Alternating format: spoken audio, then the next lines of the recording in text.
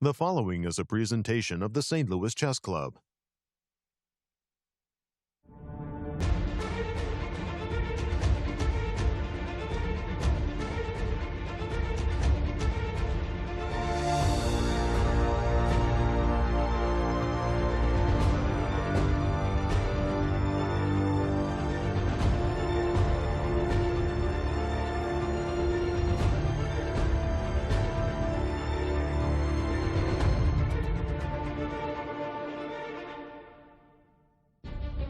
Hello chess fans and welcome to the newly renovated St. Louis Chess Club in the heart of American chess.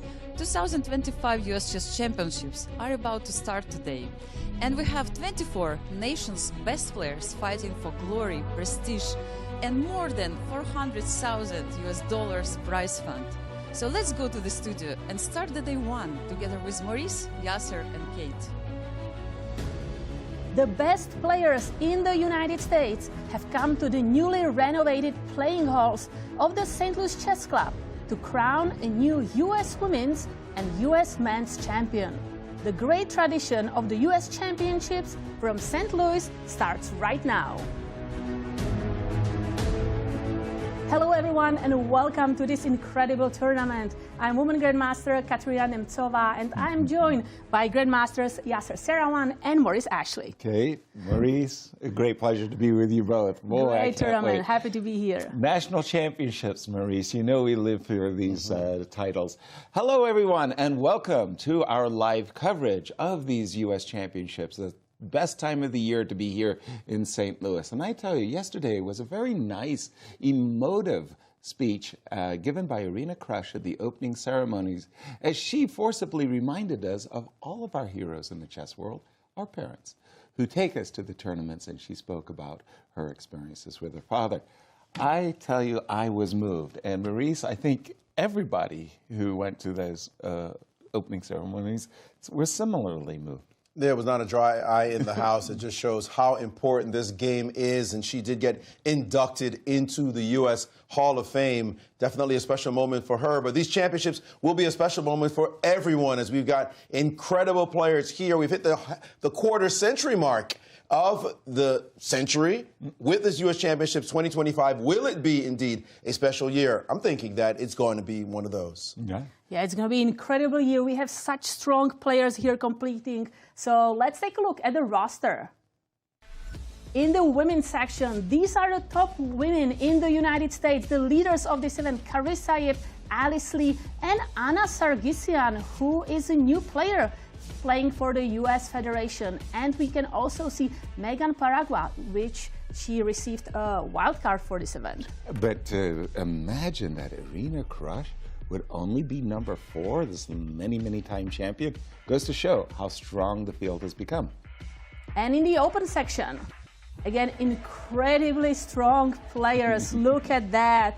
And the favorites for this event: Fabiano, Caruana, Levon, Aronian, and Hans Niemann. And we have Andy Woodward, who qualified by winning the U.S. Junior Championship, and Abhimanyu Mishra getting the wild card. Abhimanyu almost qualified as a candidate for the World Championship this year. Imagine that. I mean, this field is so strong. Awonder Liang also did really well at that FIDE Grand Swiss. Just all those names are highly competitive. It's going to be an incredible show. Tell us about the format. The format of this event: so we play a 12-player round robin. The time control, 90 minutes for first 40 moves, followed by 30 minutes for rest of the game, and there is a 30-second increment from move 1. No draw offers are allowed in any of those games. And the schedule for our U.S. championships. Here we have 2 weeks packed of chess with 2 rest days only. So a lot of exciting games ahead of us. And Maurice, in the fields, who are the players to watch? I say that jokingly because everybody's carrying their own sword.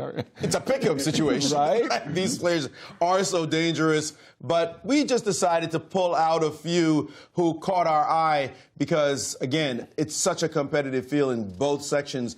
anyone could win, and you'd probably not be surprised. But let's take a look first at the women's section, the top players there who will likely win. We'll start with one, Anastasiya. She has won this championship 4 times, the oldest player in both sections, but don't count her out. This veteran, she did win the Cairns Cup by being the lowest rated player in that entire field of the best women in the world. So she has a great chance with that experience. Will she bring back that old magic that she has used to win all those titles? She did beat Irina Krush in a huge 2008 playoff game, Armageddon, that everyone remembers. You can go check that out on YouTube.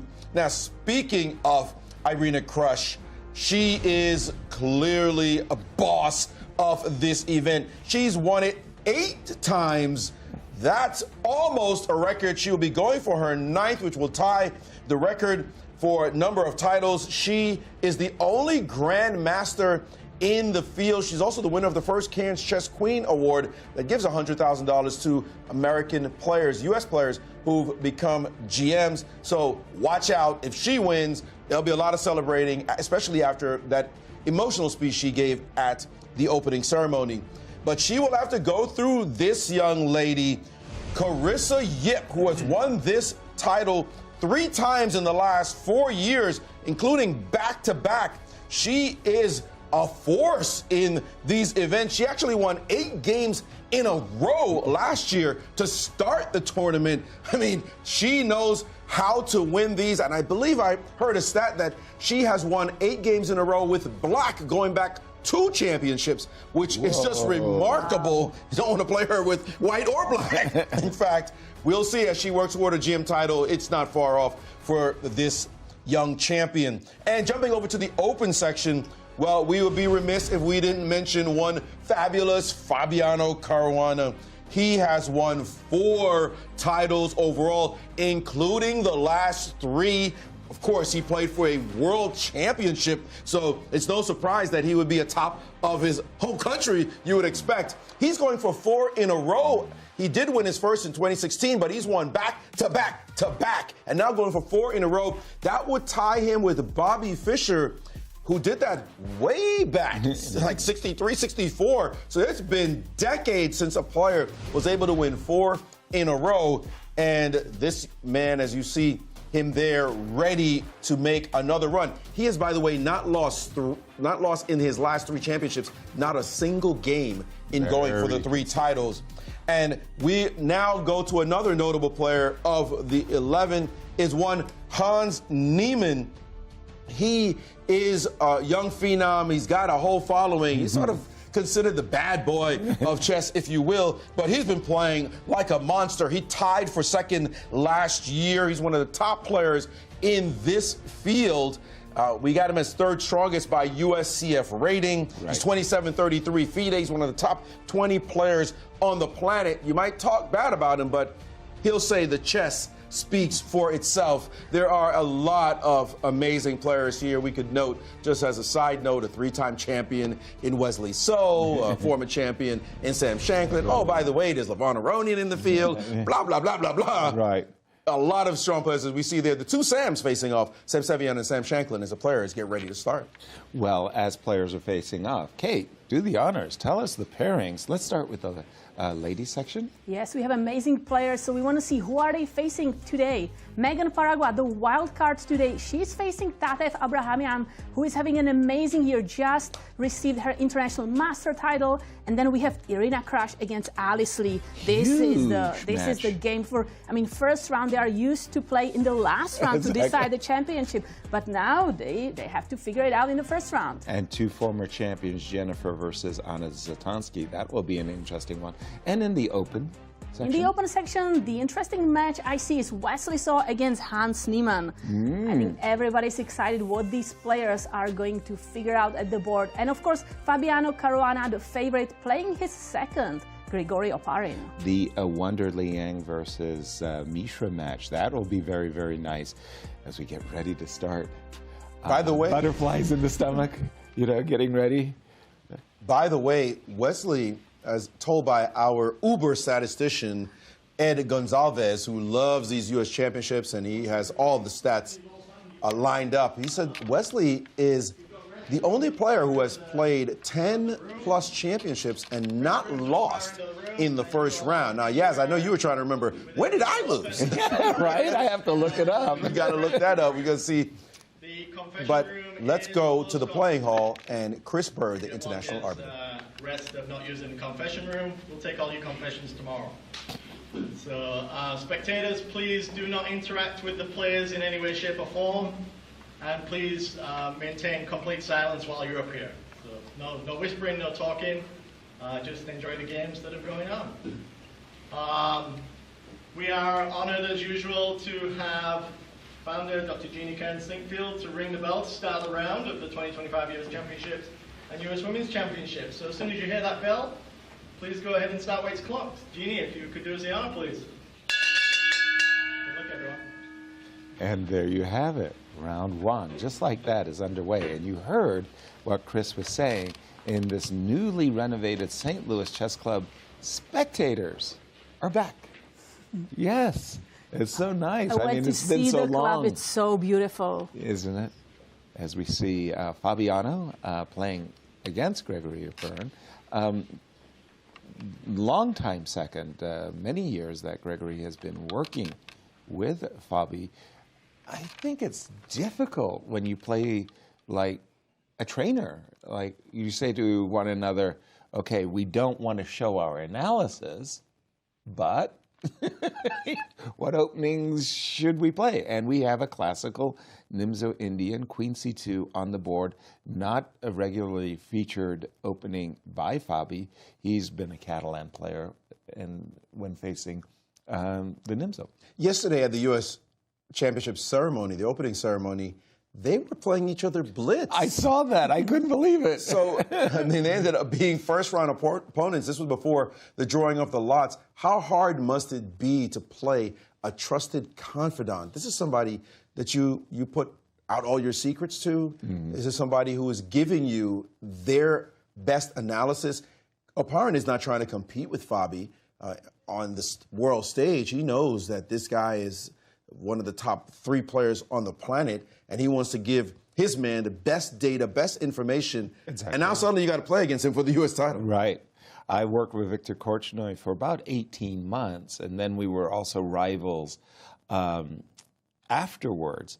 But during those 18 months that I worked with Viktor, we also played, and it was like we agreed not to play into the openings or defenses that we prepared. D7, D5, considered today the best way of answering Queen C2.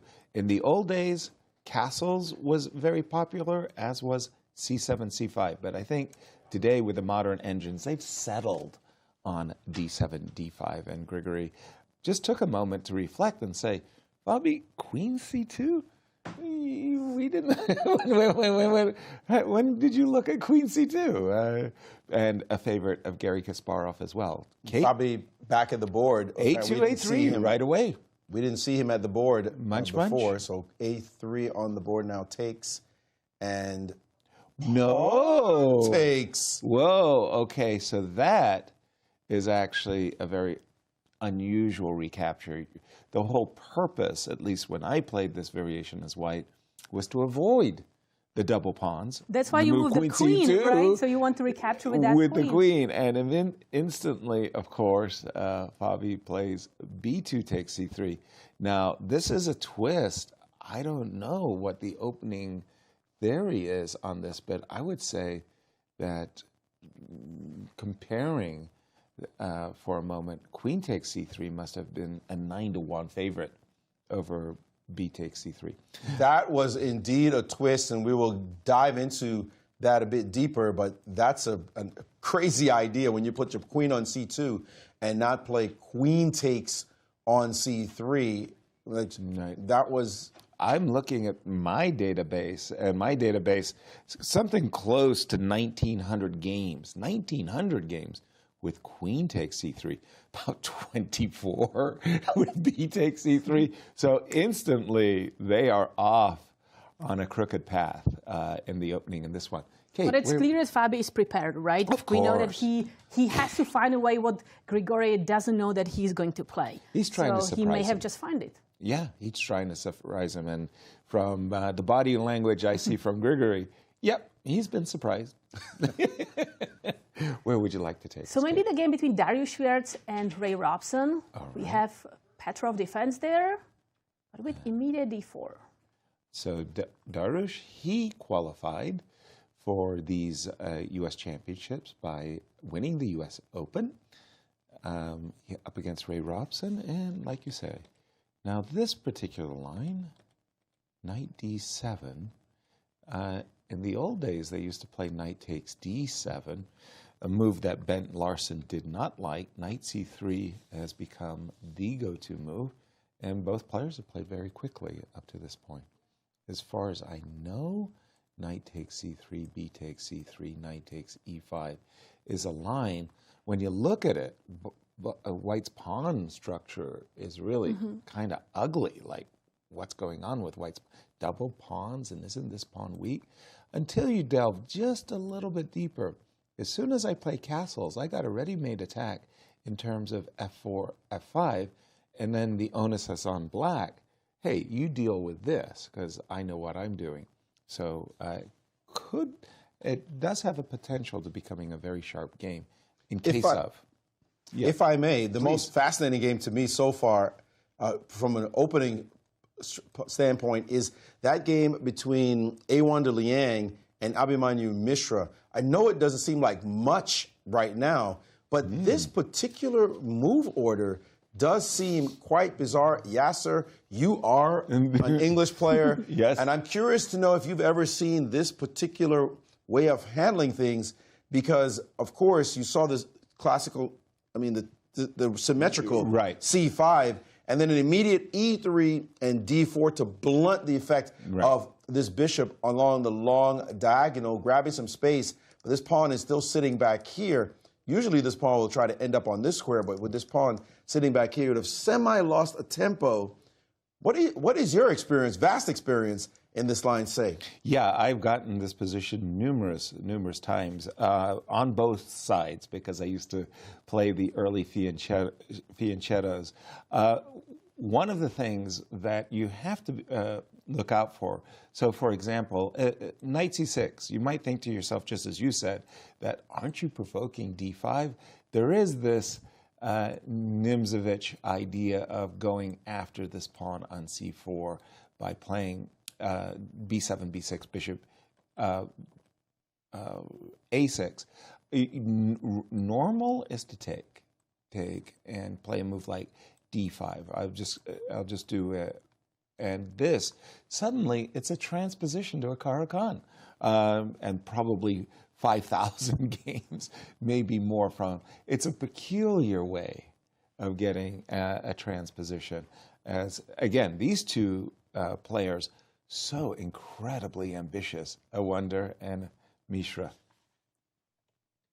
And Kate, we know the title is very, very prestigious, but what else are they playing for? Yeah, they play for a very generous prize fund. So let's take a look. In the women's section, we have a total prize fund of $152,000, with the first place winning $35,000, second place $30,000, third place $20,000, all the way to the 12th place $4,000. Pardon me. And we have a winner's bonus, $5,000, which means if there is a clear player winning the tournament, they get this extra money. And in the open section, here we have a total prize fund of $250,000, with the first place winning $55,000, second place $43,000, third place $35,000, all the way to the 12th place $6,000, and again, winner's bonus, this time $7,000. And we also have the new improved Bobby Fischer Award. Maurice, do you want to walk us through it, because you helped to redevelop this prize? Yes, you know, watching from the side, seeing a player try to win 11 in a row, I said, that's so hard to do. Fischer did it back then, but will anyone ever do it again? Why not give the players a little bit more incentive? So now, instead of just the 11 wins in a row, they could win just by winning 5 wins in a row, 6 wins, 7. Those numbers by themselves are extraordinarily difficult. In the last 10 years, only Carissa Yip in either section has pulled it off. If she had this prize in place last year, I should say, if this prize had been in place last year, she would have gotten 8,000 for her 8 wins in a row. So she's probably thinking, could we make this retroactive, please?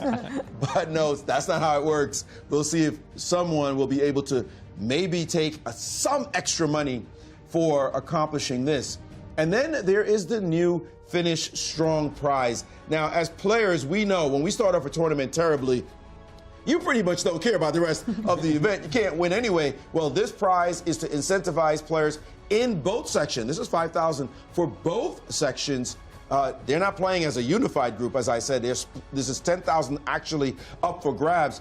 And it's if you score the highest score in the field, beginning with round 6. So those last 6 rounds, 6 through 11, they will go to this 5,000 will go to the player who performs the best. That means you could suck up the place in the first 5 rounds, but you'll have a second tournament in essence to play and maybe get this additional bonus. This is to avoid players just checking out of the tournament, so to speak, in the beginning. Of course, the prize is split in case of a tie. So if 2 players score, let's say 6-0 in those final rounds, then they each have to split the 5,000. Sorry, you're not going to get another 5K on top of it. I love these incentives to boost fighting chess. Absolutely.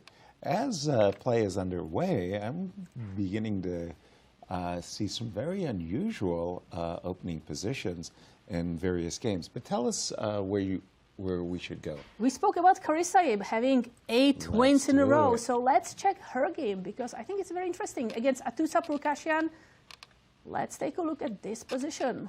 Let me just see if I can pull it up. Oops. I'm going to do a quick one. Sorry, you said Atusa? Okay. I got the wrong game there. Looks like not quite the game there. You got to scroll down, yes. All the way. Now, Carissa, well, you talked about the 3 championships that Fabi won. Carissa comes in as the big favorite, having won the last 2. And big favorite? Big favorite. Big favorite. Big favorite. ahead of Irina Krush, ahead of Alice Lee. Think of what she's done, what Carissa has done over last 12 months. Again, we can go back to last year. Excuse me, you did say 8 wins in a row. I mean, that's got to feel really good, right? I agree. However, there's some players who are also gaining some momentum recently. Irina just finished a wonderful performance herself. Yes. And so did, as Kate mentioned, so did Tatev Abrahamyan, who got her not just her IM title, but a GM norm in Budapest. She's also playing wonderfully. So, yes, in terms of history, Carissa is the clear horse to look for. But in terms of trends and how people are playing, I got to say, she's going to have a run for her money. It's not going to be easy. It's not a cakewalk. No. But by the way, talking about Grandmaster norms, yes, Carissa Yip also in the last 12 months got another Grandmaster norm. She's got 2. Yes, she's got 2 Grandmaster norms in her pocket, and she's looking at that bounty for being a Jeannie Singfield Queen's Cup Award, C2, C3. Now, for me, it's so strange to see a Joko piano on the board with the pawn already ahead of its colleague, A4, A5. Normally, you would put the pawn on A4, the pawn on B4, and then you would say, haha, I'm not going to let you know which way I'm going, whether I'm going to go B4, B5, or whether I'm going to go A4, A5. So for me, this is quite an unusual twist. And if you don't But this is not a Joko, though, because the bishop is sitting back on F8. That's right. Normally, you would have a Joko piano from after D2, G3. It would go bishop C5, right? Or you could play a Hungarian defense with the bishop going to E7. But this could have still been a Joko piano after H6 included. Bishop C5. Yeah, this is definitely the 2 knights defense. And you got to talk to your students. Hey, excuse me, don't push your A pawn or H pawn early. Develop your pieces to the center of the board. But, oh, by the way, top player in the U.S. Women's Championship, who's won 3 out of the last 4. She just pushed her H-pawn, coach. Right. Why didn't you explain that one? Good luck. Good luck. Now, let's just stop for a moment. And let's take a look at Atusa. women grandmaster Atusa Purkashian. She has a USCA rating of 2362. She's a 7-time Iranian women's champion, and she's 37 years old. Yeah. We should add that she's also 7 months pregnant. Yes. And she is the wife of one Hikaru Nakamura. So a chess family there, and I'm sure that that baby is already getting his experience playing in a championship. I mean, First time playing the U.S. Championship. Right. Right when they ask you, when did you start the U.S. Championship? Well, in the womb. 2025. I did it in the womb. Just continuing with the game of Carissa for just a moment, as Atusa is thinking what she wants to play against the move C2, C3. I pulled up the database, and I'm thinking there are thousands and thousands of variations with Bishop C4, Joko piano, played over the many centuries. And check it out. Already whittled it down to just a mere 22 games. And in this position, the move G6, G5 has been played. G7, G6 has been played. And she's just played G6. And the most popular choices for white now, or let's continue, Queen B3, is kind of primitive. Queen F7. Queen F3, Queen F7, Queen B3, and castles are the 2 most played moves. But again, just a dozen or 2. Queen B3 22 times, castles 10. So Queen B3 somewhat annoying in this position, of course. It's a clear threat, beginner's threat, if you will. I would point out, I mean, it's easy to defend. Queen E7 makes the most sense. But this pawn on A5 gains tremendous significance in this particular line, because then this move, knight A5, is not playable if this pawn were back on A4 or on A2 to challenge that piece. That is, of course, after the move, queen to E7. You'd be having to deal with the threat of knight to A5. In this case, you don't. So that nuance, super important right now as Carissa goes back to the board to consider whether or not she will play this move, queen to B3. Slight edge the engine is giving to her as white in this position, as G6 was indeed played. Sure. We can put it on the board. yeah, I wanted to ask you, Katja, in this position, if I said to you, you only have a choice, your only choice is you've got to move your G-pawn. You must move your G-pawn. We're playing some weird variant of hand and brain. You'd likely play G6, but how closely would you consider G5? I mean, if it's a blitz game, I play G5 immediately. If it's I love the aggression. Maybe let's just you chill out. Well, because that was the way I used to play these systems. I used to love to play the move G5, go for that flank attack, and I would say to my opponent, look, I'm sorry, I'm punishing you. How are you punishing me, Yas? Well, you put your pawn on A5. The moment you did that, I said to myself, your king is not going queenside. It's not. You just played A5. Your king is going to go kingside. So I'm going to terrify you. I'm going to make you think twice, thrice, 4 times about castling kingside, and I'm going to play the move G5. And that was the challenge I had, is I would have played it, like clearly. But like you said, in a blitz game, yes, the U.S. Championship is so much at stake. Something else. Where would you like to guide us? So next game maybe Anna Sargsyan against Rose Atwell. We have the new player in the U.S. Federation. So let's see how she's doing in her first game at the first U.S. Championships. A French defense, advanced French defense, C3, Bishop D7, Knight E7, one of the most popular moves. Queen B6 is another. The entire idea of Black's strategy is to take on D4 and put as much pressure on that D4 pawn with the move Knight F5, followed by Queen B6. Let's catch up. Castles, takes, Knight F5, Knight C3, Bishop E7. Queen B6 in that particular move order would have been met by Knight A4. Maurice, you pointed out when the pawn on a5, you don't have to worry about knight a4 anymore. We caught up to the players. Anybody know the theory on this one?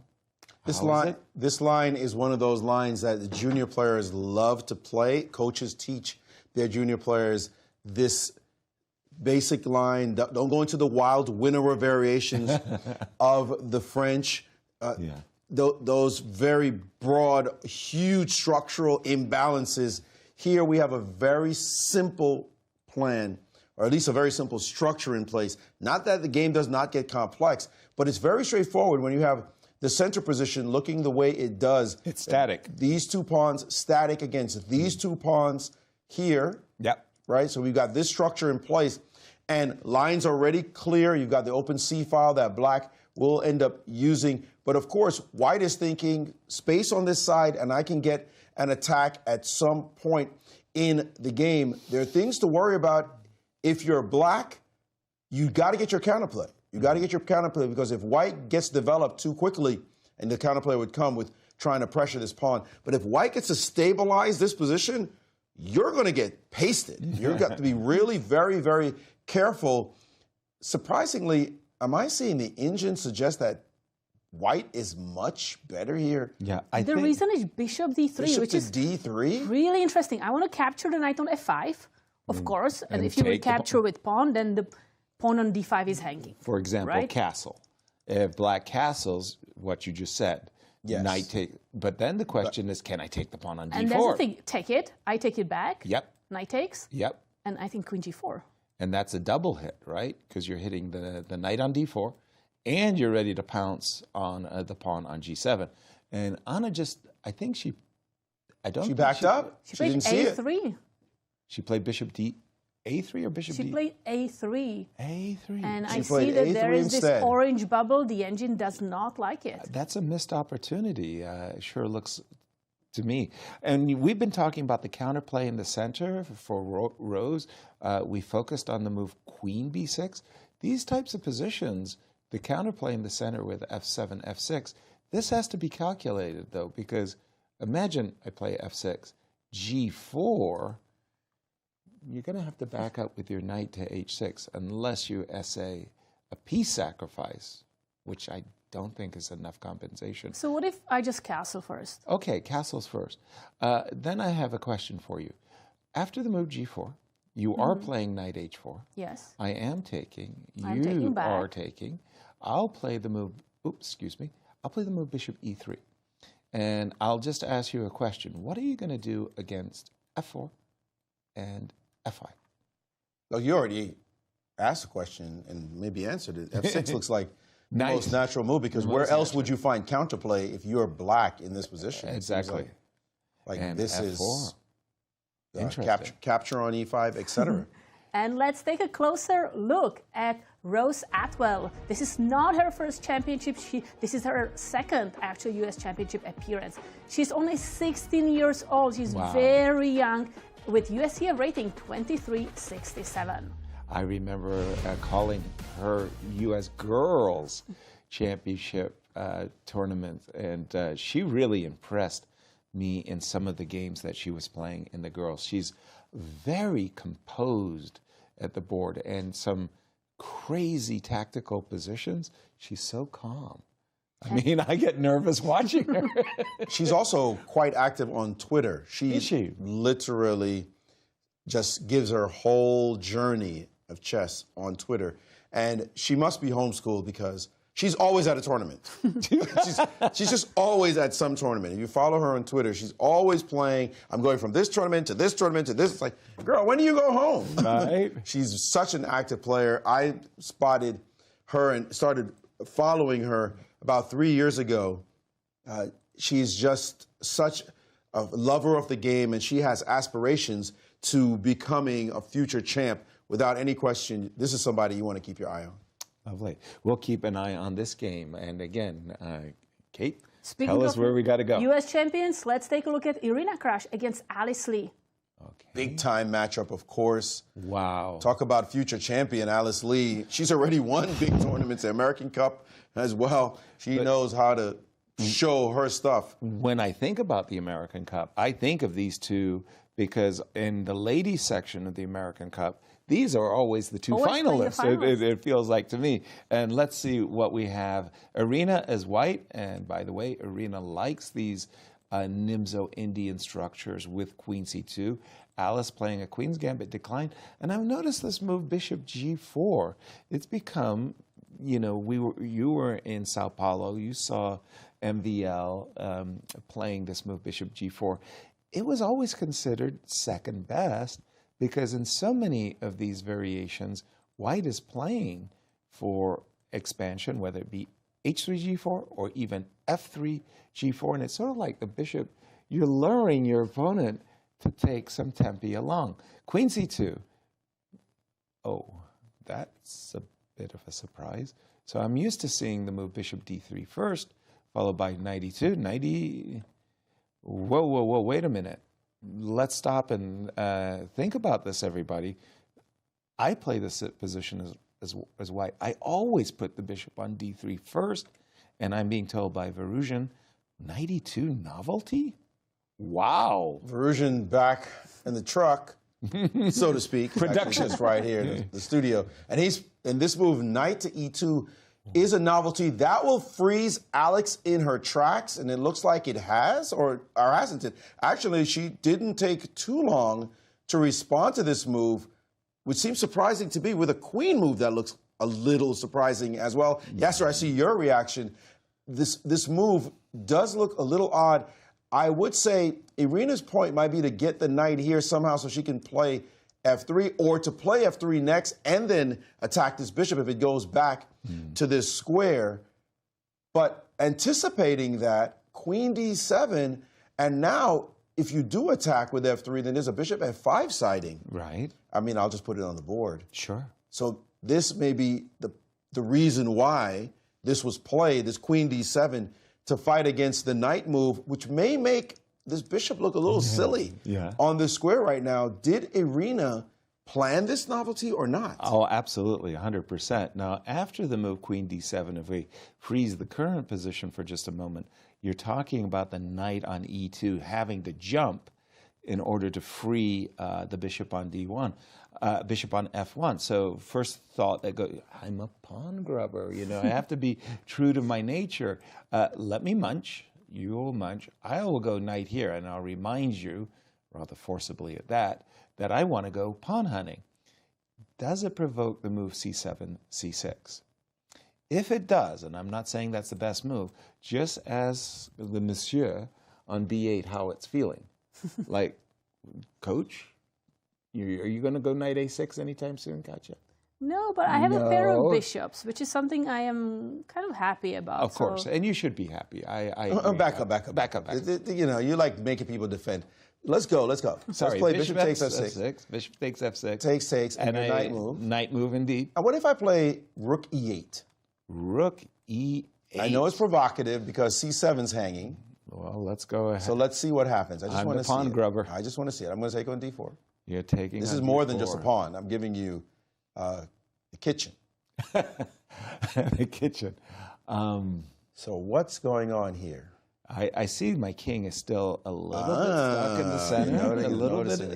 A little bit stuck.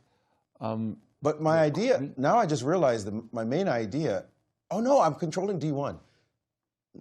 Let's find out. Let's just find out. My point, let me just... Yes, please. Advance warning. Yes. My point is, after knight takes C7... Okay. I'm attacking two rooks. That's not bad. Was to hit you with bishop takes B2. Hit me with bishop takes B2. Because you don't have rook D1. Rook D1, as you say, it's covered. But you do have rook B1. And, you know, I was busy playing such quick hustle chess that only when I started talking... But wait a minute, this can be matched... No, I don't know how you're supposed to hustle. Yeah. I was thinking bishop F5 might be playable, but it doesn't do anything. Rook D8. Oh, but there's rook D8. Thanks for helping. Thanks for helping. Look at that. And bishop F5 coming also? Yeah, I get there's you. an F3. Oh, man, this is saucy.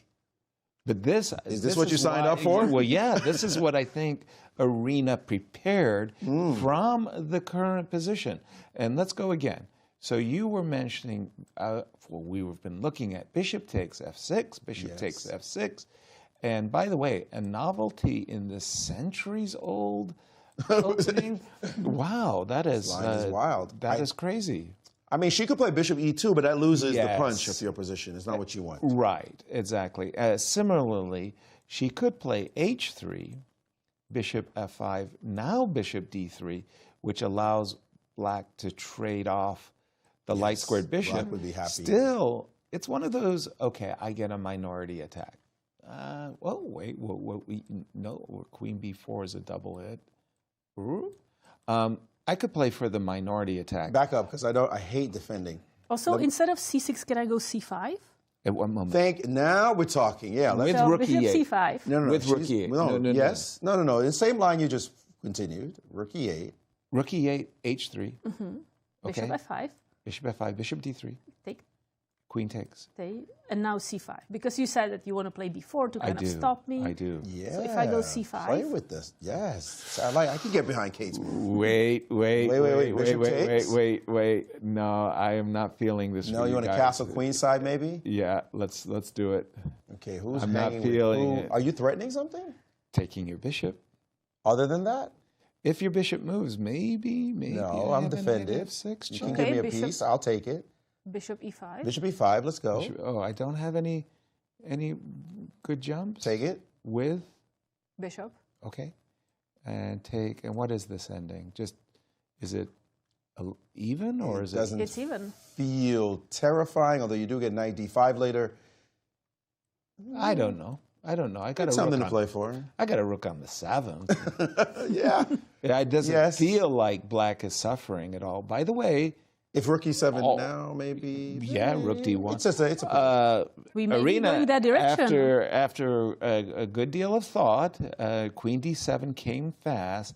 Irina thought over her possibilities and has continued in our style with bishop takes all right. f6. We're predicting some moves. Knight as the game f4. continues. Yeah. Will rook e8 land on the board, or will she play passively with the move c6? We'll have to come back to this one as other games are heating up as well. Yeah, let's go to the open section and the game between Wesley So and Hans Niemann. Hans Niemann, where are you? We have Joko Piano there, but Hans is... Get it right there, yes. Second one down. This one? Yes. Wesley is white, sorry. Okay, another Joko Piano. But this is the Joko Piano regular. With the bishop on c5 and not on targeting that long diagonal. Now, I have to say that Wesley is one of the most well-prepared Joko Piano players on the planet. Maybe he and Fabi stand abreast one another, but when Wesley decided he was going to make a chessable course on e4, e5, the poor guy, he devoted like 2 years of his life to make to the most comprehensive course he possibly could. He put his heart and soul into it. But look at the time. Wesley saw 1 hour 12 minutes and Hans Niemann 1 hour 26 minutes. Well, that's because Hans studied his course. and Wesley's trying to remember what he spoke about. Knight f1. You know, I remember a long time ago, I think it was Korchnoi actually, who wrote some line up in maybe it was one of the ECOs. Yeah. And then when somebody played against him, he played a different move that busted the line. Oh, no. It was like, how did you show me this in ECO, but you had something in your pocket? You know, you don't know what the guy's planting for the unsuspecting. Of course, these days we got engines who can confirm whether or not somebody's line is correct. Exactly. But it was a pretty funny thing to see.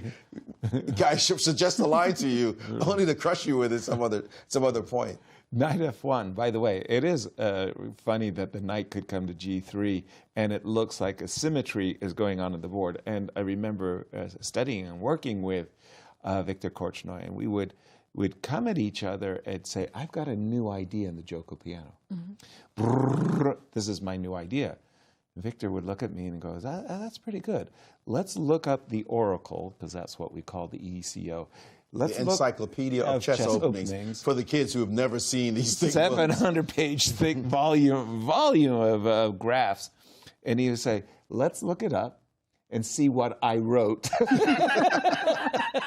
I was like, yeah, that's got your name on it. C7, C6, knight G3.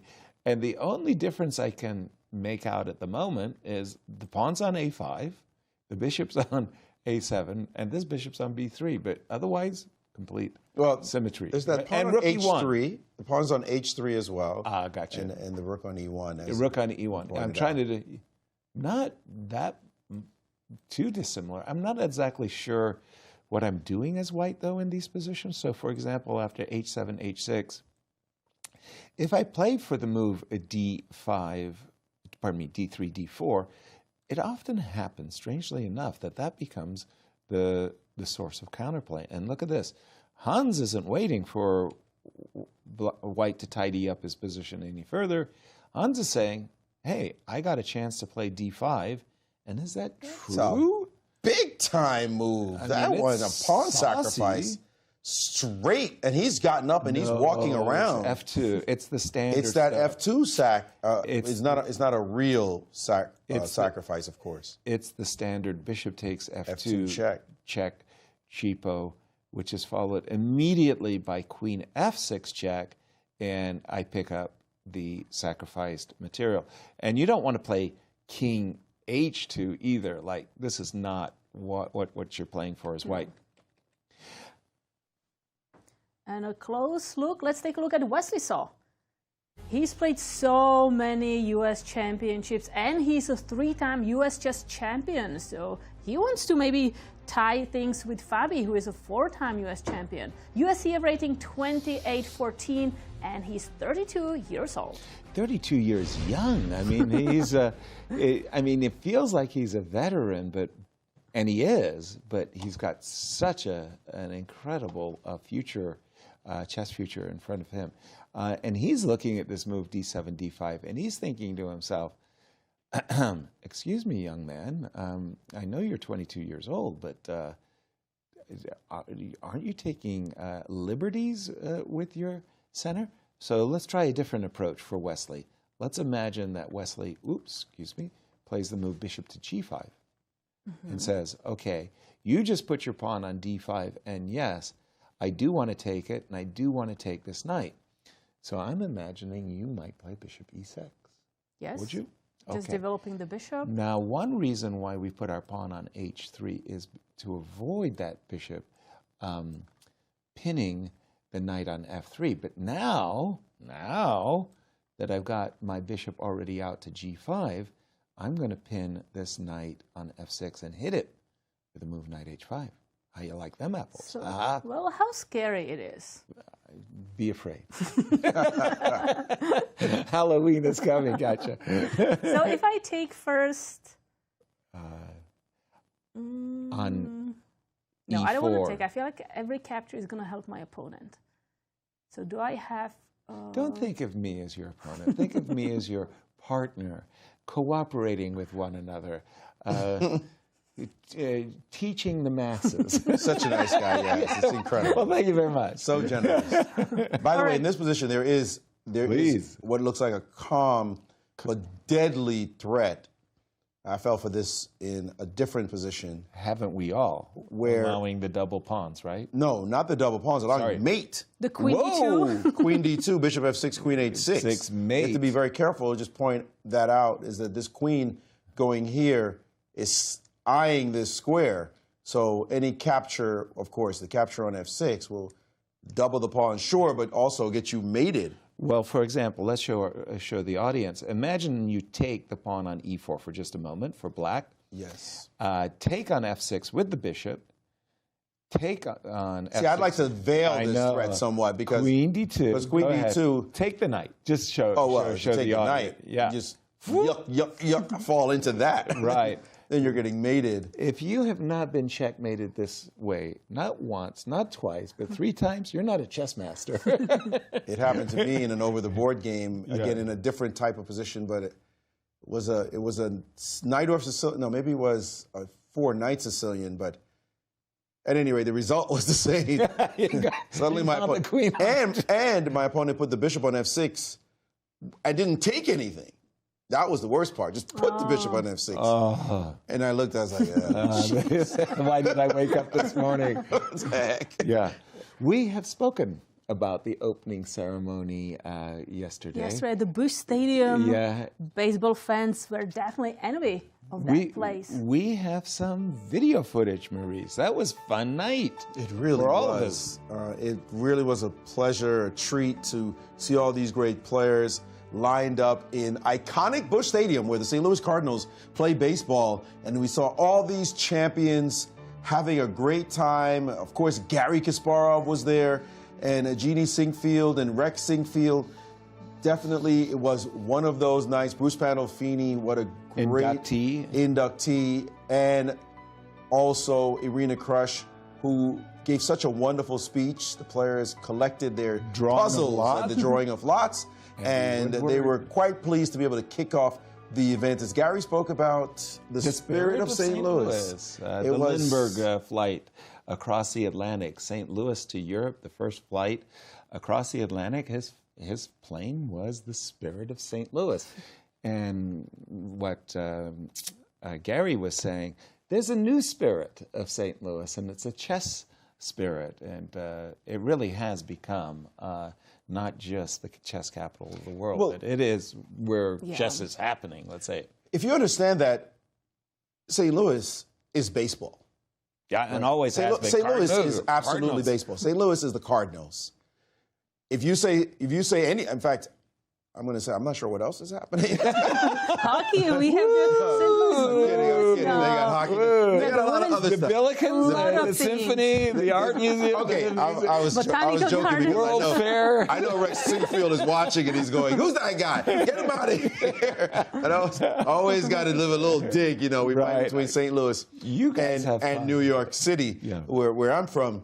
But of course, New York used to be the capital of chess in the United States. It was always was. Epicenter. Now I've got to say it moved. Okay, we give up. You won. You won a few years ago, in fact. You won this. That it's clearly St. Louis now, and to now merge iconic baseball St. Louis with chess in one great ceremony. That's saying, here we go. Right, here we go. Chess has certainly arrived after all these years, and it continues to grow here in St. Louis. Oh, without question. And again, we just call it the Sinkfield effect because that's what it is. I'm really surprised by the move of Wesley. E4 takes D5. Let me do something. I just want to check if this is an opening. It's still opening. By the way, Bishop so just G5. Wait maybe for the board between Wesley and Hans Niemann? Yeah, we're looking at Wesley and Hans. And D5 is all known, not that many games, but 9 times the move Bishop G5 has been played. And I couldn't stop myself. I would play Bishop G5 with 2 hands and 2 feet. E takes D5 was the surprise for me because it gives Black Hans this very nice option of recapturing with a knight. And, well, Wesley said D4, and guess what? They're still all following chess theory. Apparently, this is not unusual to the theory. It's all been played. Balanced. Yeah. Everything has been played under the sun. If you're going to talk about the Gioco Piano, it'd be very hard to make a dynamic novelty that shocks your opponent. Let's go to another game. What you got on tap, Kate? Maybe Awonder Liang against Abhimanyu and Mishra. We have these 2 youngsters. Wow. And we know that Awonder, he's quite often well prepared. And here, I don't know actually how it happened now, but he was 30 minutes up at some moment. Whoa. Because knight f6, knight f3 has just been played so many times, I think Awonder was looking to do something a little bit offbeat. And he said, you know what? I know you want to play d5, so I'm just going to stop you. It's going to cost me a whole tempo to play the advanced d5. And he went for it. And let's pick up the pace a bit and get to their current position. So on the one hand, you might say, I've got a little extra space in the center. This pawn on d5 may be a little bit cramping. But Mishra's counter-argument is like, look, my knight on c5 is very well placed. And as soon as my knight on f6 moves, I'm going to have a Grunfeld-looking game. That is really, really good. We are up to date. Jump in. I would like to get some help from VAR in production, but I believe it's either 67 or 68. That number is the number of games that Abhimanyu Mishra has played in international competition without losing. He's on an undefeated streak. He's on an undefeated streak. It's at least 67. I think it's probably 68. We'll get confirmation from VAR in a moment. This young man has been extraordinary in recent times. He played, and we're not talking about just any old events. He played in the U.S. Junior, certainly. That's a great event. But he played in the FIDE Grand Swiss, where he defeated the world champion Gukesh. He was the first to defeat Gukesh in that event. And he is the 2023 U.S. Junior champ, all of 16 years young, the youngest grandmaster in the history of history. and I'm hearing the number is 62, but I don't think. I don't think it's a bigger number. I thought it was still wrong. a pretty big number, no? It's a great number. No, it's a great number, number, but that's not the number I heard. I heard something. I'm with you. I may have read the same article. Yeah, but maybe we got it wrong. Maybe we got it wrong, or maybe that article he just quoted is not updated. But nevertheless, it's in the 60s, that's for sure. So imagine this young man has not lost a game at this level. We're talking about world-class 2700s. He's not playing weekies, folks. He's playing 2,700 players. The field he had to go up against in the FIDE Grand Swiss was ridiculous. Yeah. And he has not lost a game. His defensive tenacity is enormous. If he picks up a couple of wins here, he could very well win the tournament as a 16-year-old. That's ridiculous. I'm not sure that has been seen probably since the days of Bobby Fischer. Right. And it would not be far-fetched if he did it. Remarkable thought indeed. I'm not a big fan of the last move by Awonder, by the way. Bishop on E2 to F1. To my eyes, and you guys maybe have a different perspective, I can think of this as almost a Benoni type of position. The weakness, if there's such a thing in the position, and guess what? VAR is raising the figure. It's a 67? Yeah, I knew 62 didn't sound right. 67. Pass him a few bucks and he'll get exactly the number we want. I didn't like this move. Like, what does that move really do? What is my knight doing here? I'm a little bit afraid, frankly, of the move a knight E4. I'm slightly afraid of the move rook takes E3 and queen B6. So I'm thinking I've got to be productive with my pieces. I'm looking at knight D2 with the idea of bringing my knight to C4, trying, if you will, to attack the only weak spot in the position, which is the D6 pawn. So I didn't like the move that Awonder just played, bishop F1, and I think this is giving Mishra a free hand to think about moves like knight E4, queen B6, A5. Knight G4 is not completely ridiculous either. So sorry, you mentioned certain moves. Yeah, knight E4. Let's go. Knight E4. You like this one? You also said queen B6. Queen B6. You're not worried about knight A4 at all because you can take it with your bishop. Right. And queen A5 as another move. By the way, Awonder not at the board. It's not that unusual for players to get up, of course, and walk around. But you said you didn't like the move. He liked it enough that he got up. Or maybe he's disgusted at his move.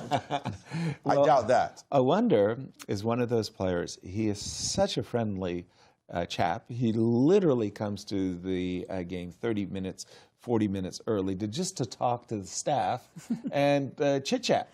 And he likes looking at the other games and getting up from the game. So he's one of those players who's constantly, if you will, on the move. Mishra, on the other hand, look at him. He's got the good Sitzfleisch. He's at the board. He studies with ferocity. Maybe we can get a greater view of the playing hall if we've got that shot. Of Mishra right at the board. Of the players, as some players sit and always, no matter whose move it is, they like to sit at the board while others get away from walk around. So maybe we can get that big shot of the playing hall to show us that at some point as we see the greater movement in the hall we do have spectators back. Yes. Yes, Welcome. Which is a finally big allowed. deal as well. Welcome, welcome. Spectators told, shush, no talking to the players, no suggesting moves, whisper, not really, No smartphone. desire. No nothing. Nothing. Yeah. Of course, There you see. as we see Carissa walking around there. Now, they've got the various rooms. They've got the knight room, the bishop's room, the queen's room. I like this shot, by the way. Of the open section. Yeah, Carissa's actually Carissa's like, really hey, walking around. hey guys, I might join you next year. Yeah, she just decided to go to that open section, as you mentioned. And we saw in the ladies section, the women playing, that there wasn't much of this going on. Yeah, Right? they're all seated. Right? Quite the contrast. Everybody's focused on their games, very little movement. Then you go over to the other side, and it looks like a party or a little bit of chaos, in fact. Look at how many are standing up. That's a really stark contrast. It is. Why do you think that is? Not too sure. It's. And by the way, even Carissa, like we said, she walked out. She's back to the party. Like, this is where all the action is. Even the arbiters, Grant Owen, you see the arbiters usually stuck to their desks looking for the 3-move repetitions and stuff. No, they're walking around. Is that Andy Woodward? No, that's a spectator. This is Ray right in front of us on the left. He's not moving, just sitting in there. Here goes Awonder. There's Awonder. It's just, this is just really humorous to observe how players just don't want to sit that much. And we see Fabiano and Oparin there seated. Here goes a little bit of more movement on this side, but only two players walking around. Wanted to say wonderful, wonderful, wonderful to have the spectators. We also brought back the old innovation. I loved it. I like to see more of it. Is the confessions. Mm-hmm. I like to Confessional see. Yeah, I love it when they go in there and they go, you know what? I think I messed up my prep. I'm curious how much players are going to be using it this year. Yeah, I'm very, very curious. Vishayanand actually said, whenever there's a confessional booth, he's aware that the confessional is there. He's supposed to go there. Right. But he always forgets. Like, he just do it to his game. Right. He wouldn't mind going. He just He forgets. Forgets. Yeah, it's not something we carry around with us. Oh, I got to go tell my fans what's up. Where are we heading? Let's take a look at the Battle of Sams. Sam Battle of Sevian against Sam Shankland. Which Sam will win? Okay, just a second. Where am I going? first one. The very first one? Yep. Okay, up, up, up. Sam Sevian, who's coming in as a 2,700. Sam Shankland, in my interview with the players before the tournament, interviewed Sam Shankland, and he sadly confessed that he slipped a little in rating, primarily health reasons. He's been having some health issues, and at one time he was in the 27-20 class, and now Sam Sevian is, he's been bumping up slowly, 2650, 2670, 2690, now 2700, and Sam Sevian is saying, boys, I would love a table at the Olympic team, and a good performance here could really buttress that argument he's making for himself. I'm hearing that a novelty was played in this game, the move C3. It's a Caro-Kann, or H4, takes 92. All this stuff is pretty standard. Actually, the move is G3, that's the novelty. Not the most brilliant ever. Defending the pawn, Yasser. I think that's a fairly standard good move. I think Bishop G5 may have been played in the past. Maybe Bishop F4, G2, G3, protecting the pawn. What could be nobody's falling off their chair. No, seeing the move G3 land on the board. And you've got to wonder, though, given that it is a novelty. Yeah. Was it prepared? Did he feel like this is a position he wanted to play into? Did Sam Sevian?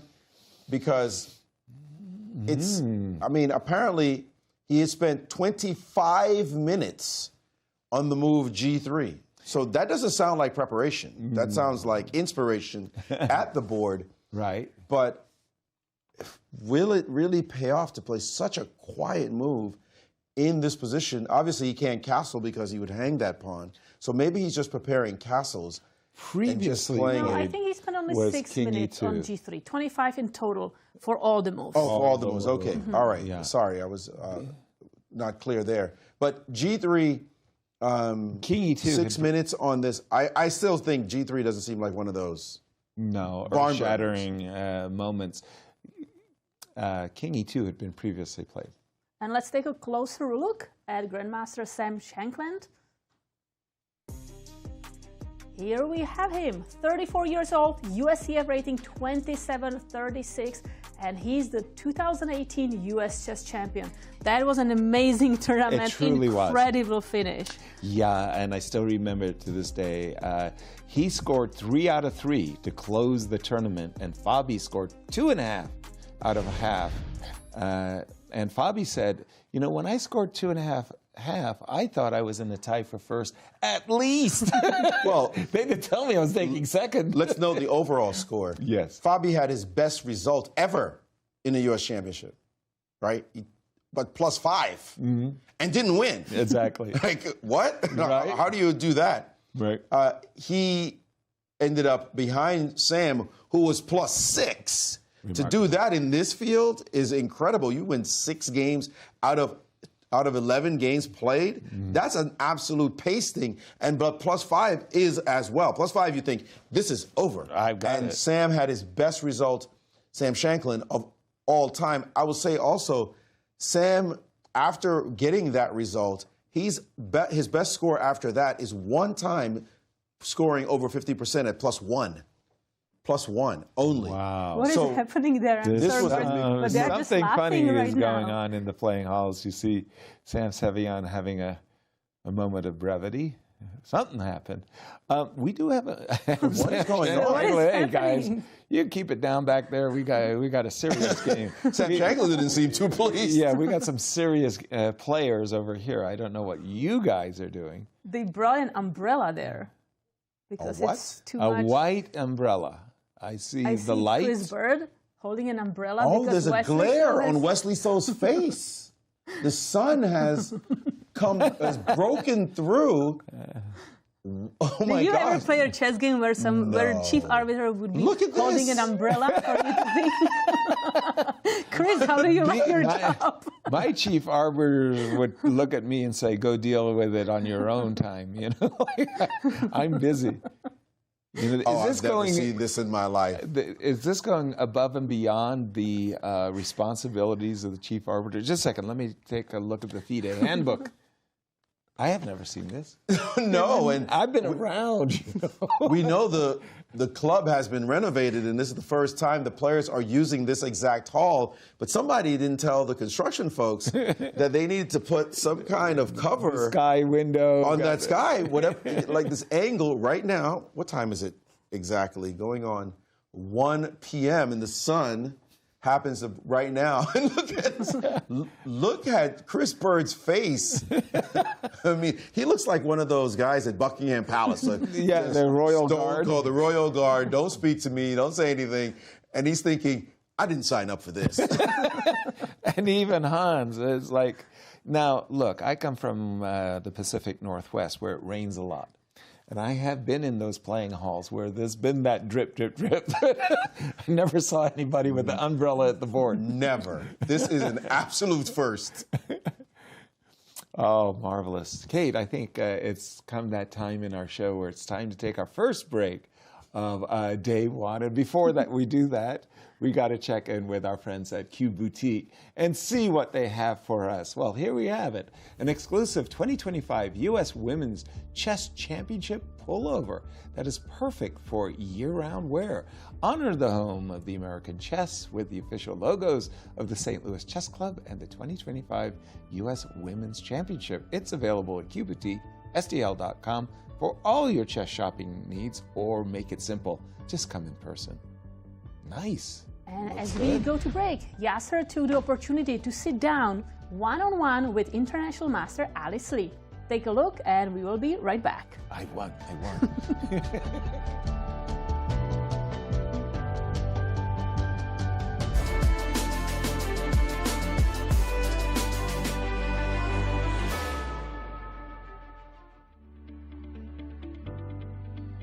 Alice Lee, hello and welcome to this interview. It's nice to be here.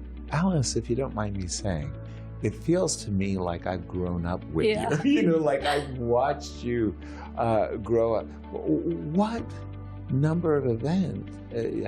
How many U.S. championships have you competed in? How old were you when you competed in your first? I was 12 and I was turning 13, so that was in 2022, so it's been 2024. But this is my 4th U.S. championship. Well, I guess it was the girls' championship then too. When was your first tournament here in St. Louis?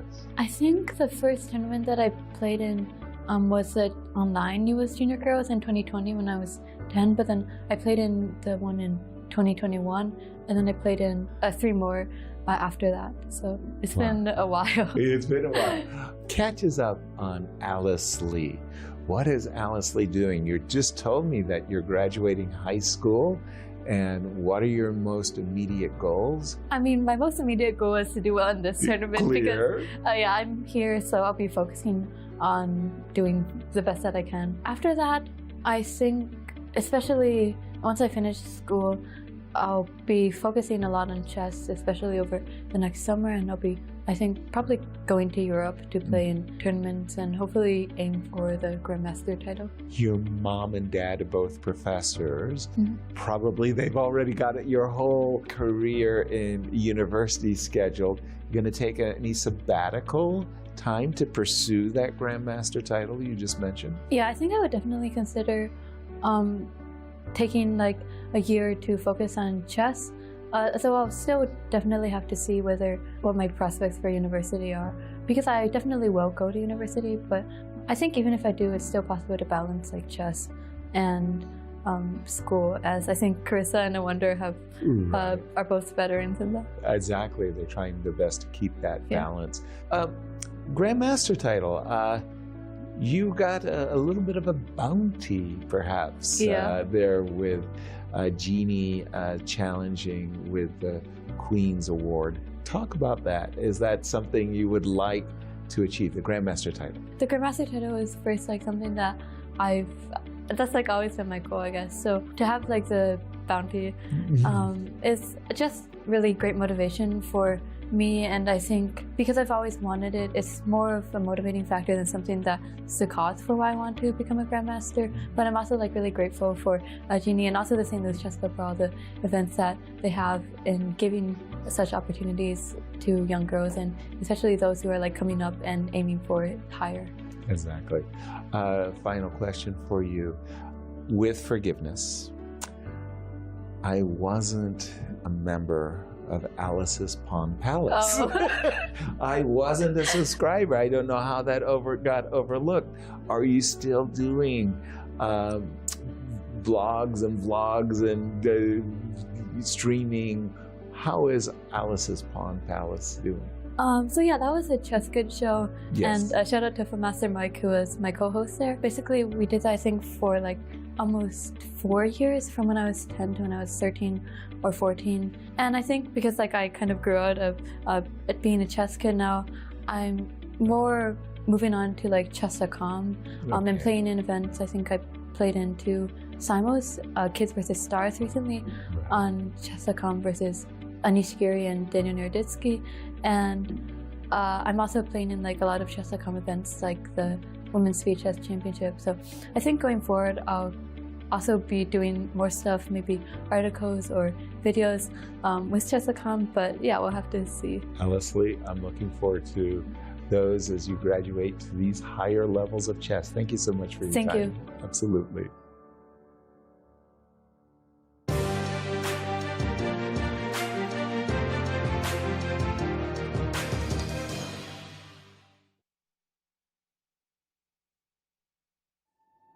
From world capitals to the chess capital of America, titans of chess have traversed the globe to prove one thing: who will be the next Grand Chess Tour champion? Each stop yielded elated winners, but it all came down to 4, and beautiful Sao Paulo, Brazil set the stage for an epic final showdown. After a tense first match, Fabiano Caruana and Maxime Vachier-Lagrave emerged victorious, but with the title bout deadlocked after Classical, it all came down to Rapid and Blitz. Once the dust settled after a stunning comeback, only one man was left standing, and Fabiano Caruana was crowned the 2025 Grand Chess Tour champion. Following a decade of impeccable events, the tour looks to the future and all of the excitement that will unfold on the 2026 Grand Chess Tour.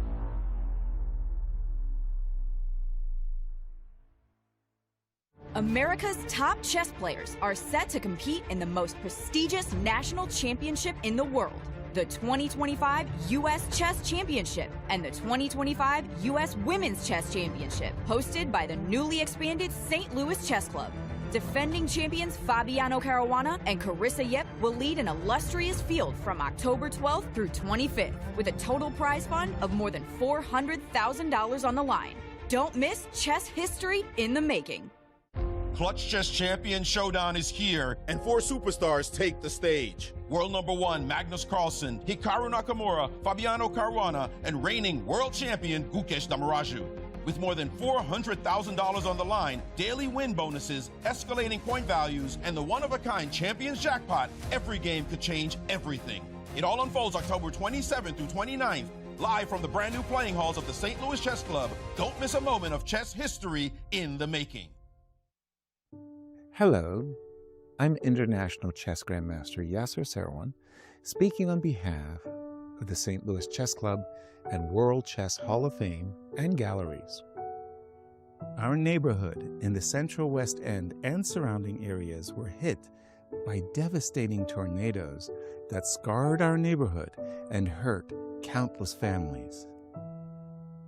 We, alongside the Grand Chess Tour, and with the support of our co-founders, Dr. Jeannie Karen Sinkfield and Rex Sinkfield, have launched a $150,000 matching donation campaign to support the St. Louis Community Foundation's Tornado Response Fund.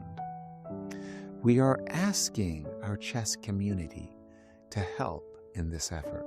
Your donation will provide immediate relief, food, and shelter to the people affected, and aid in rebuilding our historic neighborhood. Please, give what you can and help us in this effort to support and heal our neighbors. Thank you.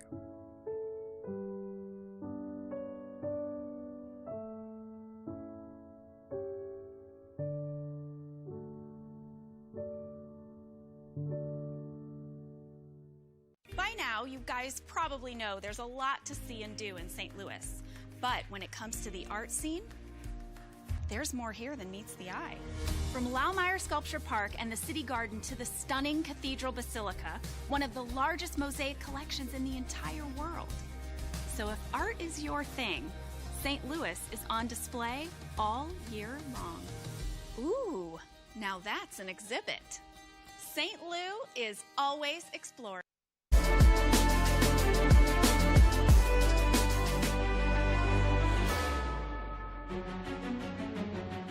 Welcome back to the first round of the U.S. and U.S. Women's Chess Championships. Yasser, which game do you want to look at? Because so much happened during the break. It did indeed. I just wanted to quickly pick up between Dariusz and Ray for a quick moment, because they have gotten that position that we had looked at, that pawn structure, double pawns, the isolated pawn on e5, but the potential for a kingside attack by Dariusz. In this position, I would find myself drawn to, well, bishop takes c8. Rook takes c8, I think, is probably the most natural move in the position, you'd say. And I'm a pawn grabber. I'm just asking a very simple question. Look, all I want is an extra pawn, a nice free time. And I'm not saying that there's not compensation. There is. But, hey, Dariusz playing against formidable Ray Robson, I think he's going to be happy with the outcome of the opening. But I saw in the other championship, the women's championship, that the game between Anna Sargsyan and Rose Atwell, well, it blew up. G4. Check this out. Now, as we were on break, we were looking at piece sacrifices, and we really liked the look of this one in particular. Takes on e5, takes on f5, takes on d4. Don't reach for the pawn on d4. Knight takes d4, knight takes d4. Show that line. Bishop f6 is going to hurt White's feelings. Yes, I thought that may have been the variation that Anna Sargsyan missed. This really strong bishop f6, and I'm making a skewer here, and this is just game over. But we were looking at the alternative, which wasn't very nice either. Knight b5, e5, and why did we expose our king? That pawn on f5 should be back on g2. And that pawn on f5 is dead in this position. This will make a point as you continue this. Sorry, the line with knight b5, e5, right? Is that after e5, the knight on f5 is going to be a third gift of a button. Thank you very much. And also, your knight is trapped on a6, so on b5, excuse me, and a6 is coming to hit that knight. So this is what everybody would dream about having as a chess position. Right. But I don't believe she played the move. No, I think she was opportunity here. Well, I wouldn't want to go that far because this is not bad. When you play the move knight h6 and not allowing bishop takes h6, because the queen's already on d2, it looks a little bit dumb, right? Why did you play g4? I want to play knight takes g4. Takes, and this is where the challenge that Rose said is, like, I don't believe that you should have advanced your pawn. Please do it again. Advance your pawn again. Check this one out. Boink, boink. You know we are living for these types of sacrifices where the king, for me, the king is too exposed. I don't know about you guys. I just don't like it. But what alternative is Anna gonna make? She's played after g4. g5, can I play just rook g6, or do I have to go for that sacrifice? No, rook g6, perfectly reasonable move. Bishop, oh, no, now you'll just go back. And I just have to look at, well, Anna may be calculating these types of, she has no choice. She's the one who played g4 and exposed her But king. I cannot break in now through that g5 square, so maybe you're right. Maybe capturing that knight on f6 is stronger. Well, no, I like rook f3. I must say, this, just another alternative, just to show, you know, like if you ever allow knight takes g5, the king, and if you play the move h4. Why does your laugh sound so devilish? No, I just there's a 1-900 number that you're going to need serious help after h4. Do you like h6 or do you like g6 and h6? What do you like here? Because everything looks tempting for black. I thought even like queen b6. Even queen b6? Improve my queen, target the pawn on d4.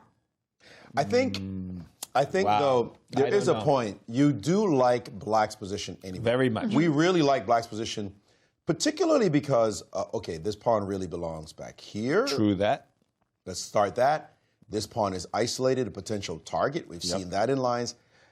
But especially that this bishop is sitting back on c1 with the queen leading the charge. Yeah. Like, nobody wants that. No. You'd rather have your bishop here. Absolutely. If you had this position, then you might feel like, okay. In fact, something to discuss. This is a complete turnaround of a position. This would be something to be playing with. Right. But with the bishop sitting on c1, black has complete development of the forces. Every single black piece, I'm not even going to highlight them. Right. Because you can see every black piece is awake. Every black piece is ready. Meantime, the bishop is on c1. And the kings, as we look at the two kings, they're two totally different monarchs. Exactly. So this is a great position, however black wants to put it, and we'll have lots of opportunities. But we do have Anastasiya in the club with a special guest. Let's check in with her.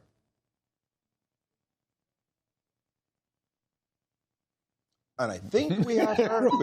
We are waiting for it to happen, but here we go. Jeannie. Yeah. We're here, yes, together with a very special guest, with the co-founder of St. Louis Chess Club, Dr. Jeannie Kearns-Singfield. Welcome, Jeannie, to our studio. Thank you so much for joining us today.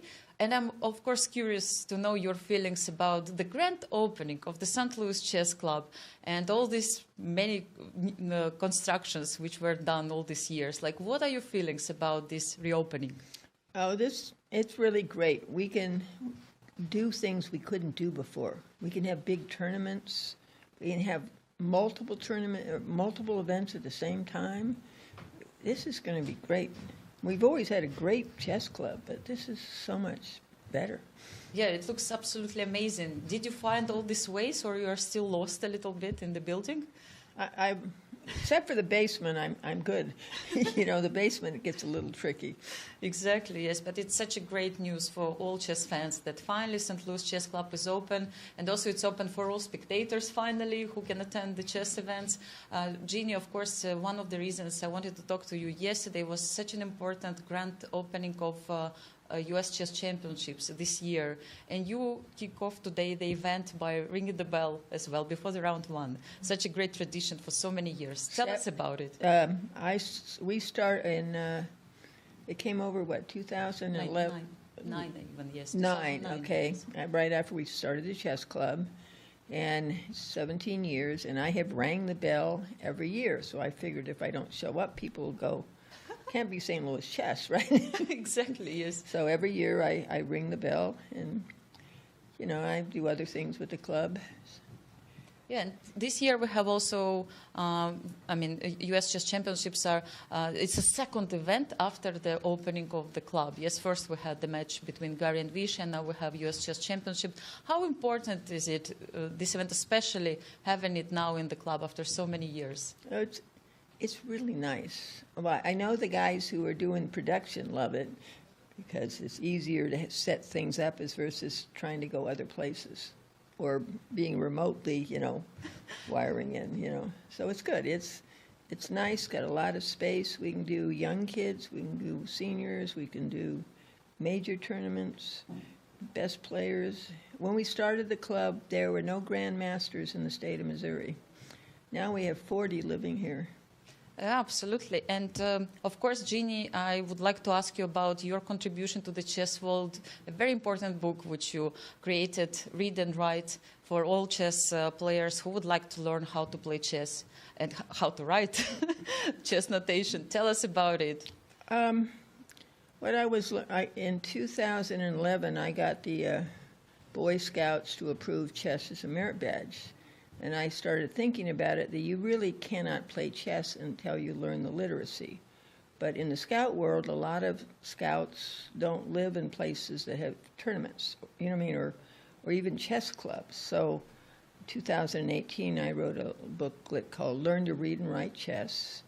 I tested it on a 7-year-old to teach her 5-year-old sister. So if you can read, and it's very simple. And then what happened was, Yasser, Seirawan's wife, came to me and said she wanted it translated into Dutch. And I said, sure. And then somebody else came, and now we're up to 17 languages, and I got a few on the back burner. It's really impressive. I just wonder how many U.S. Participants of the U.S. Chess Championships also help you to translate this book. Well, you got Levon Aronian for Armenia, okay. We've gotten from the Karen's Cup, French. Ukraine, one of the chess coaches, or Romanian, the Christian Swiercz, you know. Yes, I mean, Uzbek was Began. She did Uzbek and Russian. I helped Irina did Indonesian. Yes, and also Anna Zatonsky, I think she did Ukrainian, right? Anna Zatonsky. No. That was the coach from Texas Tech. I see, okay. So we have a lot of them. And then some people, like, for example, Swahili was just done because I happen to know someone who was working in Tanzania, and she decided to translate it. I will definitely use this language because for my program in Kenya, for the program of Women's Commission of FIDE, we just discussed it with Jeannie how great it will be for the local kids also to read her book in Swahili language. Yes, great job. It's a fantastic book for all chess fans around the world. It's important. It's free. You go on to the St. Louis Chess Club, you pick the language you want, and you can print it out. It's a PDF. Yeah, it's so simple. and then it's a workbook, you know, and we have like Mongolian, right? Yes. Yeah, I mean, there are lots of interesting languages that I can't read, but it's okay. What is also impressive for me that you can also print the chessboard and just start playing just like that. Oh, yeah, there's a paper chessboard with paper pieces, okay? Yeah. And for those out there, my favorite chessboard is the Sam Adams chessboard with Sam Adams bottle caps. Yeah. But absolutely. Yeah, great. yeah. In other words, find something like a bottle cap or, you know, a piece of cardboard or something, and now you have a chess set. And later on, you can get a real chess set. Okay? Exactly. But so which means. But day one, and when you first doing it, you can play chess that day. Exactly, yes. So it gives all chess fans around the world the opportunity to just start playing from the very beginning. Jeannie, thank you so much for everything you are doing in this club, for everything you are doing for the all chess fans around the world. It's great that we have U.S. Chess Championships right now, and I think it's time to go back to the games and follow, right? Okay, I was going to mention two other small things. Absolutely. Okay. I got the Boy Scouts of America in the U.S. to approve chess as a merit badge, so anyone who's in another country, you should have chess as a merit badge. We have 350,000 scouts. And then our new little competition, Karen's, what is it called? Karen's Chess Queen Award. Yes, we are talking about the Chess Queens Award, of course. Karen's Chess Queen Award, which Irina Krush got, yes. Yeah, and so we have the highest rated tournament for women in the world, the Karen's Cup, and this is just for American players to encourage a second person in the Americas that is female to. Exactly. Everybody now is fighting for the opportunity to become a grandmaster in the U.S. Chess Championships as well, Women's Chess Championships. So it's clearly will motivate all U.S. women players to try to become grandmasters. You got to get 3 norms and 2,500. It's a very high hurdle, but I think I'm looking out there, and we're sort of, because we have, you know, we'll do it for 5 people, and it'll be fun. Let's see how it will continue. And of course, Karen's Cup is such an important event for the chess world. Hopefully we'll have it next year in June, I guess. I mean, once again, Jeannie, you are doing so many things for the chess world and for this club. Thank you so much once again. And let's go back to the studio. Thank you, Anastasiya and Jeannie. And we want to see the boards in the open section, and especially Fabi's game, because we need to do some justice to the move G4. Yeah, I just want to take a moment to take a look at this bigger board that we are all looking at as we see all these games in play. And on all boards, we see that the eval bar is just showing just a little bit edge over here for Sam Sevian, basically equal in the Wesley So game with Hans Niemann. The other games, too, very slight advantages for White. The most significant game, though, this edge right here that Fabi has against Oparin, his second. And we saw this move. We go back to this moment right here. We saw G4 on the other board in the women's section be given a question mark that Sargsyan played against Rose Atwell. Well, Fabi in this position played the best move, G4. Chess is hard. I mean, to evaluate whether or not you're playing a good move like this one, it's a bold move. And let's just state the obvious. This game on E1, where's it going to live? Where is it going to live? Yes, we see G5, this hook of H6 in the position, is going to give White some initiative. A G file is going to break open. But isn't Black's position fairly solid? Can White really just play in this rambunctious style and get away with it? And his opponent actually played the move Queen to E8 in response, just getting out from under the pin. That's not going to stop the move G5 from happening. So I suspect, as you look at this one, Yaz, this one is heating up. There's no love lost here or friendship. Sorry, you may be my good buddy in my second, but I'm taking a hammer to you right now. Chess is a game of war. There's no friends in war. I don't know. This move C7, C6, it's not in my database. It's a decent-looking move, but it's a passive move. And Fabi's reaction was stellar and right on the money. I love the move G4 because of that hook with the pawn on H6. And Fabi did exactly what I would have found really, really attractive move. Knight takes g5. The knight posts up. It just basically freezes everything. You're not moving you're not touching the knight. You're not even thinking, but you've opened up the g file, Kate. And we know that when you get your rook on g1, put your bishop on d3, there's a lot of threats suddenly facing black's king. And then I want to ask you guys, tell me where the counterplay is. Well, e5. Let's go. That's it. That's why I moved queen e8, because I want to push the pawn forward. Before there was a pin, now there is not, but still. And it doesn't come with any kind of a threat, though. So, go ahead. You want to play e4? I think so, yeah.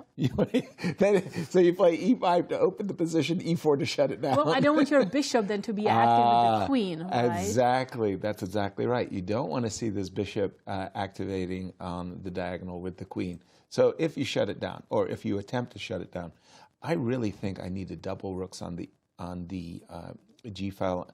I'm thinking about king d2 and or castles to bring my rook over. Maybe I'll even flick in this trade. I'm sorry to interrupt. Please. Could we just freeze frame? Yeah. Because if we just back up 2 moves to before the move e4 was played, this position here, rook right g1. here. No, You like this one? I'm not saying what I like. Sure, I'm just trying to get a framework of understanding of this position. Usually, old school principle says, if the center is closed, the position is going to shift to the wings. Right. Right? That's what's going to happen. And who has the most play is going to be the one who will dictate what happens in the game. Fair. So the moment you do play the move e4, Kate, as I understand, you don't want to see that bishop be active. But where does black plan to get counterplay? Right. Because now white is thinking, it's only me that's going to punch. Right. Right? Like, it's only me. I just need to prepare a rook landing on the file. Yes, my bishop maybe doesn't have that much. But if I get a couple of rooks on that file, I am going to be the one with a clear plan, clear path to that king sitting over on g8. Now, maybe not that easy to break through after you play the move g6. You'll probably have to. But there's a big responsible move to play the move e4 to shut down any central counterplay. I would love to be able to take on d4 and play c5 if I were black. If you could blow it up, yeah. If I could just blow it up while your king is why is your king sitting so foolishly in the middle of the board? Something like that, I think you'd want to dive into. Maybe it doesn't work. maybe we like white still. But and e5 is on the board. He did play the move e5. The only logical follow-up to queen e8. To queen e8, so he's going for it.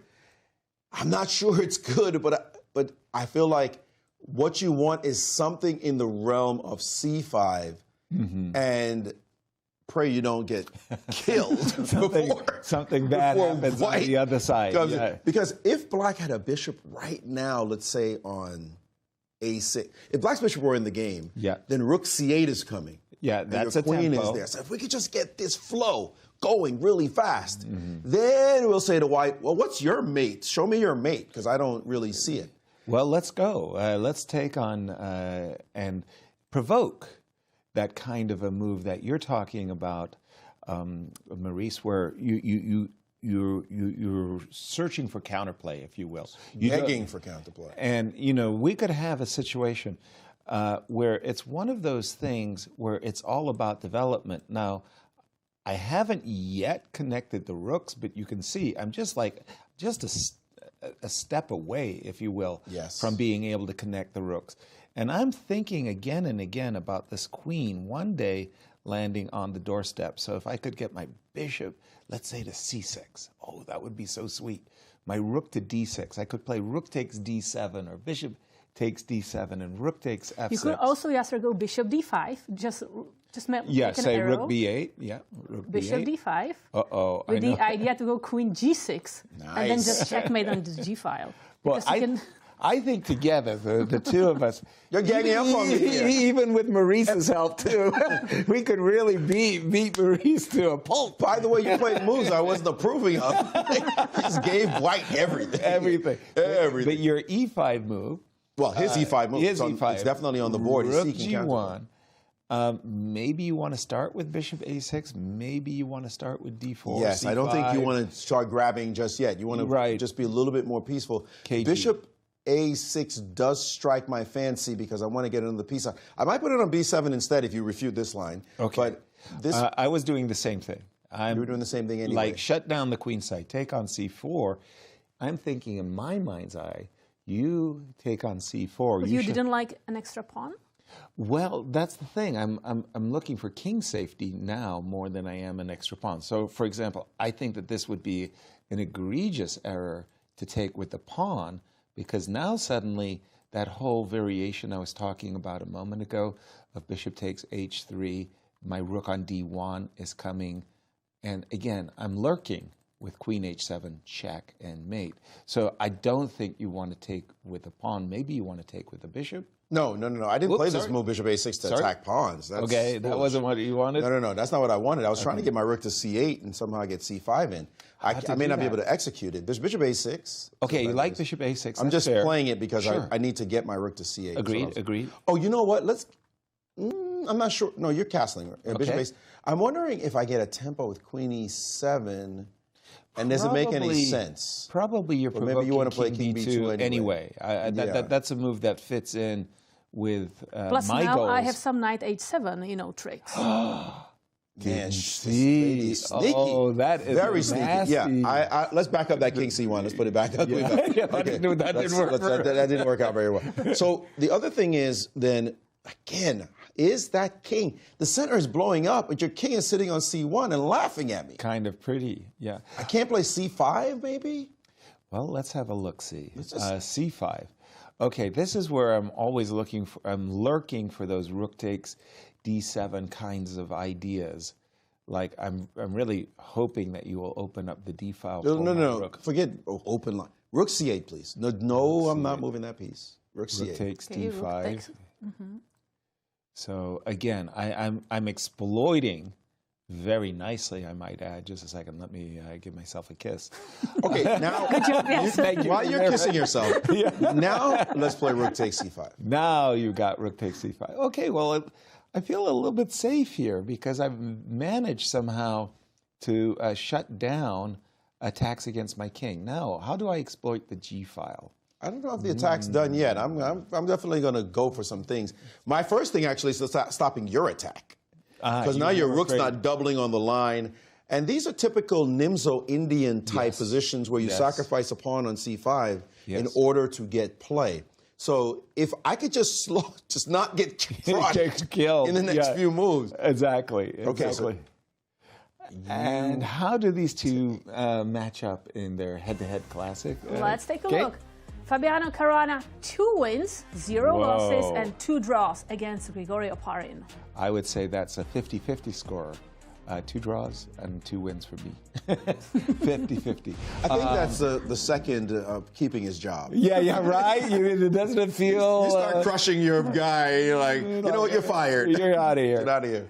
And Fabi, just a second, let me refresh the current board because he has not played the very desirable rook G1 move.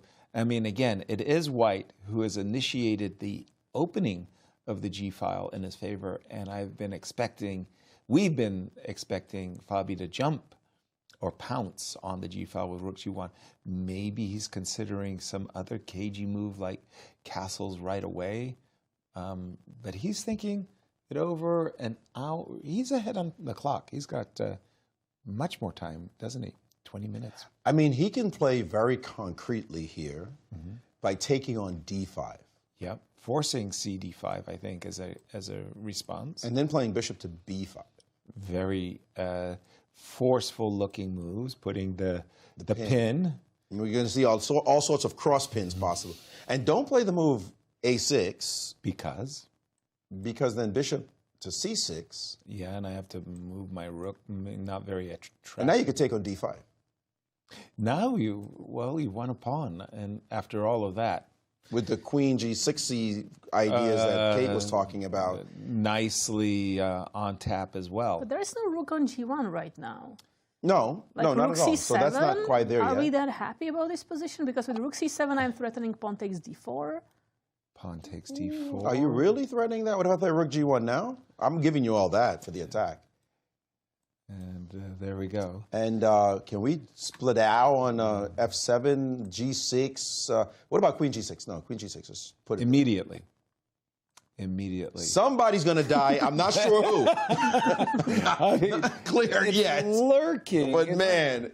By the way, I did have a defensive move that maybe works. Really? Because I've got, it's a tempo. It is. It comes surprisingly effective tempo. Yeah, right, so if I go knight Queen takes G7, King takes G7. Grigoriy just kind of chilling on the sofa there. Sorry? Queen takes G7? I just saw Kate lean forward, by the way. She's excited about this position. Like, how are you going to serve E6? He has H7, it looks like. Rook G7? Okay, I'll hang. No. Maybe yes, no. I don't know. It's weird. It's definitely some weird angles. I didn't want to see bishop takes F6 with a check. Okay, maybe you are he's surviving. Alive. Okay. He's alive. He's alive. It's true. Okay, let's back up. Let's back up just a couple of moves. Just go back. Before we play the all-in Queen G6 move. All right, this position. You took on D4. Kate played a really pawn sacrificial line with the move Rook C7, and she was saying, well, wait a minute. I'm so not worried about you taking No, but I don't like it. I mean, I don't like allowing bishop C6 at all. For white. For black. Black shouldn't allow this line. Not allowing white to play bishop C6. I think this is giving some edge. Too provocative. Yeah. So I thought the same. Like bishop to B7 seemed like a natural move. Except I can't respond. I don't have a good response to takes on E5 anymore. Because again, that Queen D7 is always, Queen H7, pardon me, is always lurking. Oh, you're right. Yeah, oops.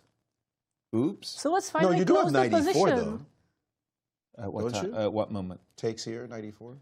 Okay, but that didn't help, did it? I mean, I'm still all messed up, aren't I? Ooh. Good. Okay, that's a good point. Okay, so let's follow this line because he could be calculating this straight. What do you do in this position? So we're looking at Fabi's considering beside the move Rook G1, C5 takes D5. Oops, wrong button, Yasser. C takes D5. This is the current position. CD Bishop B5. Let's little close the pin. position. E4. Finally, we have C file. And this is where we all went wrong. Kate did not like A6.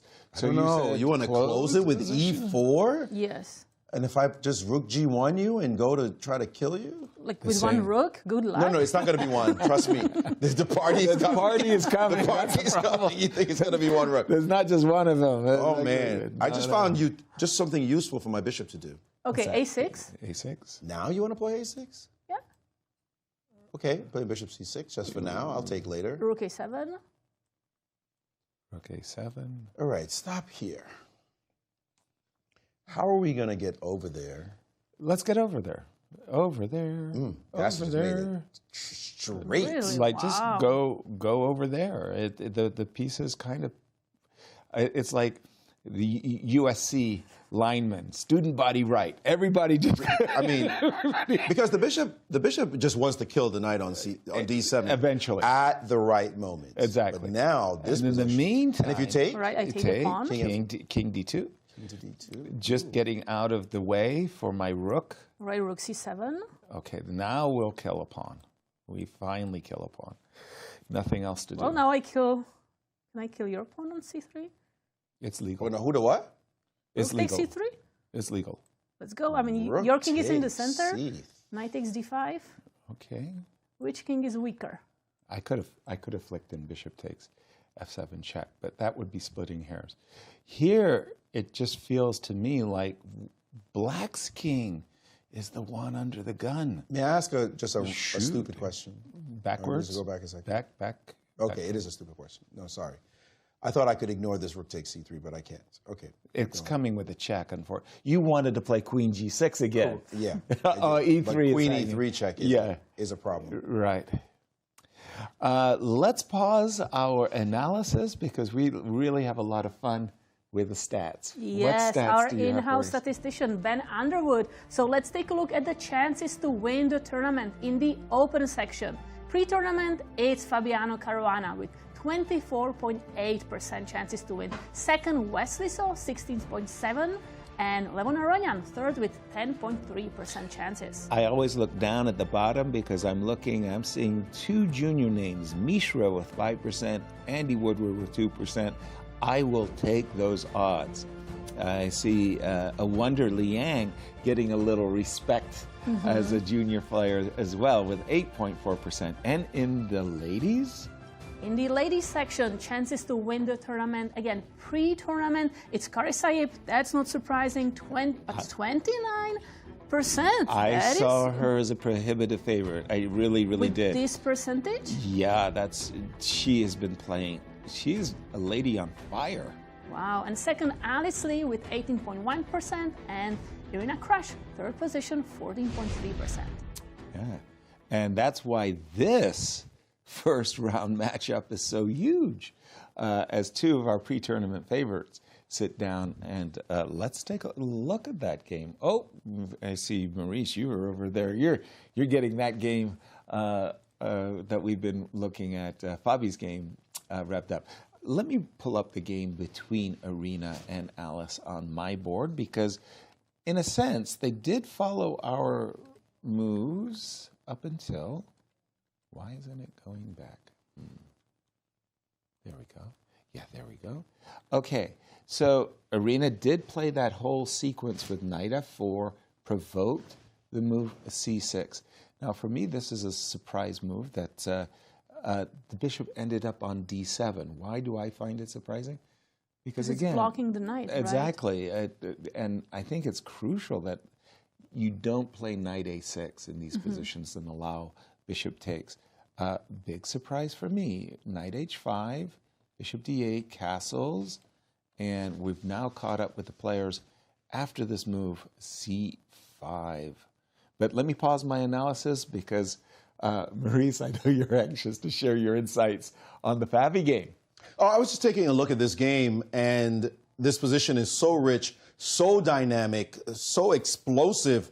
We have a black king that's nestled on g8, seemingly well protected, although we do see a file that's open towards that king. Then we see this king sitting on the e1 square with the queen on this line. The center is now exploded, and the only place to go for any kind of solace is this square c1, which doesn't look like it's that comfortable at all. So the question is how to proceed with the white pieces, because your pieces are not connected along the back rank, and it's not clear where everyone should go. So I started just looking at a couple of lines here. The engine says cd5 is a good move. Rook to g1 is also a good move as well, but with the same point of putting this bishop on b5. It's a very important square for the piece. The rook will go to g1 and continue this attack. So I just decided to just take a look at this line that we had been glancing at in this exact variation here. The agent plays a very sophisticated move, which when you look at it, then you go, oh, you can do that. And that move is the beautiful, I'll give you guys one guess. Knight h3. Nice. Knight to h3.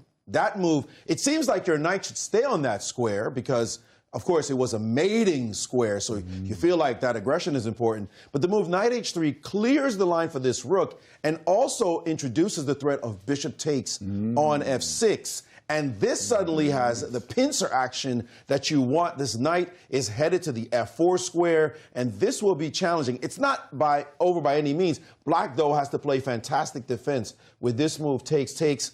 And now the move knight to f4. And actually, the engine's not liking this sequence at all. I think I took the wrong way. It wants to take with the rook on d7. And now after knight f4, put the queen to f5. But I think you could see here that it's white with the energy along this line. And by the way, I'm not even sure why the engine thinks this is okay, because we wouldn't think it's okay at all. It's saying ditch the pawn and look for some kind of play over here after takes and queen e2. Oof. I wouldn't sign up for this one if I had the white pieces, that's for sure. But somehow it's an engine. It can keep defending and defending and defending, although it does like white in this position. A difficult line for Fabi to calculate, and he's spending a lot of time on this move because these lines are not easy. And I can see him easily slipping as he's gone into a deep think in this position. quite a sharp one, to be sure. I think black has chances here, though. I don't think it's that easy for white. Well, I was just happy that the engine likes the extra position with the extra pawn, because I would be thinking I'm toast that my king just got shredded, the protection of my king, again, in the game between Fabi and Grigoriy. If you don't mind, I just want to say the game between Wesley and Hans, oh my gosh, it's like they just vacuumed the pieces off the board, and they are in the most basic rook and 2 rooks versus 2 rooks, knight versus knight, and 3 versus 3. And nobody at the board. They both left. It's as if they know it's going to be a draw, and they're just looking to see how to best effectuate that outcome. Everybody left. And at least the sun left. Yeah. No more umbrella window. anymore. For those of you who missed it, it was a hilarious moment. I have never seen it in a game of chess.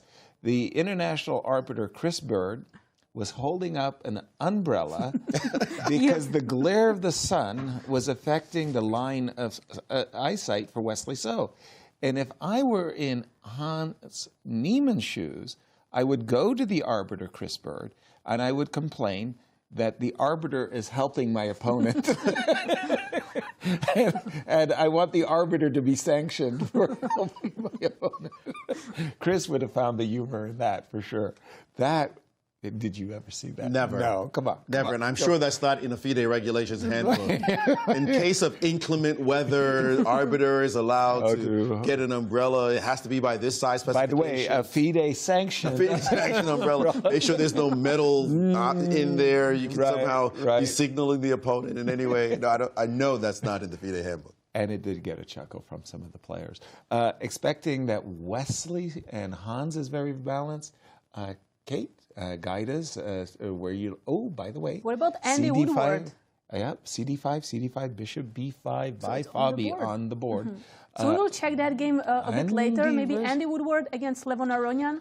We have the U.S. junior champion against our veteran Levon Aronian. And by the way, I'm going to surprise you all by saying that these two actually know one another quite well. They just played in the FIDE Grand Swiss against one another. And now I'm going to shock you even further. Andy Woodward upset Levon and won that game, which is one of the reasons why that Andy was 1 win away from qualifying for the candidates. That's incredible. So very, very young Andy Woodward. Let's get this position. D takes C4. On the board, and Andy's thinking, because there is one small detail, and that small detail is the X-ray against the bishop. So, for example, if Andy were to recapture, say, with the pawn on C4, Levon might jump with knight C5 to try to exploit the fact that the bishop on D2 is unprotected. Hello, there's a little bit of a fork action there as well as there. So it's not all for the two bishops and Andy Woodward at the moment. How is he supposed to recapture? That's the thing. You want to capture with bishop and just keep that double pawn? It's not the most beautiful thing I ever saw, right? I guess the knight could come either to B6 or even to E5, similar. Maurice, that's not obvious how Andy's supposed to recapture. Levon might have surprised him with this move. Yeah, I think Levon's going to come out of this just fine, and it's also not that sharp a position, by the way. So it's not.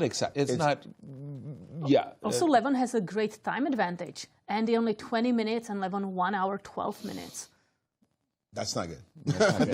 I think that's the deep analysis. Yeah. Can we jump to that game with Awonder and Yes, Abhimanyu? I brought it up. That one looks really exciting. When we left it, I was, frankly, critical of the decision by Awonder to play the move Bishop F1 and Queen B6. One of the moves I found awkward. Knight D2, same move earlier, I thought was superior. Notice that Awonder did hope to trap the queen with knight takes queen b2, knight to c4, attacking the pawn on d6, attacking the queen. Are we trapping the queen, Oh, Kate? queen b4. What do you want? a3? a3 is a possibility. Queen b3 is still there. Rook b1, queen. How No, come we're knight not, on c3 is hanging. I know, but how come we're not able to trap this queen somehow? Bishop d, no. No. But in any case, I could take on d6, if nothing else. So we did not see queen takes b2. Mishra played knight g4, knight c4, give me your queen. Give me your queen. You can't have it. Queen to b4, rook e8, bishop e8. So that knight takes d6 was not a tempo against the rook. And I think we have now caught up with the players. And the pawn on... And how do these two match up, Kate, with one another? Let's take a look. So we have Awonder Liang, 1 win, 1 loss, and 1 draw against Abhimanyu and Mishra. Very equal. Doesn't get more even than that, does it? You can have one, I'll have one, and 1 draw between them. This current position, again, we're in an ending. It doesn't feel like either player has too much going on. But you have to keep defending that weakness on d6, yes, right? Yes, you do. Or you could completely alter the game altogether with a variation like maybe takes, although I don't think that this is working out very well for black. I just win this pawn on d6. No. Bishop c3 immediately? No. But the problem for me, if I'm Mishra, is the desirable knight, rook d8 defending the pawn doesn't actually defend the pawn. Because there is going to be bishop hanging. Exactly. And even this one, I find it less... Well, now knight e4, these knights are going to be even more annoying together. Precisely. I don't like that one either. So some challenges for Mishra at the moment, and I also notice significant time difference between Awonder and Mishra at the moment, in favor of Awonder. And we do have a draw claim, at Wesley least. saw and Hans Niemann repeating, and we have a first result of the tournament. It's a draw. We kind of saw that coming from a mile away, didn't we? It was just, the position was so balanced, and we have our first result of round 1. Wesley, again, not losing in round 1. The He only keeps the player streak alive in U.S. chess championship history with over 10 appearances and still no loss in round 1. Very difficult player to beat. By the way, Kate, after the move e6, e5 by Grigoriy, you were of the opinion that Grigoriy should shut the position down with e5, e4. He heard you, he followed your advice, he did what you've suggested. But again, I'm thinking it's much easier for Fabi to play this position as white.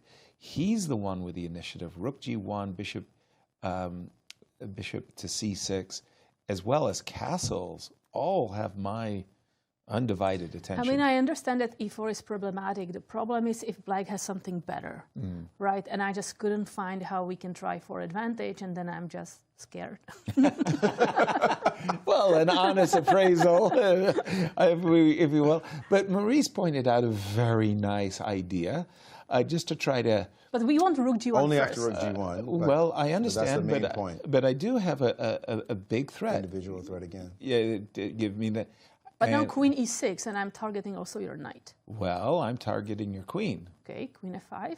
And I finally will get my rook Sorry, g5. queen Oops. g4 might have been more accurate. Queen g4. Oops, sorry. Maybe why you need the That's why we rook had on the rook on g1. g1. Just a second. Queen g4. That queen's going to get bopped around. You know that, right? I'll head back to f5. It depends on where you put your bishop. Bishop. If you're not, I think you're moving your bishop, yeah? I'm moving my bishop. I'm thinking of capturing the knight, which isn't exactly what I wanted. No, I'm moving my bishop, but this is not what I want. Yeah, you want to put your rook on No, g1. I do. That's not. I absolutely Especially if they're going to waste the tempo playing a6 to chase your bishop. Well, of course. Thanks for the free move. Yeah, I'll very take much appreciate it. Yeah, very much so. So rook g1, and again, we're considering these positions where white puts his king either on d2 or c1, and then doubles his rook as fast as possible on the g file. I think this position is so difficult to play as black. That's the major point. The difficulty in handling this position, because where is black's play? White, you said, where are you playing, white? What do you think? Yeah, exactly. I'm lined up. I know my attack is direct. I know what the plan is. Maybe you have obstacles you can throw in my way, but I know where I'm going. It's clear. G-file open. Everybody's going there. With black, you have to say, well, I better stop whatever that mess is, and where do I get? What do I get for all this trouble? My queen is in a kind of a funky position. And There's so many pins. Yes, exactly. you feel it, right? Yeah. There's only one actual pin on the board right now, but you feel like there's 4 or 5. The moment you move your queen, you're moving into another pin, and you're feeling the pressure there as well. And the G-pawn is pinned, potentially. It's just way uncomfortable. But Grigoriy looks cool, calm. Very chill. For a guy who's being pretty much attacked, he looks like, okay, I've got this. Everything's okay. And again, we're expecting Fabi to play moves like rook g1, castles, f3, those types of moves. Pry open Grigori's king, and it's going to be trouble. I'm going to ask you, Kate, where the action is. Maybe let's go to the game of Irina Krush and Alice Lee. I just saw that maybe Irina Krush had some missed opportunity with queen f2. That's what the engine is saying. She played queen f2. Yes, and the computer doesn't like it. Does not like the move queen f2, sorry. The things that, attract my eye is I desperately want to play the move knight takes d5. So I start to think in my mind, how can I create the conditions where I can play that move, knight takes d5? Can I just... But also, with a knight on h5, I'm sorry. Yes? Why aren't we trying to kill you on g7? You mean... Yeah, like what if we just add more fuel to the fire? Well, that was what queen f2's purpose was. She wants to put the queen on g3. You're suggesting you could do that more directly. Just curious. Yeah, let's take a look. Because if I play rook g3, you don't have a move. g6. So even if, let's say, pawn captures on d4, you play still rook g3. Well, let's have a look. We actually saw this before. I know, right? On the Fabi game, where the engine's like, meh. An echo of the... There's no way you're not dead. Sorry. Exactly. Here I got at least a pet per pet, so there's no risk-taking, and queen takes c3 might be all she wrote in terms of the attack. d4, though, right? I'm telling you, I find this. Whoa! Don't move! We got to relish this moment. Very unpleasant. What about bishop f5? Bishop f5. I'm trying to clear my. I'm not allowing the move f5 itself. Right? Yep. All right, we're gonna keep this one on tap because we have a special guest. Yeah, Anastasiya, over to you.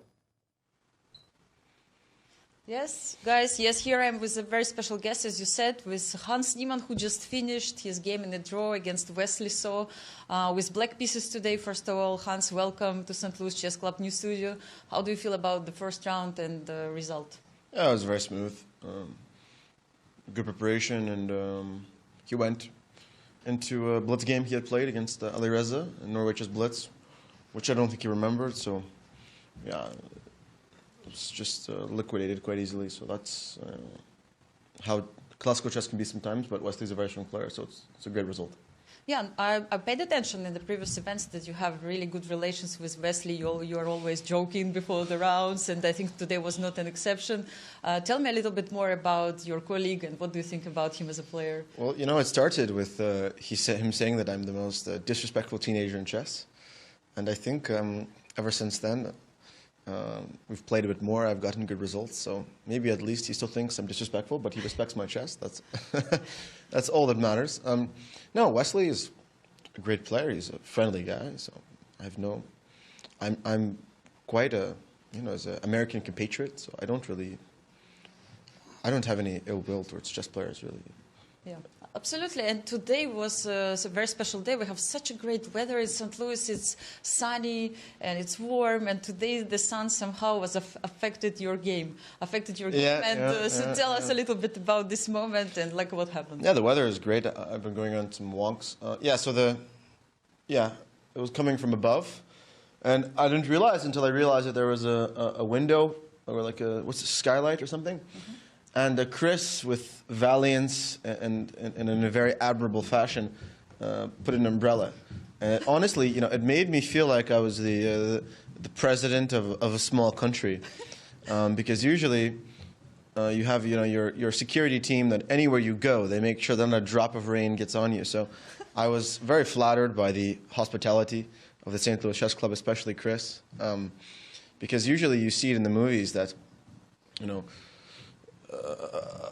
a politician will have a team of people with umbrellas. So this was obviously a little bit awkward, but it was just a quick fix until I could hear them on the roof.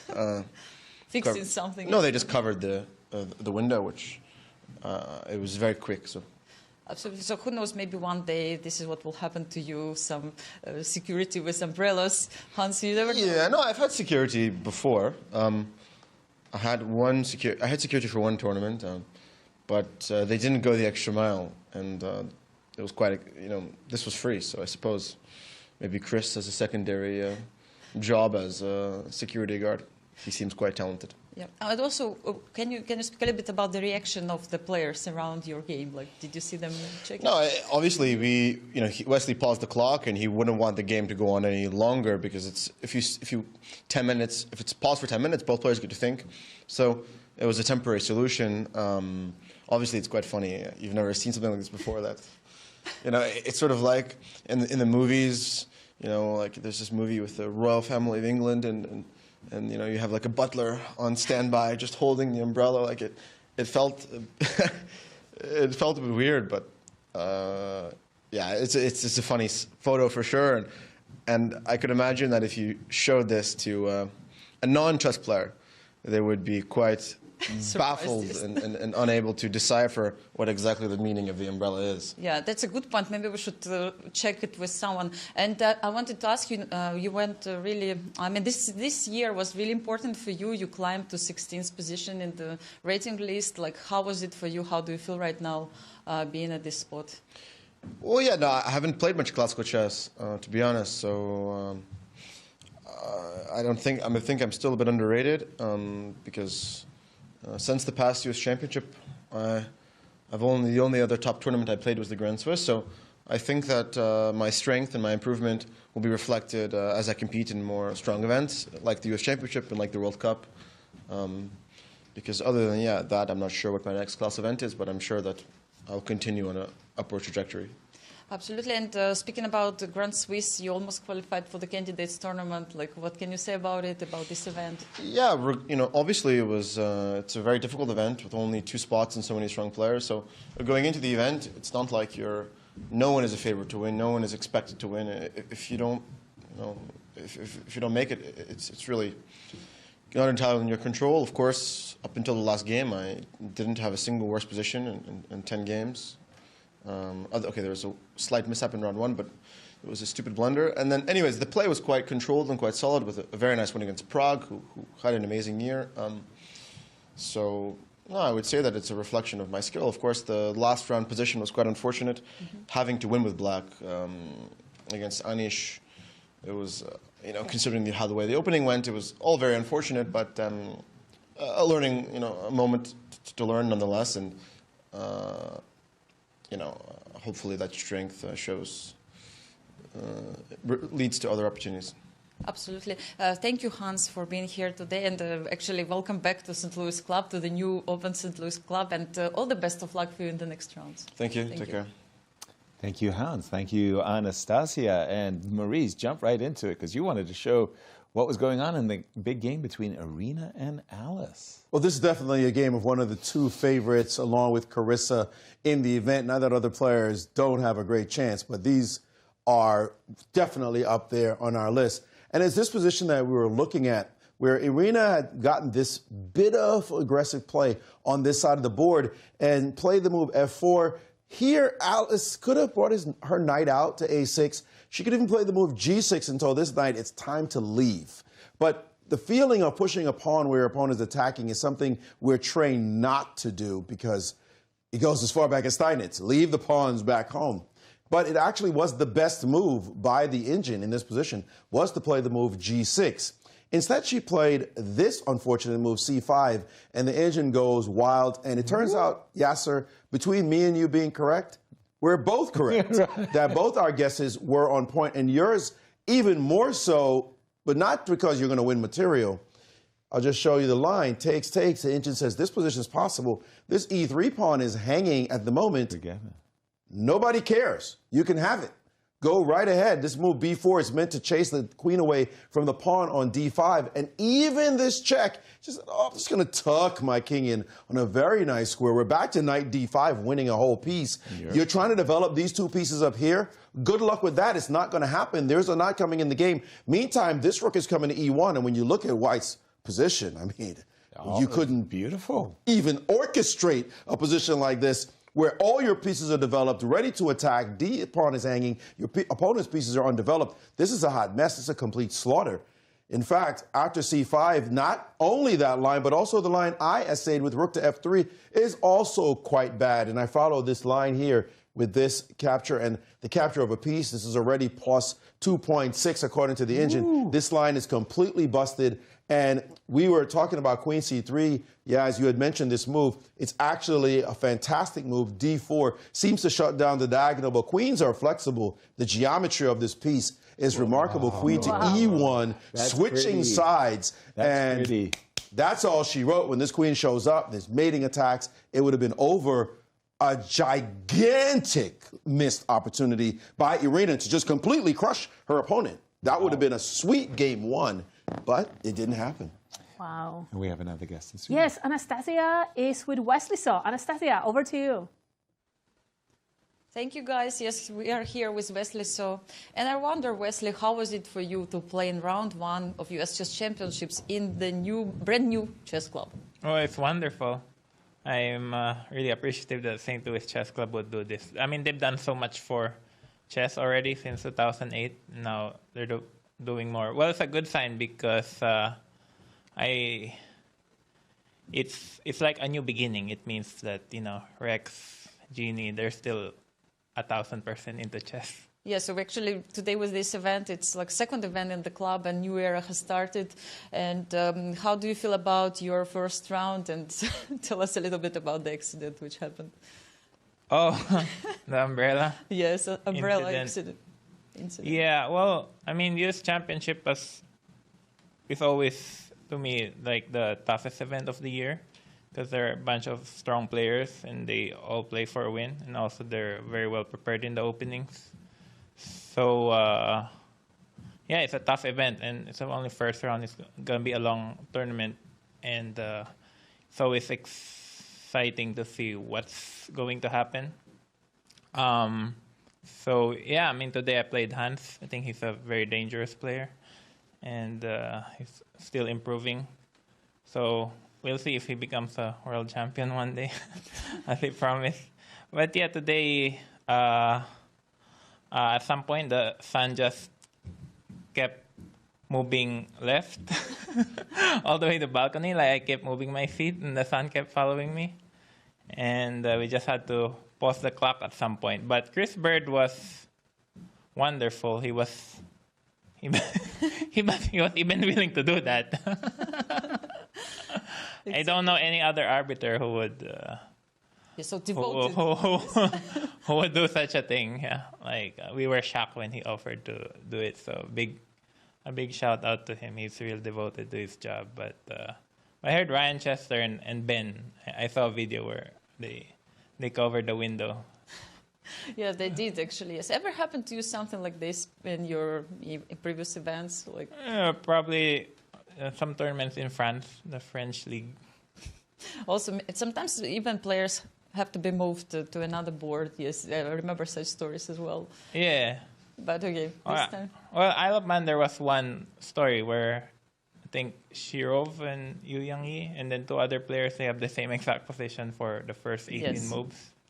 And they had to be moved, yes. Yeah, and they were just waiting. So that's one. I remember I played in the French league before. I played there a couple times, and we were playing by the sea. So there were seagulls, and then they were really noisy, and everyone was wearing shorts. Also, I remember in the Turkish league, like in middle of summer in Turkey, and the air conditioning stopped working. So those were some of the weirdest tournaments. Yeah. I mean, we have so many different stories in the chess world. Wesley, a good start for you, first round only, 10 to go, and we're going wouldn't say exact. I mean, a win would be a good start. But absolutely, you but I think take what you take. Yeah. Still 10 rounds to go, and I wish you all the best of luck, Wesley. Yeah. We have to go back to the studio. Thank you so much. Thank you. Thank you, Anastasiya. And Yasser, you have a blunder alert here. Well, breaking news in 2 games, actually. The first game is Anna and Rose. Anna played this very direct threat, it's telegraphed. There's no disguising it. She wants to play the move knight b6, forking the queen as well as the rook, and it was up to Rose to defend against that threat. And she could move the rook, she could move her queen. Rose said, no, no, no, I'm going to play the move knight to d6, and I am going to put my knight, go ahead and take my rook. Well, I would take the rook. Anna first said, well, let me flick in this move b5, and I don't know if that move actually kept the advantage alive or not. Can I sacrifice? I mean, if I'm in Rose's position at the moment, I know I'm losing material, right? I'm just wondering what material loss I should be most willing to accept, so to now speak. you're also attacking the knight on a4. That's what I'm thinking. Can I get some kind of momentum going? The queen is under pressure. Queen d1. So let's queen d1, and let's continue, however brief it might be, a move like b5. The knight would have to go to b2. Not exactly the best square, but I've only got just a mere pawn for... Yeah, I thought you were going to play knight c3 next, but the queen could just move. Yeah, it doesn't feel like, it feels like I'm running out of kindling in this exact moment. So maybe b5 was actually a decent move, and Rose will have to end up putting her knight on a lesser square. Can I go knight takes d4 to sacrifice there? Okay, because that's opening a lot of dark squares, and I had the dark square bishop. Let's do it. If you could somehow make that knight on a4 disappear, you'd be very happy. I'm almost thinking if I could capture my own rook. Now I start knight takes b5. Knight takes b5. That's a nice tempo against the queen. I'm still eyeing that b6 square. I just don't know which piece to put on it. Let's say queen. But now knight c3 is playable. What? Knight takes, knight takes? No, bishop c5 check. Thank you. Thank you. Forgetting about That's what I was trying to get rid of this knight. Got you. Somehow. So, and I'll probably put it there on any. So the whole point that Maurice is saying is, watch out. I've put my queen and bishop on the same diagonal as my king. So yeah, I probably have to drop back as we did previously with the move queen d1, queen d3. Wait a minute, I can do that. That looks good. Queen d3. Keep the square c3 under protection. Okay, rook c4. I mean, oh no, that's still knight b6. Well, knight b6 no, because bishop c5. No, bishop c5, bishop e3. F4 would be hanging. You know what? This king is terrible. What is my king doing on G1? Let me go. Okay, I've telegraphed a massive threat. My massive threat is a fork, knight b6. But I also have knight b2 as a potential harassment as well. Bottom line, Rose is losing material. but had Not some looking compensation. Mm-hmm. But the big news, the really big news I wanted to get in is this position between Irina and Alice Lee, two of our pre-tournament favorites, and we think Irina has a golden opportunity, and she should not miss this exact moment to play. Now everybody can see it on the board. G6 has 2 question marks. Exactly, because it allows us excellent, just extraordinarily beautiful move. E3, E4. You don't want to take, and then it will be a harmonic convergence on the F6 square for white. So Alice is going to be forced, not easy for me to say, forced to capture on D5. Remember I was talking about getting in that knight takes D5? I just love this position. I mean, look at the attack. Actually, even stronger is E5 or is queen E5 F5. Yeah, can I E5 go directly? E5 F5, and then you don't even live to see just. It's that bad. There's just nothing here. Oh dear. You're not down a piece. I'd like to go back a couple of moves because sometimes we put moves on the board and it's like, oh, this wins, right? But sometimes you want to take stock of why it is that this move should be played. Because note, Irina has not played the move yet. No. So if it was just that obvious, she would have spanked it down already. Right. So it looks obvious once it's put on the board. Yeah. And it's the first move a lot of us would think of. You want to play because you want to play it, but don't just as that's the computer is saying play the move. No, how do I know to play the move if the engine is not showing me the move, right? And the engine did not show you the move, it would have been an easy move for you to spot as well at your class of player. Well, the fact is all our pieces are developed. True. The only thing missing is this rook. Clear. Your knight is ridiculous. Your rook is ridiculous. The fact that you took time out to go chase this knight away, even is ridiculous. With your pieces being ridiculous, makes me think, if I have to move my knight back, I probably still have a good position. That's the problem. You do. But do I have a great position? And now you start looking for what? Pawn breaks. That's where the action is, pawn breaks. You might glance at queen G3 as you realize you can't play F5. Yeah, just not F5 immediately. Yeah. F5 just can't be played. You might look at F5, but then you realize it's mate in 1. So that pawn break is out. So which other pawn break do we have? E4. We have the central pawn break, the move E4 as a break. Is it any good? We got to wonder. We're losing a piece. Doesn't take long for a good player to realize once I get a pawn here and a pawn here, it's going to be over. You start looking at this very quickly. I guarantee you, you see that lady at the board right there, an 8-time champion.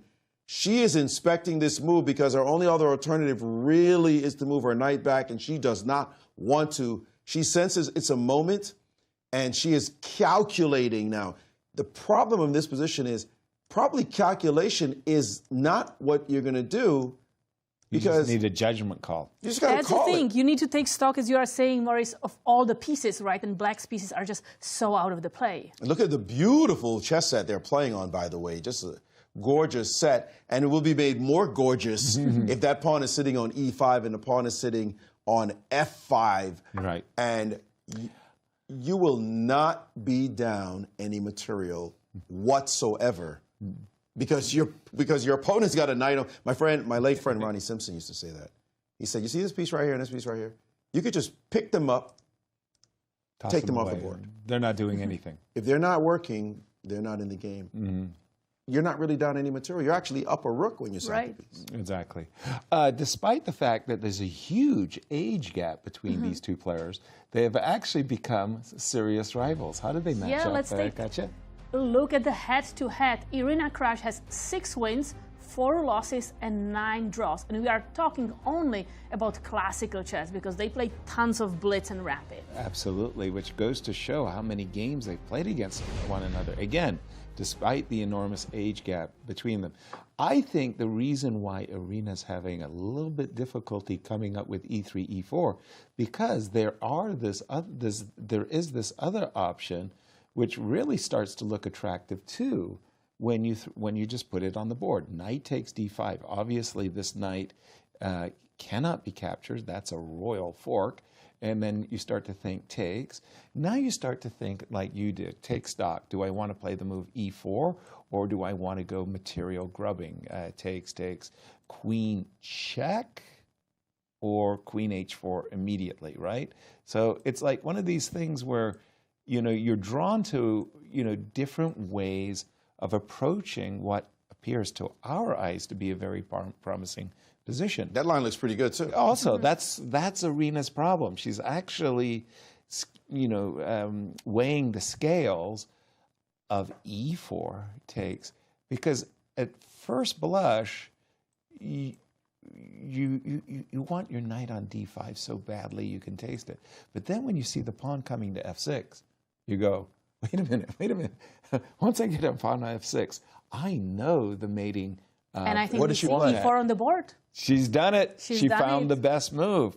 Now she needs to, wow. Double exclam, in fact. Double If you're sacrificing a piece for long-term compensation, it deserves a double exclamation mark. She just had to confirm it.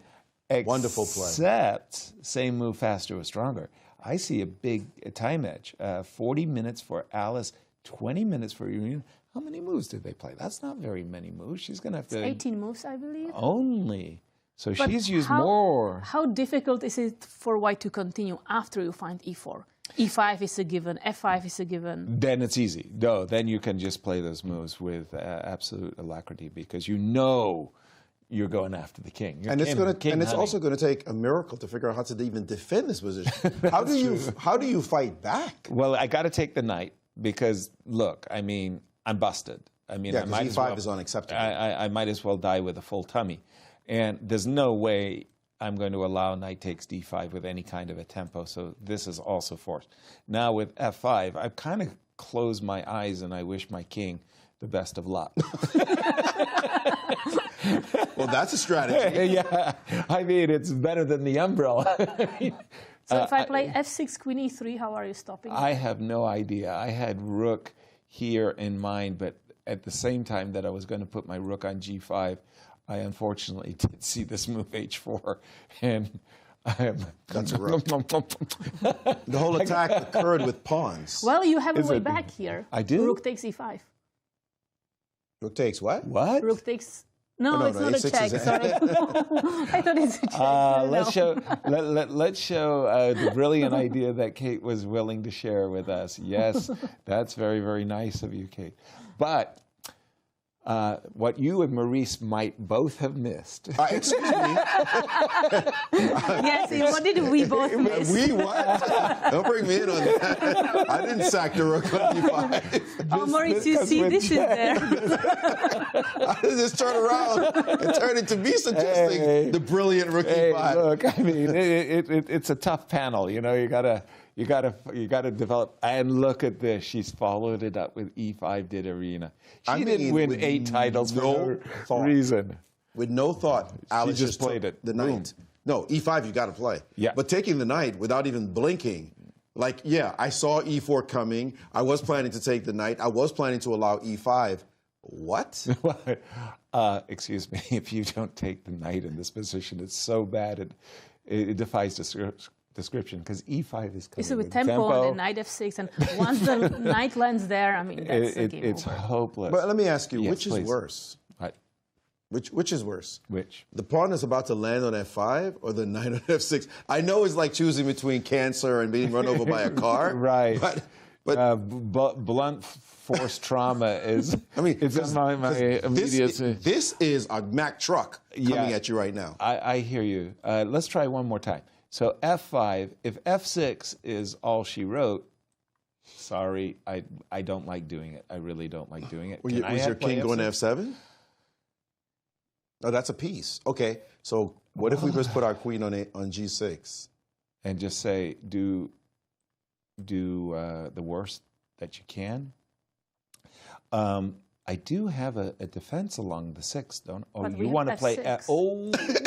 Please let me play f6. How is that defense? Let me show you the error of your ways. Yes, I got 2 checkmates in 1, and there's no 3 answer. Yeah. There's no answer for either one of those. No, queen posting up on G, could I put on my tennis shoes? And That's get what I said. Where you going? That's why. Where am I going, though? But I can at least win your piece. I can play. Yeah, you win the piece back. No question about that. I mean, excuse me. You could play e6 if you liked. E6. Actually, I just. And I always have a tempo with Queen G6. And so that's the minimum. The fact that your king escaped bothers me. Kinda. Right? I think we can do better. E7. No. We're doing better. We're doing just fine. I'm not winning a piece. I'm winning a rook. Follow that same line. Okay, so we go king here. Yeah, check. We went check. Yeah, we went king back. Again, we're hoping you'll forget the fact your queen is on pre. Right, check. that rook sack. Yeah, sure. And now, what's wrong with E7? Opening the line. I love it. I'm crying. Queen G7. Queen G7. Oh, no, you have rook. You have bishop E5. I only win your bishop. Rook E1. Rook E1, you have bishop E5. Wait. Can we grab Kate's it? warming up. And F6. Let's This continue. is too beautiful. Oh, it's still working. Yes. Look at this. This is too beautiful. And that's still working. Oh, yeah. I knew I was a genius. Thank you. And we have stumped the commentators. We have a question for all of us. Our panel of experts, I might add. So let's see what it is. Which player holds the record for the highest number of US championships in which they were unbeaten? Wow. Bobby Fischer, it wasn't me. Yasser, Seirawan, it wasn't me. I'm gonna go with Bobby on this one. I mean, come on, Bobby. Not go. It cannot be the answer. Okay, I go with Hikaru. Because it's so obviously Bobby that it can't be the answer? It cannot. You know why? Bobby only played in 8. Which player holds the record for the highest number of U.S. championships in which they were Oh, of course, because he only played in 8. Hikaru might have been unbeaten in 9. Exactly. He played a lot more, so that's the problem. Gotcha. Okay, what are we going to do on our break? As we go to break, Yasser had a chance. Yasser, you had a chance. I did it. I did it. It was all me. With Grandmaster Abhimanyu and Mishra. Enjoy, and we will be right back.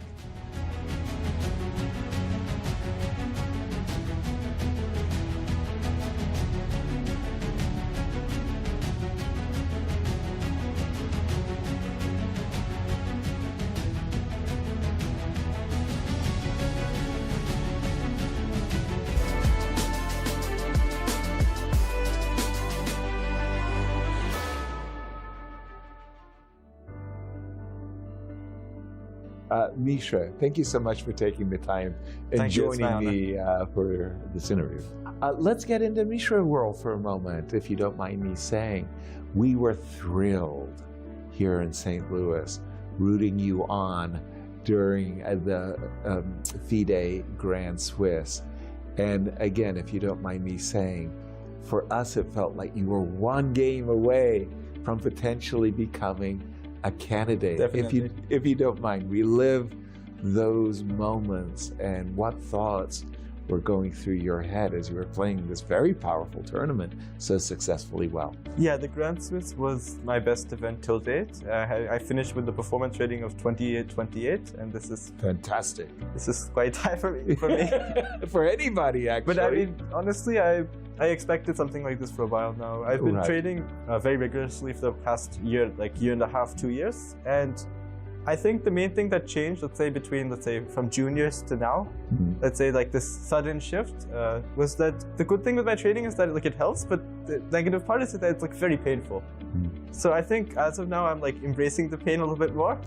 And the other nice thing is that, let's say with my trading, it's all like say based on like tactical games and so on. So like whenever I go play, let's say like when I had these games I played many top players in Grand Swiss. I played Abdusatorov, I played Giri, I played Gukesh, Prague, and Fantastic. So on. And I felt like in those games, since I'd taken all the pain at home, calculating every variation at the game, I felt a lot more relaxed. And let's say the difficulty level for me, like during those games, I felt like 1/4 of what I was doing in my training. So it was quite nice. So it feels like you kind of shifted a gear. You're in a different gear now. Definitely. Actually, adding on to regarding the Grand Swiss, you're absolutely right. I was one game away from getting to the candidates. I had the highest tiebreak score, and what hurt me was my game against Abdusatorov. Like there was a brief moment where I was winning. I'm not saying it was easy at all, but it was a very complicated win, which I'd missed, and this is the kind of stuff that I train on, and hopefully with some more training, I'll be able to reach to the level where I think I should be. We say the struggling young artist improves as he suffers. And you've gotten a lot of suffering in, and that is what chess requires. You have to suffer a lot, but then you take those experiences, you take those lessons, and it makes you stronger, more formidable opponent. The Grand Swiss offered you an extraordinary opportunity to become a candidate. The U.S. Championships offer you an extraordinary opportunity to win a national title, but also, I mean, where you want to be next is on the Olympic team. You've got to become one of these formidable top 5. Of course. Yeah. Talk about your immediate goals, chess goals there. Yeah, as of now, my current rating is 2652. I've finally, after it's been long overdue, I've finally broken into the top 100. Well done. So as of now, my next goal is to reach 2700 as soon as possible. Right. And from there, of course, then it's like, of course, the ultimate goal of any chess player, any serious chess player, is to become world champion. Clear. It's the same with me. Exactly. And that is a step-by-step process. But in the end, you just said it very well yourself, world champion. That's the ultimate goal. And it's so tough to become the challenger. It means you have to win a tournament on demand, such as this one. How do you win the U.S. Championship? Somebody's got to derail this Fabiano guy. That Fabiano guy's won 3 in a row. Definitely. One thing that I've worked on, let's say, in the past couple months, and what helped me also in the Grand Swiss, is that I've tried to remove emotion from any decision I make, let's say, during a game or let's say even pre-game. Like, for example, like in my game against Krush, I had a winning position, and unfortunately, I made this move knight d4, and all my advantage slipped away. Right. And the thing was, I feel it's very easy in that position, like when you're playing a top player such as Krush, that, I mean, the world champion, of course, like world champion is, it's a very scary experience because you know that you were winning before, and now you can see like the train is going off the track. And now the thing is, you have to somehow try to limit the damage. And the thing is, if you're still in those thoughts like, okay, I was winning, and if you keep staying in that mindset and you make further mistakes, it's very easy to just, let's say, lose the game another 5 moves. Collapse. But I composed myself, and I kept trying to find the best moves, and in the end that paid off, as I got a second chance and I was able to win that game. So coming to the US Championship, I don't have too many expectations. My ultimate goal for this tournament is to play 11 games to my maximum potential, and whatever will happen, will happen. Mishra, thank you so much for this interview. Thank you. I really enjoy it. And let me say once again, I thrilled to your success during the FIDE Grand Swiss there, and the whole of St. Louis was rooting for you. Thank you, Mishra.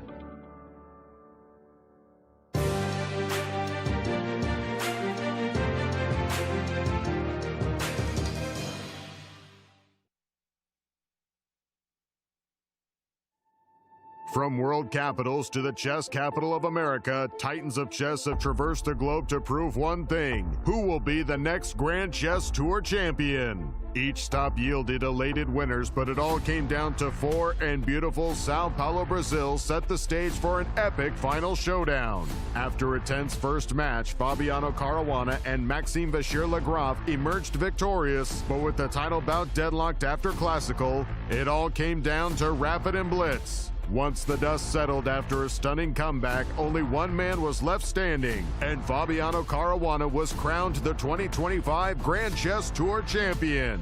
Following a decade of impeccable events, the tour looks to the future and all of the excitement that will unfold on the 2026 Grand Chess Tour.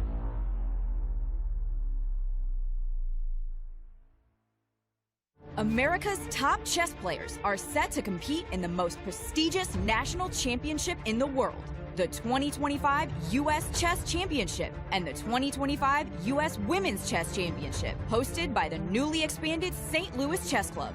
Defending champions Fabiano Caruana and Carissa will lead an illustrious field from October 12th through 25th, with a total prize fund of more than $400,000 on the line. Don't miss chess history in the making. Clutch Chess Champion Showdown is here, And 4 superstars take the stage. World number 1 Magnus Carlsen, Hikaru Nakamura, Fabiano Caruana, and reigning world champion Gukesh Damaraju. With more than $400,000 on the line, daily win bonuses, escalating point values, and the one-of-a-kind Champions Jackpot, every game could change everything. It all unfolds October 27th through 29th, live from the brand new playing halls of the St. Louis Chess Club. Don't miss a moment of chess history in the making. Hello, I'm International Chess Grandmaster Yasser Seirawan, speaking on behalf of the St. Louis Chess Club and World Chess Hall of Fame and galleries. Our neighborhood in the Central West End and surrounding areas were hit by devastating tornadoes that scarred our neighborhood and hurt countless families. We, alongside the Grand Chess Store, and with the support of our co-founders, Dr. Jeannie Karen Sinkfield and Rex Sinkfield, have launched a $150,000 matching donation campaign to support the St. Louis Community Foundation's Tornado Response Fund. We are asking our chess community to help in this effort. Your donation will provide immediate relief, food, and shelter to the people affected, and aid in rebuilding our historic neighborhood. Please, give what you can and help us in this effort to support and heal our neighbors. Thank you.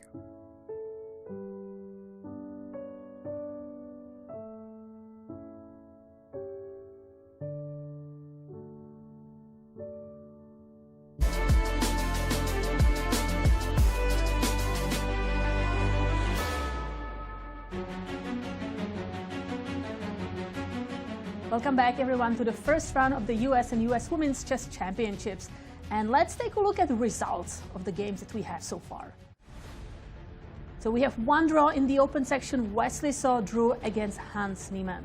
Everybody at play in the ladies, but let's toss it to Maurice and find out what's going on in all the games. Maurice.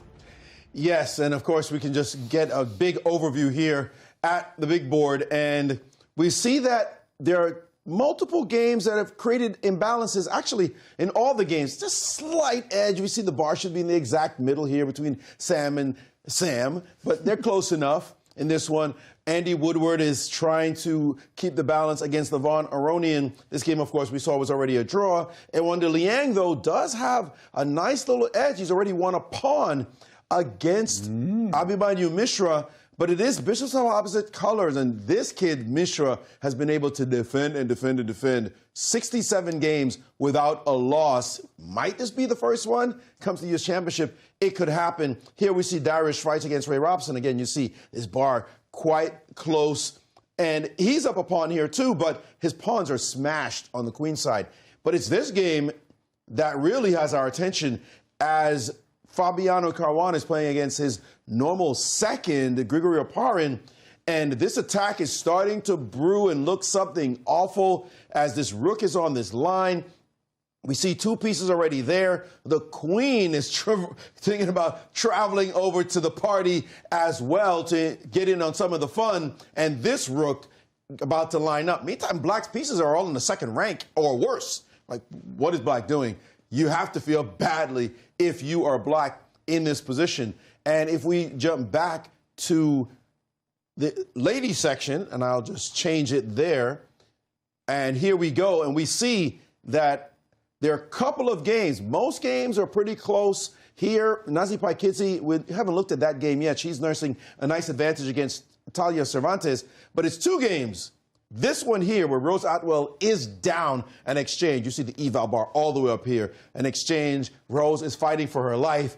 But the game of real interest is between 2 big dogs in Irina Krush and, oh my goodness, Alice Lee is getting crushed in this position. Look at those pawns.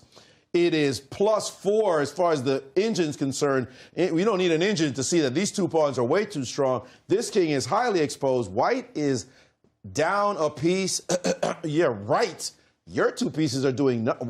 Actually, this whole bunch of pieces, doing exactly nada.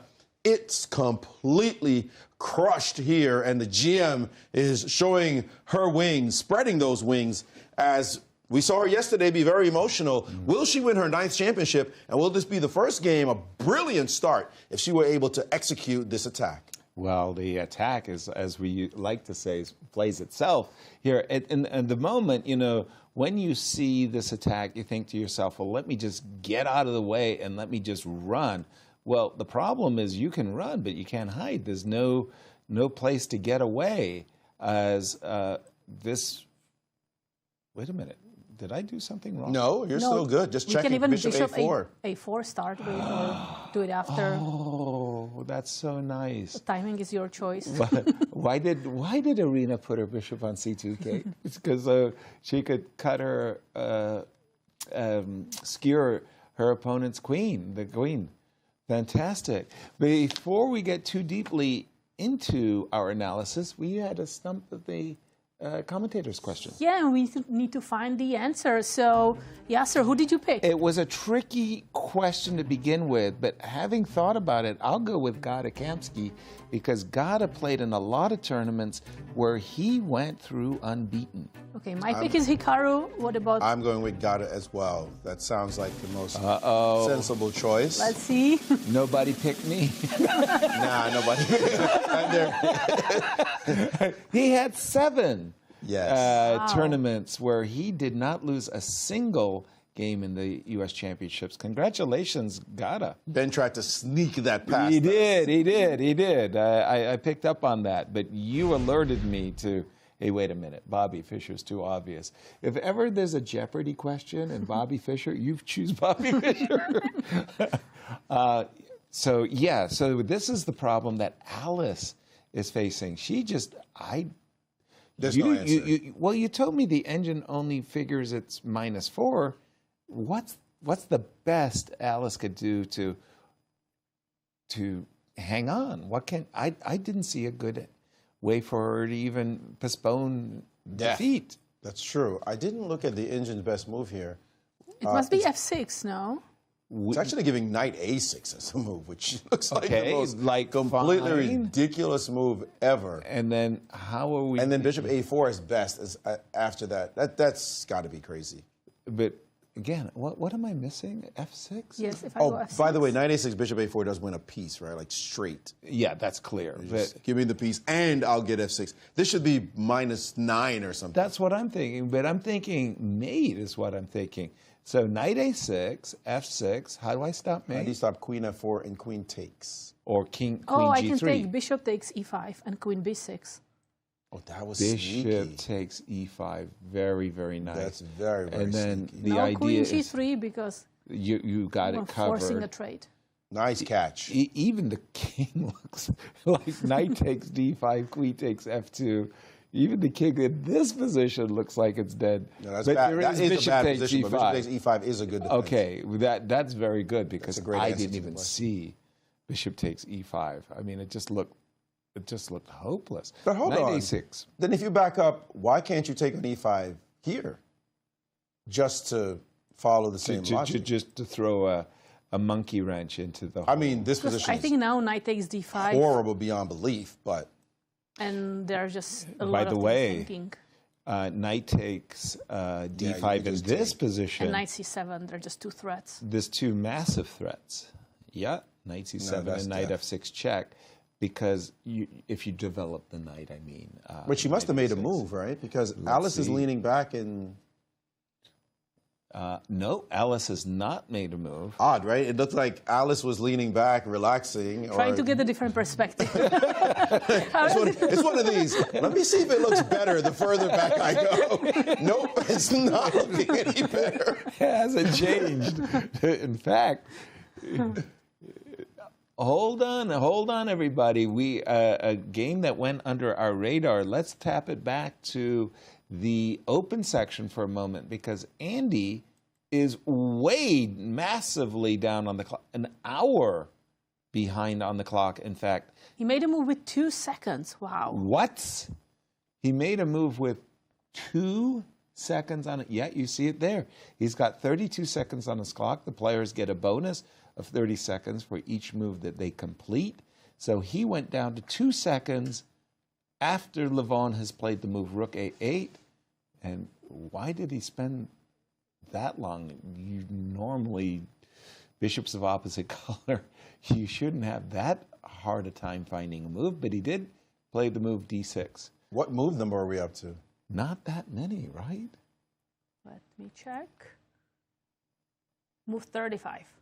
So Andy still got 5 moves ahead of himself. D6. Make 30, that's...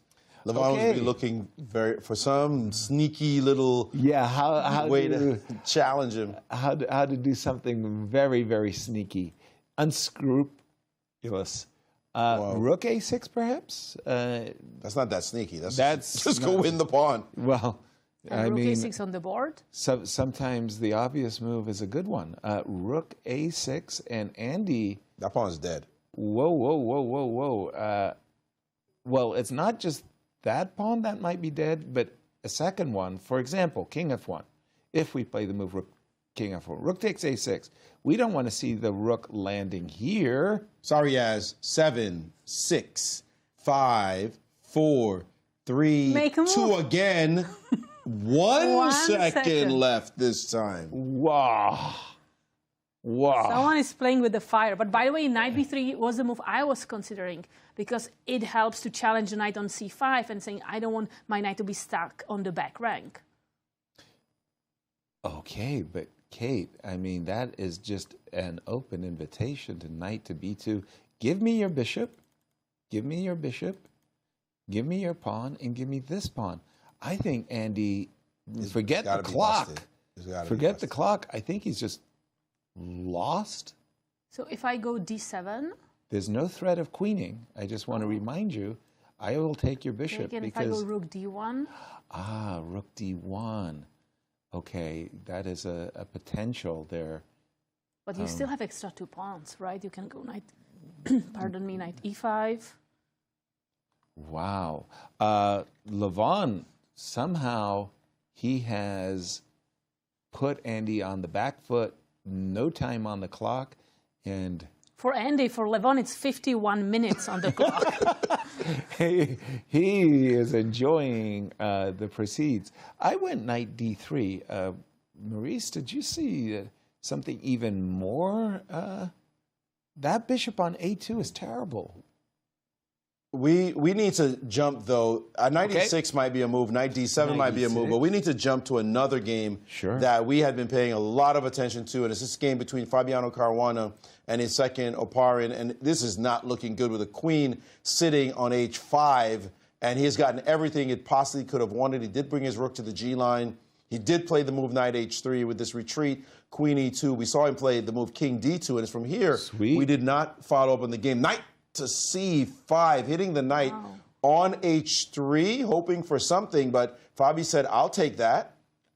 No problem. And now queen to h5 with a very big threat of rook takes g7, check, followed by bishop to f6, and then pocketing the queen on h3. So that's a real problem there. G6 playing to try to deal with that threat, but they're just like waving a red flag in front of a bull. And in this position, Fabi ignored the threat and played the move c6. That's a beautiful move, just cutting out the bishop, and the pawn on d5 is going to be hanging in the future. That's a winning move.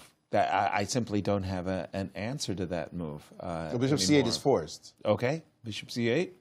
I think Fabi, our 3-time champion, is on a roll here. Okay, hold on, but what's the winning shot? Well, we're looking at the combination, right? Everybody's eyes are drawn that's what to rook takes g6. Now, because your bishop is on c8, you don't get to play rook g8 anymore. Oh, it's that simple. As Victor Korchnoi likes to say, simple. So simple. So that was the whole point of the move c6 on the other side. Was just to block the 2 rooks. To block the 2 rooks so you don't have the defense. And Grigoriy, when you play the move g6, when you play the move G6 and your opponent is the one with the dark squared bishop, no, it's bad. Well, the dark square bishop doesn't even factor into this position. It did. You told me you were going to play rook G7 and bishop F6. No, back there it definitely did. But here it's just a straight, sorry, put your bishop somewhere because I'm playing. Right. Now, what if the king were to move? Just as you said that, remember you were where am I rook putting my G7. king? Jeez, this darn bishop again. Yeah, you're right. No, the king can't move. Just as he did play bishop c8, but the sack is clean. It's a the win. sack. He can't even move the win. king after the sack. He has to accept it. Yeah, that's mate. It's not even. I mean, it's just checkmate on the board. Oh, this is nasty. Ooh. Grigory's got a bishop G4 sighting after rook G1, but nobody believes me. Fabi, rook takes G6 on the board. I mean, he's zoned in for the kill. Two now. exclamation points. Wow. He's zoned in for the kill. There's just no good answer to rook to G1, and he's played it. So bishop G4 is the only move. Oh, but then you can't even play rook G8 because of bishop F6. Exactly. Let's go down that path because it's the only move to stop mate in one. Rook takes G4, queen takes G. Sorry. Could we just point out that there are 2 extra pawns for white at the moment, and bishop G4 on the board? And we got rook takes G4, and we're going to go rook G8, right? Only move. Bishop F6 check. Whoa! Rook F7, saucy. Excuse me. Very good idea.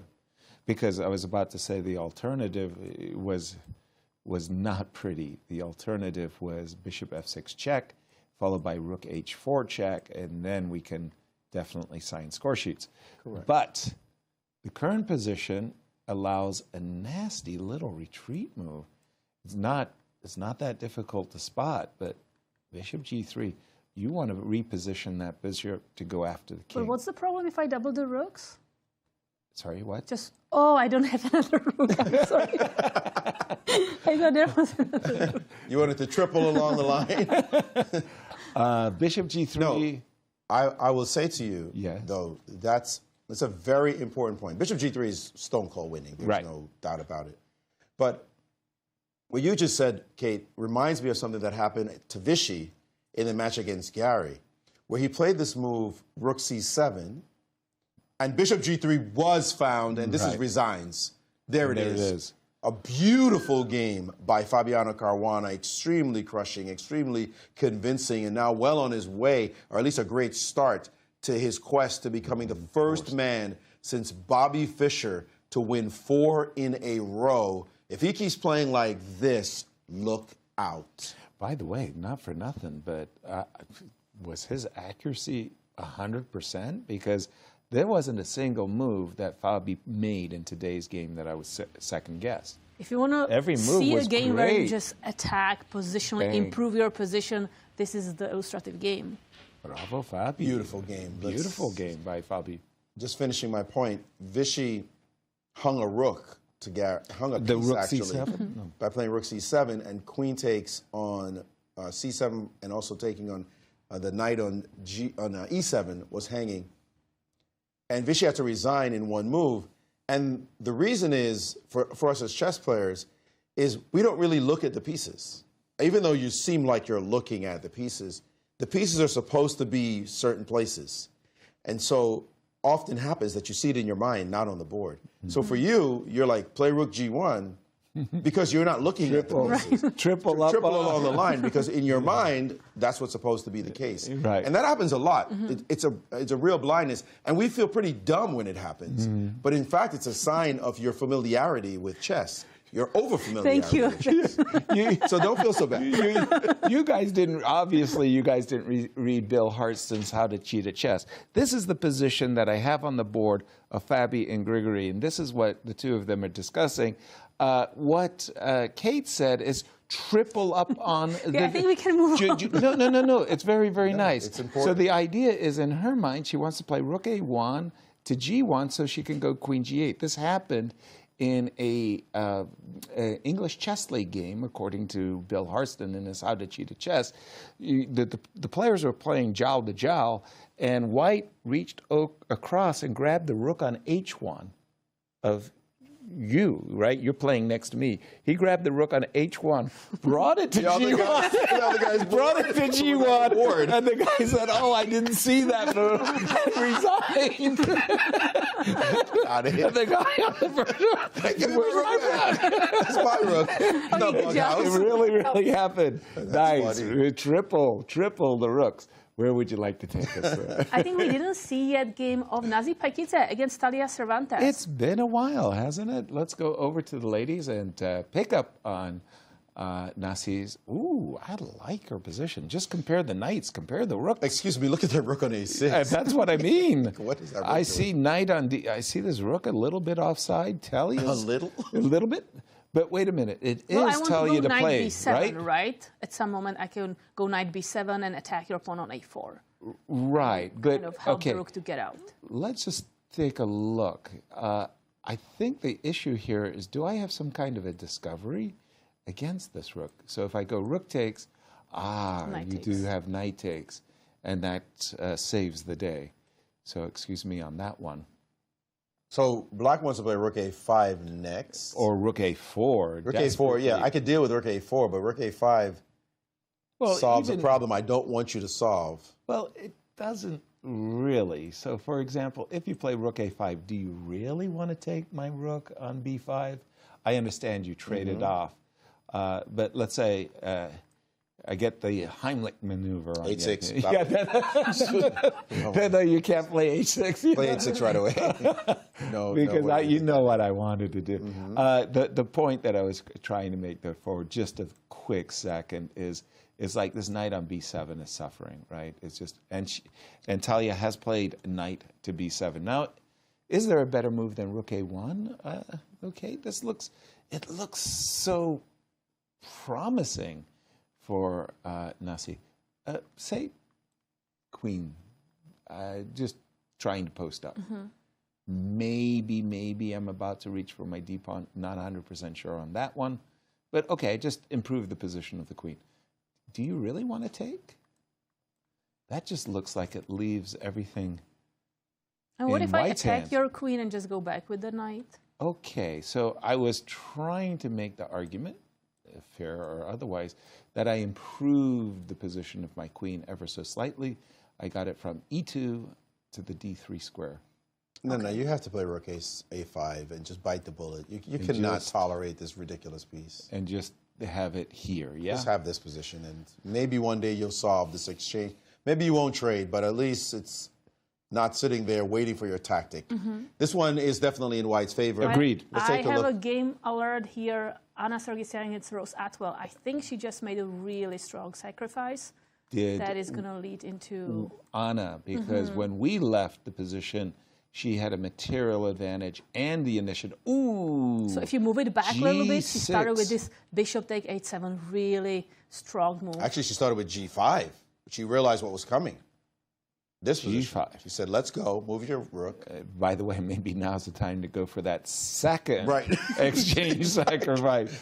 But This is not it. I've seen puzzle rush tactics that go with this whole theme of, I've got a checkmate in two. I think there's no way Check. to stop My it, face right? And mate. This is pre-move. Yeah. Ooh. You notice I'm not even looking over. Right? I mean, yeah, we're shielding ourselves. But this was a really kind of double-edged game, right? At first, we thought that Rose Atwell did really well, and she had some chances to push for advantage. Out of and the then opening, it absolutely. Kind of No, she's getting hammered. No, right now, I think her decision to retreat with the knight and not sacrifice the knight on d4 put her on the back foot. And she has made the second exchange sacrifice, which I kind of expected her to make. There was no choice, actually. Bishop to f7, saying, look, yeah, I'm going to go 2 exchanges down. I would probably take queen takes, and let me pause my analysis of this double exchange sacrifice. Because Anastasiya Karlovich ace with Fabiano Caruana. Nastya, over to you. Yeah, thank you guys. Yes, indeed, I'm with Fabiano, who just won the game against Grigoriy. Congratulations, Fabi. I was thinking, we all know that Grigoriy is your coach, he's your second, and while you're not playing at the same tournament, so I was wondering if you have a special folder with some secret files which you never show him, so you can use it later. No, I don't do that. Like, we share ideas very openly, but we also do work on our own, and so we have some ideas, you know. We don't necessarily say every single idea. I mean, I can't even say this is an idea I had. I just saw it kind of yesterday in the afternoon. Yes. Even before I knew the pairing, I just thought maybe I can play this line with A3, BC3. Very unusual.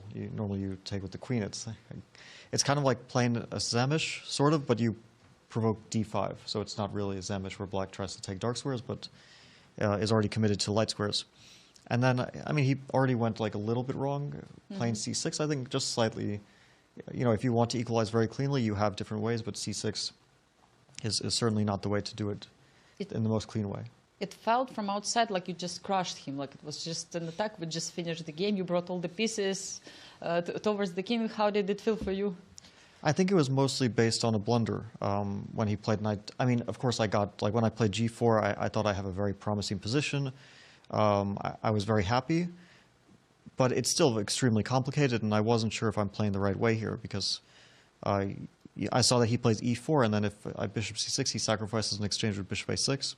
So I was kind of counting on this rook G1. I thought it's difficult for him to coordinate, but on the other hand, it's you know, he also has some trumps in his position. It's not all one-sided. He has light squares, and if he can coordinate, then it's kind of double-edged. My king is also weak. So yeah, I thought this knight h3, it's a nice regrouping. Knight goes to f4, and then he came up with an idea which I hadn't expected, knight to h7, based tactically on some queen a4, queen c8 ideas. You know. Because otherwise queen a4 just wins material, but queen c8 is counterattacking c3, and my king can't escape. So it was the same idea in the game when I played queen e2, but I had seen that this king d2, it's in many ways very logical, because I also this pawn, yeah, I protect pawn, but also get ready to use my rooks on the g file, either with sacrifice or just doubling. I don't think it was game over at all if he had played knight d to f6, which stops any queen g4 threats to start with. Knight to f4, and then he should stop some knight h5 with queen to f5, I thought. And I didn't really see like a clear, you know, way to attack or clear way to win this position. Of course, it looks very pleasant. I mean, I can probably play in a variety of ways, including, let's say, rook g3. But he gets a6, b5, so he kicks my bishop back. It was actually very well placed on b5, because it was very often going to d7 in some, just tactically, a lot of lines like that. So at least he kicks it back, and then with his knights around his king, he's kind of defending for the moment. Of course, looks very dangerous, but... What do you think was his decisive mistake? So not to play knight df6, right? Well, knight c5 is certainly losing. The thing is, when I played queen e2, I spent maybe 90% of my time looking at knight c5, because it looked very critical. So I just saw that, I saw basically to the end of the game. The first thing is, well, when I played queen e2, because it's very forcing. I threatened rook g7, bishop f6, among other things. So after queen h5, rook takes g7 is an immediate threat, so he has to stop it, because I'm going to win his queen, or just mate there. So queen e6 is what I think he was counting on. Instead of g6, it looks like it solves the threats of c6, it solves the threats of rook g7, but the problem is I have bishop d7 here. Wow. So bishop d7 at this moment, yes, yeah. After queen e6. Maybe not the only good move, but it's just game over, so you don't have to look for anything else. He has to take, there's no other square for the queen. I take on g7, take, rook g1, king h8, and bishop f6 is checkmate. Wow, and it looks beautiful, yes. So let's see the king h8 and bishop f6. Bishop f6, and yeah, that's mate. So he was counting on that, but that's immediately over. And g6, to start with, I get my pawn to c6 with tempo. So even positionally, I think it's winning. But then also rook takes g6 is just tactically winning. But I think here, after bishop c8, I'm pretty sure that there's multiple ways to win the position. But okay, this is very clean, because he now has no rook g8. So he has to play bishop g4 to stop mate, rook g4. otherwise, it's just mate on g7, and then, okay, rook f7. Yeah, but okay, now it Yeah. feels like game over. The problem is rook after g8. I played bishop f6, an important final move. He has to capture, he has to put his king on h7, and then, of course, it's winning in many ways for sure, but very clean is queen to f5. Oh, there's rook h4. Yeah, okay. also. I saw queen f5, I didn't see rook h4. Okay. That's the only one. a bit embarrassing. But yeah, this is clearly winning. Are you happy, actually, to win the game like this, and do you feel it's like a good start for the championship? Yeah, of course. I'm happy to win the game. It's always annoying to play a friend and someone you work with, but what to do? This is we both represent the U.S. and we both play in the U.S. Championship every year, and very often also in the American Cup we faced. So we have to sometimes face each other. There's nothing to do about it. And, exactly. And yeah, of course, starting with a win is very good. Yeah, and also yesterday had really nice warm-up, and Gary passing by, watching your games with Grigoriy before we knew the drawing of lots. Anyway, thank you so much, Fabio, for being here with us and sharing all these variations, and we're going back to the studio. Many games are on the way. Thank you, Anastasiya. Indeed, congratulations, Poppy. An absolutely scintillating, beautiful attacking game. Maurice, jump in. Where's the action?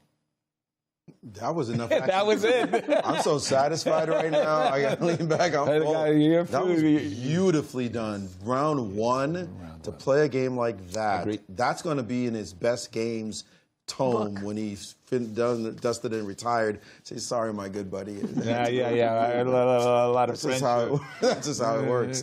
But the game with Irina Krush is definitely the one we want to look at because that's going to also go in Irina's best games as well, even though she didn't start off the opening great, but this is over. Ooh, didn't we get here in our analysis? Oh, we are here, yeah.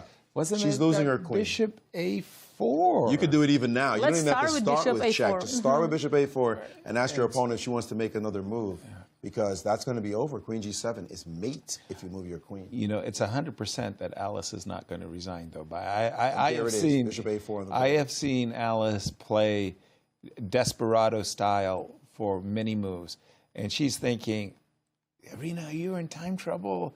Go ahead and check me and let me get my king to safety, then I'll resign. But she's the one in time trouble. Oh, well. Irina's got double her time. Don't bother me with the details. I'm just giving you the concept of how I'm getting out of here. How could you not resign?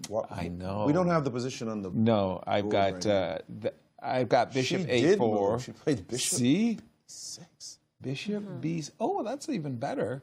Basically saying the knight belongs on the c6 square, and it does, by the way, belong on the c6 square. I'm probably playing rook d1 anyway, because I'm in no hurry to take your queen. Because anytime you want to leave with the queen, just go ahead. Exactly. So I'm not going to bring your knight to c6 so that it can go maybe to greener pastures, even with knight takes d4. But yeah, I mean, rook to d1, rook f4 also has something to be said for it. I mean, the position's just totally gone. Materially speaking, Irina we are forced to only win a queen. I know, it's terrible. Like this. For two minor pieces, by the way. But rook on a1 to d1 was Irina's choice. The queen is going nowhere due to that mate threat of queen g7 mate in case the queen. So she has to move the king to e8. Correct. She has to move the king to e8, and then it's gobbling up these guys. That's food. Because I still don't have to capture the queen, right? So we can start with queen f4 or queen g7. Queen f4, yes, exactly. I didn't know if I would, there was just something to be said for munching these two pawns with a rook as well, because maybe we want our rook on f7, but I agree with you. You can just... at a certain moment, I will be forced to take the queen. I agree. This is so ridiculous. This is completely insane. I'm listening to the sound of my voice. At some point, I will be forced to take the queen, and it's terrible. And then I'm winning. Okay, I think we're done. Only so that Alice is saying, at least I didn't lose a miniature or it lasted 40 moves. But this game is over. I want to go back to the game of Carissa for just a moment, because Carissa, hey, look, she's the defending champion. Let's just catch up. It's a very balanced position, I wanted to say. for the moment, Atusa has got a pretty good positional grip. No. Forget this Next. game. Let's go to the game between two former champs. Let's do it. Because Jennifer and Anna. Yes, that's an incredible. We didn't look at this. How did this even happen? Let me go back just a little bit. Queen's Gambit Decline, which has been in Anna Zatansky's defensive repertoire for essentially in her entire career. And Jennifer launched an attack with H4. H5, let's go. Sacrifice the piece like a boss. Let's go. How many pawns did she get? So if she's going to recapture that pawn on G3, it's going to be 3 pawns. She must have taken a look at Alice and been inspired. To Irina doing to Alice and said, pawns are good, push them. But this looks very different. This is a very different animal because actually, unlike Alice Lee's king, Anna Zatansky's king is actually pretty darn safe, all things considered. Because that's the best pawn to have in front of your king, right? White can never capture it. If it was a black pawn, I would be afraid of rook takes h7 and rook doubling up. But thanks to it being a white pawn, I feel like this still is a 3-result game. This pawn is called a traitor pawn. A traitor. Not a trader either. Yeah, Traitor. Or as in My coach called it double agent. Yes. Double agent. I like that. Wow, a double agent. I like traitor too. I don't even know what to call it. It's like, you're in the way. And the clock times look to be 7 minutes for Jennifer, 10 minutes for Anna Zatansky. How many moves have been played, actually? Not real time trouble. And by the way, I'm used to Anna's 26 moves. So they got 14 odd. It's to go. real time trouble. For Anna, that's a generous amount of time. She usually is time trouble prone. So Queen F3, everything can happen. Tell me where I'm going next. Next, what about Tatev Abrahamian against Megan Paragua? That's also a game I don't think we even at all. Thank you for calling that out. It has all the earmarkings of a Sicilian reversed, a complete Sicilian reverse. It comes from an English opening H2, H4. We can take that en passant. I don't know if we want to. Well, let's have a look-see. Weakening that F3 square when our knight is in the center. I'm sure Megan's intention was to capture on H5, but did she calculate? That's not mate. Oh, did she calculate queen? Oh, it's not you're mate. Right. The knight on G3 is guarding that H1 square. No, but you could go down this line. Yeah. You could play. Sorry, not this move. Not this move. You could take on E5. Okay, would not play the move queen. Ah, and now? And now take on. But G3. now I go queen but now H5. you play. But you play queen H5 first. Hold on. Who gets to mate?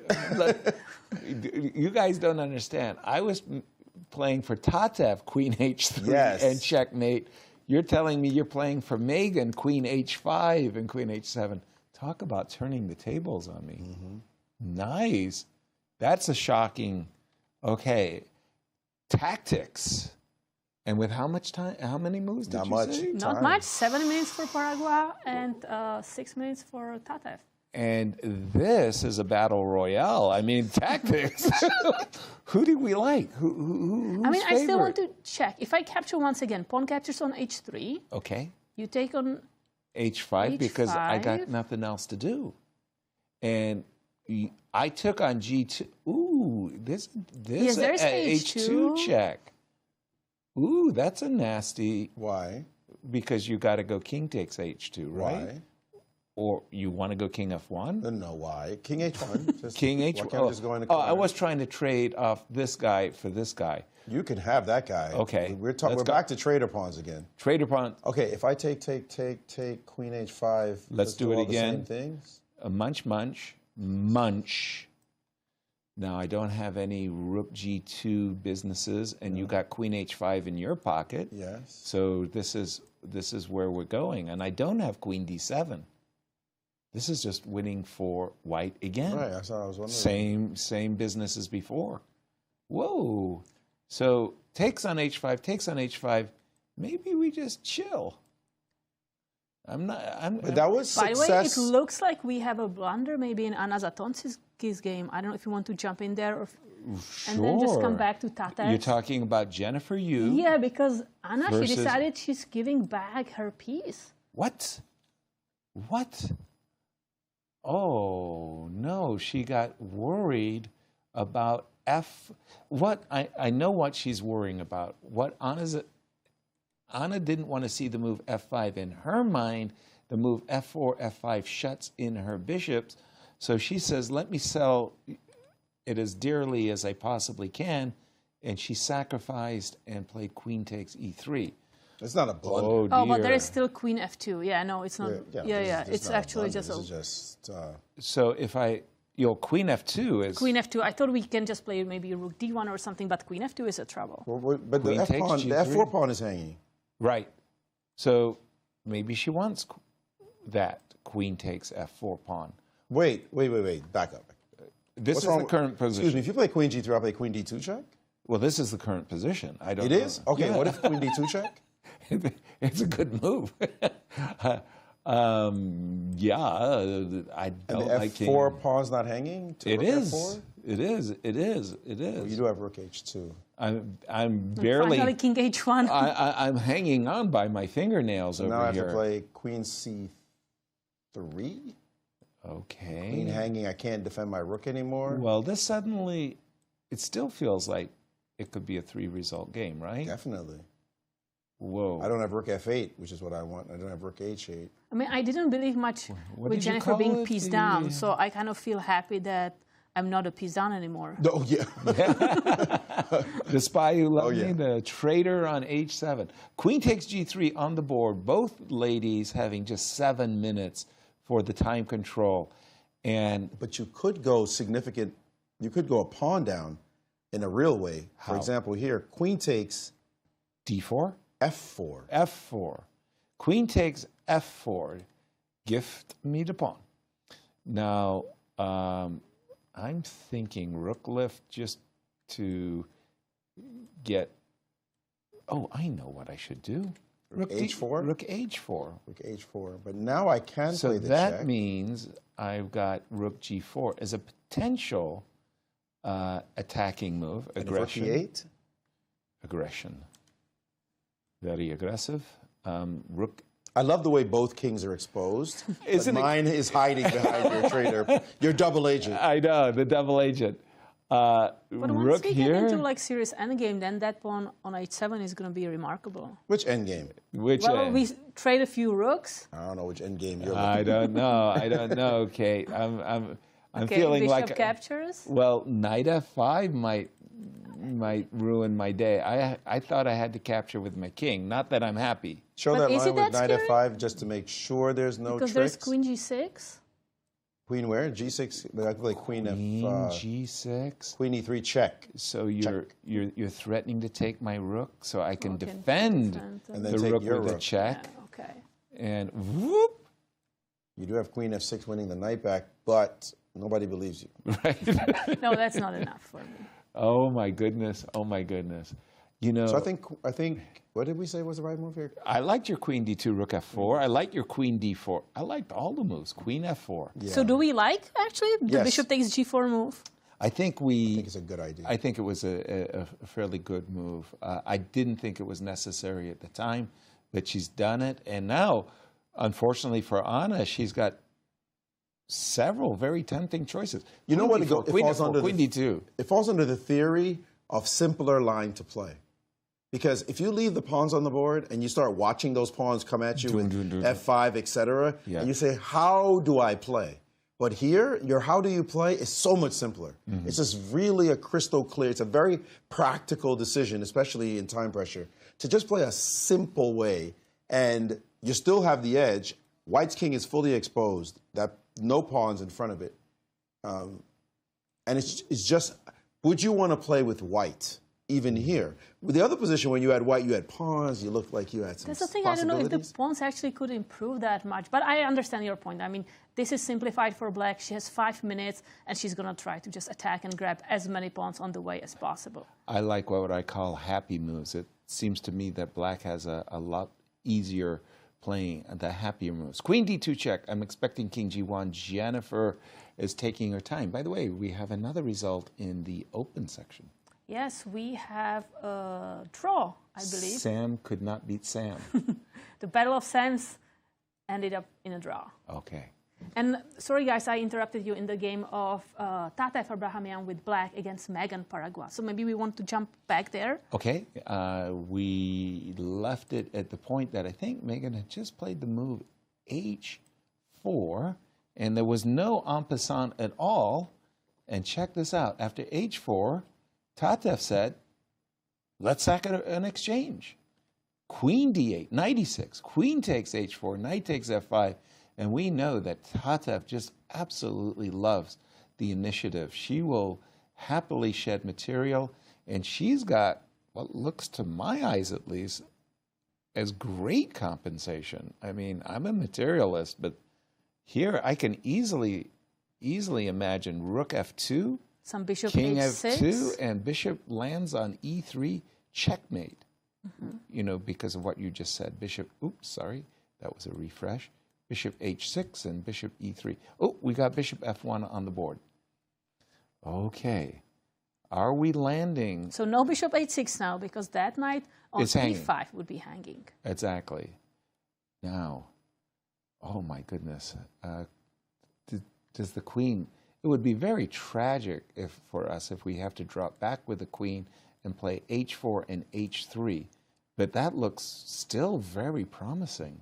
What about the moves just like rook F3? Rook F3. Want to take it?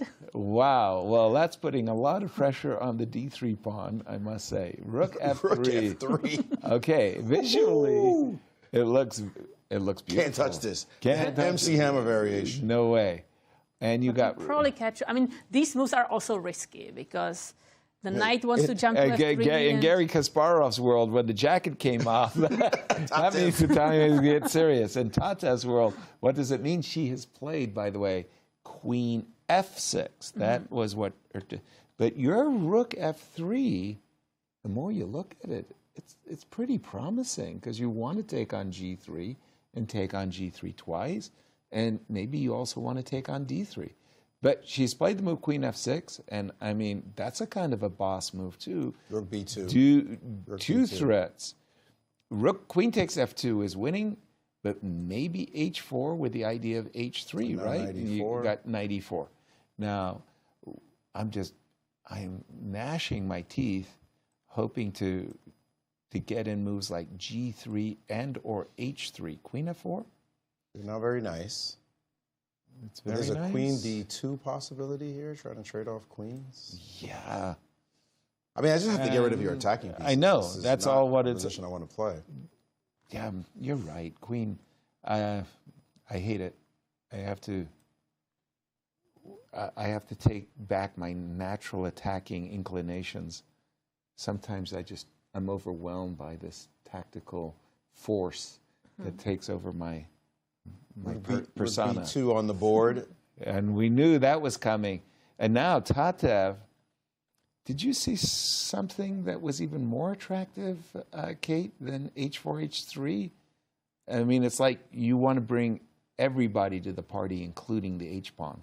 Is bishop H6 a move? And is rook E2 a threat? Or can we call it a threat? A2. No, because D3 is hanging. Because D3 is hanging, right? Yeah. Are we sure? The rook because can't. F2 is hanging. The rook can't. Bingo, yeah. Okay. So bishop H6, I actually like that idea. Maybe waiting with the attack of the knight. Bishop H6 to... White's issue is very, very obvious in a kind of passive pieces on the first rank. Bishop F1, Queen D1. Look, this is bad. Yeah. 254, however, for Tatev with 14 moves to play as rook B2 is on the board and Tatev is in severe time pressure. 244 and ticking. I don't know what she's looking at right now. H4, H3. But to have to make, it's actually move 28 at the moment. To have to make all these moves is going to be crazy. Somebody's going to blunder. It's a challenge. We know it's going to be a blunder here. Let's come back to this one. Can I be forceful, if you don't mind? Just takes takes G3. Give me just one move for white. It's F4. F4. Wow. Wow. Okay, That's F4. a nice move. Is it? I'm impressed. I'm impressed. Thank you. There we go. F4 it is. Okay, you wanted to take us elsewhere. I did not see F4. Where would you like us to go, Maurice? Wait, what did she play? She did play H4. She played H4, and we are expecting. I just want us to keep abreast of everything because there's serious time pressure everywhere. Let's go back. Whoa, is this real? No, it can't be. I thought it was equal in the game with Irina and Alice. The engine fooled us for a second. Yeah. When we first came to it, she has to be busted. When we left it, Irina was winning a queen for 2 minor pieces. She did end up eventually capturing the queen. The knight recaptured, and now it's a queen. Well, materially speaking, what is the material? I've got 2 pawns, 1 pawn, because this is an extra pawn for black. 1 pawn. Oh, wait a minute. What have I got? No. 2, 5, 7? It's 7 against 5. 2 pawns. 7 against. So it is 2 pawns and a queen for 2 minor pieces. So on the material scale, it's over. And Alice is banking on some kind of tactics based on maybe bishop c7 and knight takes, or maybe bishop takes. I don't know what Alice is thinking. She's got a small hope of a fortress or something. Fortress? But please. Fortress. I mean, the thing is, it's not so easy. Rook f4, king g3, h4. I think she's just making moves. Like, you don't want to resign. You she still doesn't want to hope resign. that, Irina Krush, she has 7 minutes to play. It's the first round of the U.S. Championships. So everybody's like warming up. Mistakes can happen. Her jacket so just came give them off. time. Did Irina's? Yeah, she just took her jacket off. That's also a surprise. You know when the time pressure is getting hot under the collar. It gets a little warm. Those cute jackets, they go out the window. It gets a little, but okay. What do you want? What are past pawns meant to do? Push them. Pushed. Yes. So rook f4 defends the pawn on g4, defends the pawn on d4, so that we can play rook to g1, h4. Let's go. Push him, so baby. So maybe bishop b5, b8? Bishop b8.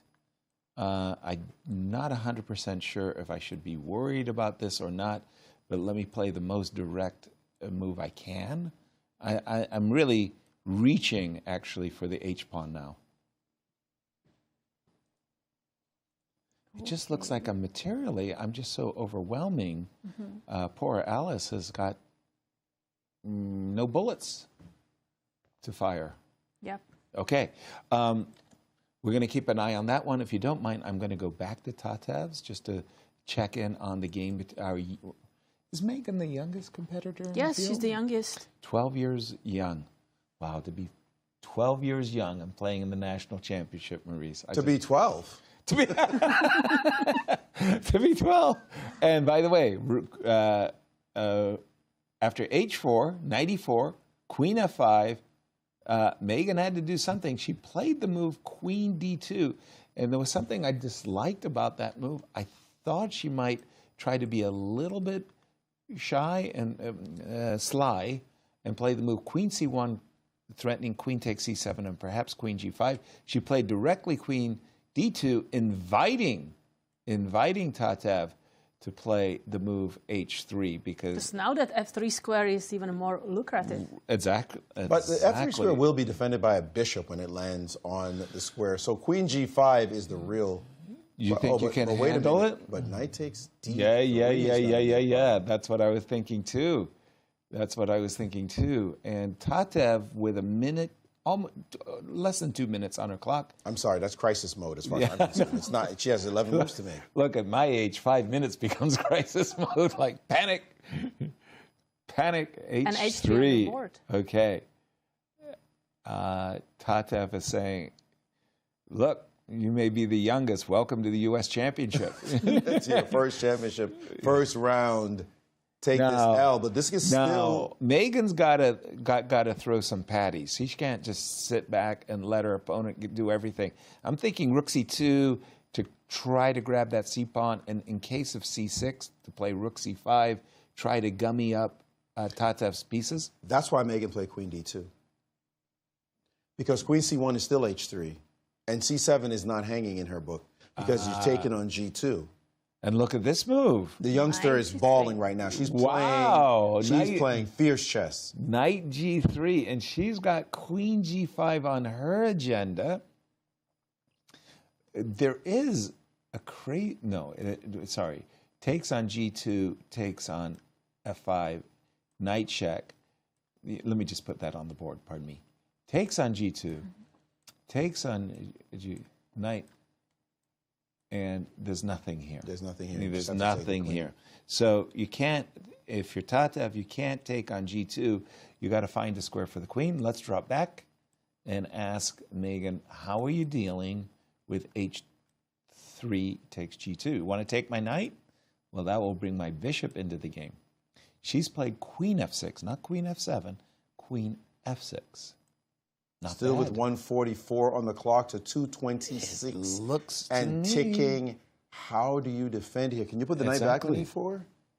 That's the best you got, is knight back to e4? Hey. I know. Find the when moves. you got lemons. Do your best.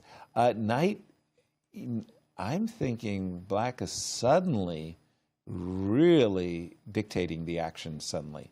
This queen is ready to and this knight of 3. And if queen g5 here... Whoa! She did sacrifice on e5. Not going quietly. And the Incr, I think, is giving this as the top move? This was the best. The top move. And now what, though? Well, what she's done is she's eliminated the core problem in her position with this exchange sacrifice. Now there's no knight f3. Now there's no direct path to her king. Good point. She's now taken on h3, and she's about to be material equality. But how do you create any kind of linear attacks with your pieces? That was a brilliant defense. Yeah, bold judgment, too, to recognize that this lone pawn on f2 is doing a terrific job defending her king. Because the black bishops now, they're kind of useless in the attack. Well, in a sense, they are defending the king as well as hitting the pawn on d3. But yeah, I think but that not was really a brilliant. attacking, right? More like I am so just impressed with helping what out. she just did. I know. Wow. That's a brilliant, that's a Petrosian-like, Badvinik-like exchange sacrifice. Let's get rid of that your... she found your key attacker. You're the best aggressors. That was amazing.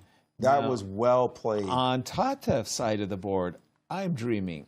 Please, let me put a bishop on e3 with purpose. So I would love to have king h7, bishop h6, and rook takes f2 in my pocket. So I'm thinking king h7, bishop h6 all the way. But if you go king and she's done it. h7... She's done it. She's still looking with evil intentions towards White's king. What you were about to say? White needs a move right here, right now. So I go rook c2? Rook c2. Fortunately, I do have pawn defended. You do have rook c5 on your agenda. I'll go bishop h6. Queen d1. Queen d1. And I don't have rook f2. Why don't I have rook f2? Why? I don't understand. Rook f2, king f2. King f2, bishop e3, king g2. Nothing, correct. no issues. Agreed. So do I have bishop e3? But king g2 here? It's still just chill. What a cold, I'm not a massive fan. But what a cold-blooded move. Queen d5, I could move the king backwards if I want. Wow. Okay. Yeah, it's not easy. She's played bishop g2. Apologies, I was going to refresh my board. Bishop g2. Megan said, you know what? The bishop was nice on h3, but maybe it's nicer to have control over the e4 square. It's also hitting the b7 pawn. I love that move. Yeah. This girl is 12? I know. I love that move. I saw her playing in the girls' championship, and, you know, her interviews weren't the greatest. She was like, did I play a good game? But Yes, you did, Megan. You played a really good game. But you know why? What she's doing that's so impressive is she's understanding the value of piece placement. She was able to, first of all, realize the knight was just too powerful. Exactly. So she had to sacrifice. That had to go. And she understood that. Then she understood her bishop on h3 is a non-piece. Right. Even though you're going to attack on the dark squares, she didn't even anticipate your dark square attack. She said, you're going to do your worst there. I'm going to improve my worst piece, which is my bishop on h3. Exactly. I'm going to bring that into... I mean, you could have argued the rook on b2 was the worst piece. That's why I can't. But that rook is useful. But the rook is useful. And there you go. Tatev has followed up with her idea. But Megan's saying, you're bluffing. I don't believe it. Go ahead. Play. I'm going to play queen d1. Maybe I'm going to pop out to g4. Exactly. Maybe I'm going to pop out to e4. By the way, maybe I'm going to capture that pawn. I like the way you're thinking, Katya. What I mean, maybe I'm going to take a pawn. And this time control is close. Will she drop the queen back? By the way, there are other games that we should be noting, and it looks like Aronian is 2 pawns up. A point against Andy Woodward? 2 pawns up against Andy Woodward. They're doubled, but it's Levon for choice. And we do have ticking down. And this is Levon's game. Now, when we left it, Andy Woodward had played 1 move with 2 seconds on his clock. Then he played another move with 1 second on his clock. But they are now in the second time control. And it's a 2-result game going on there. Andy is desperate to try to figure out a draw. He does have the chances of making a draw with the bishops of opposite color, but I'm figuring Levon is really enjoying the moment. I want to go back to our game with Megan, if you don't mind, Megan and Tatev, because this game, 3 results, and we are seeing a time trouble. In these positions, too, it's not always the moves you're making. It's being calm. In panic time? Are you kidding me? She's under a minute now. And she's reaching for that queen, and she's clearly nervous, but she did find the right move. Queen to D1. But that's what I'm saying, is these moves, when you have no time on your clock and your opponent's coming at you with 2 bishops, open files, and you just, this is the right move. Let's go. Let's go. Tatev is a fantastic attacking player. That is her forte. And there's no question she sees the move bishop to e3. There's no question she's looking at rook takes f2. But she has only 48 ticks of the clock to make her very next move. To find the one she likes the best. So rook f2, you know she's calculating rook f2 with a fury. 34 seconds left. Now, the problem, I will argue against the move bishop e3, is queen g4. Once you see queen g4, you stop. She's played bishop f4. Yeah, the moment you see queen g4, you say, I don't like that the white queen is defending the knight, and so she went bishop f4. And is she thinking that she's got a nasty, against queen g4, I think she's hoping queen e1 will cause some damage. Okay, worst place piece, rook e2 is not a move? Oh, that's a good move. Rook I like e2. that move. I'm just thinking, I don't mind knight e4. I mean, you're attacking my knight. You want me to force my knight to go? But I'll do it later. Okay. My rook is not doing anything right now. You like rook e2? Why can't I do it and then play knight e4 in the next move? Brilliant. I mean, I do understand no that you argument are, from me. My pawn on b4 will hang, and you might, I know you'll take it. If rook e2, queen d6. I got to be careful about that one. You're thinking like a real Seirawan now. I got to anticipate. You like to steal pawns. You're right. Knight e4, and she did that with a 50 seconds on her clock. She's thinking, you know what? If I can go queen g4, queen h4, I could turn the tables on you and say, I want to attack your king, Tatev. I know you're a king on her, but so am I. And Tatev is not happy. Bishop h5. Okay. No chance for bishop f3 because of There's bishop also h2. some rook g8 you have to be careful because I'm opening up the g file for my rook. Good point. How can she possibly defend this position move after move after move? Okay, well, she's going to have to find queen f1. Nope, queen c2. She's leaving the f1 square potentially for her king. Queen c2, ideas of queen c5. Yeah, rook g8 on the board. Oh, yeah, we're definitely sidestepping that, aren't we? Time to run. Aren't we? To run. How many moves? 2 more moves to play. Aren't we? I think it's time to run. Or is it? No, I'm afraid of bishop f3. Let me be very, very clear. Devastating. That's what I'm worried about. But so what follows king f1? Is there a rook sack? I'm afraid of queen g7. King f1, queen g7. To have to play f3 seems mind-numbing. And that, yeah, that takes a... That's the move I'm trying to avoid, but I feel I have no choice. King f1 on the board. Wow. And now we're waiting for queen g7. One more move after this to time control. And we expect Tatev to play the move queen to g7 right here, right now. What is the best move? f3. What else can I do? f3 looks horrible. But queen g1 checkmate. It's worse. It's worse. And by the way, Anna Sargsyan did win that game against Rose Atwell. Too much material down as Rose had to resign. So Anna, in her first championship, has won her very first game. Welcome to the U.S. Yes, maiden championship. As they wrap that up. We had expected that, but let's get back to this exciting moment in this game. And the players... One more move for Megan. And two for Tatev. Two for Tatev. She's down to 30 seconds, and she's calculating. So we're anticipating Tatev playing queen to g7, attacking the bishop, provoking the rather ugly move f2, f3 that confines our bishop. And then Tatev could just post up with bishop e3. 13 seconds left. Make that 8 seconds. Queen g... b6. I didn't... My eyes were just not looking over there.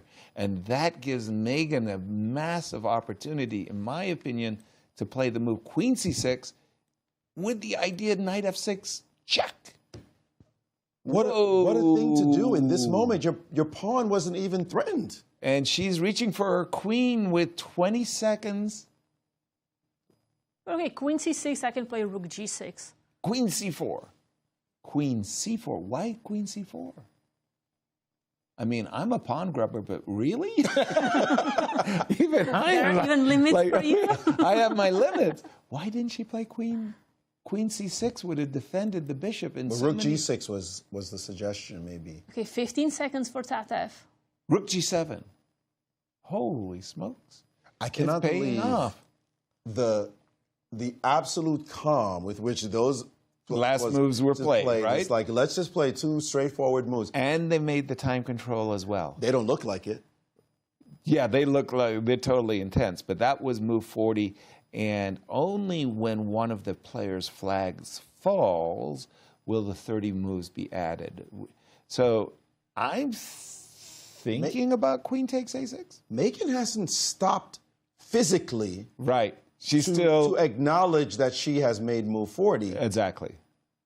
And it looks like she wants to make move 41. Right. But I don't think she's going to rush her move. I hope she doesn't rush her move. Just recognize that. And there we go. No. We made a new time control. And she knows. She knows it. Okay. Well, the moment she looked at the board to see that she had made the time control, but the moment that the clock adds the 30 minutes, that means it's all good.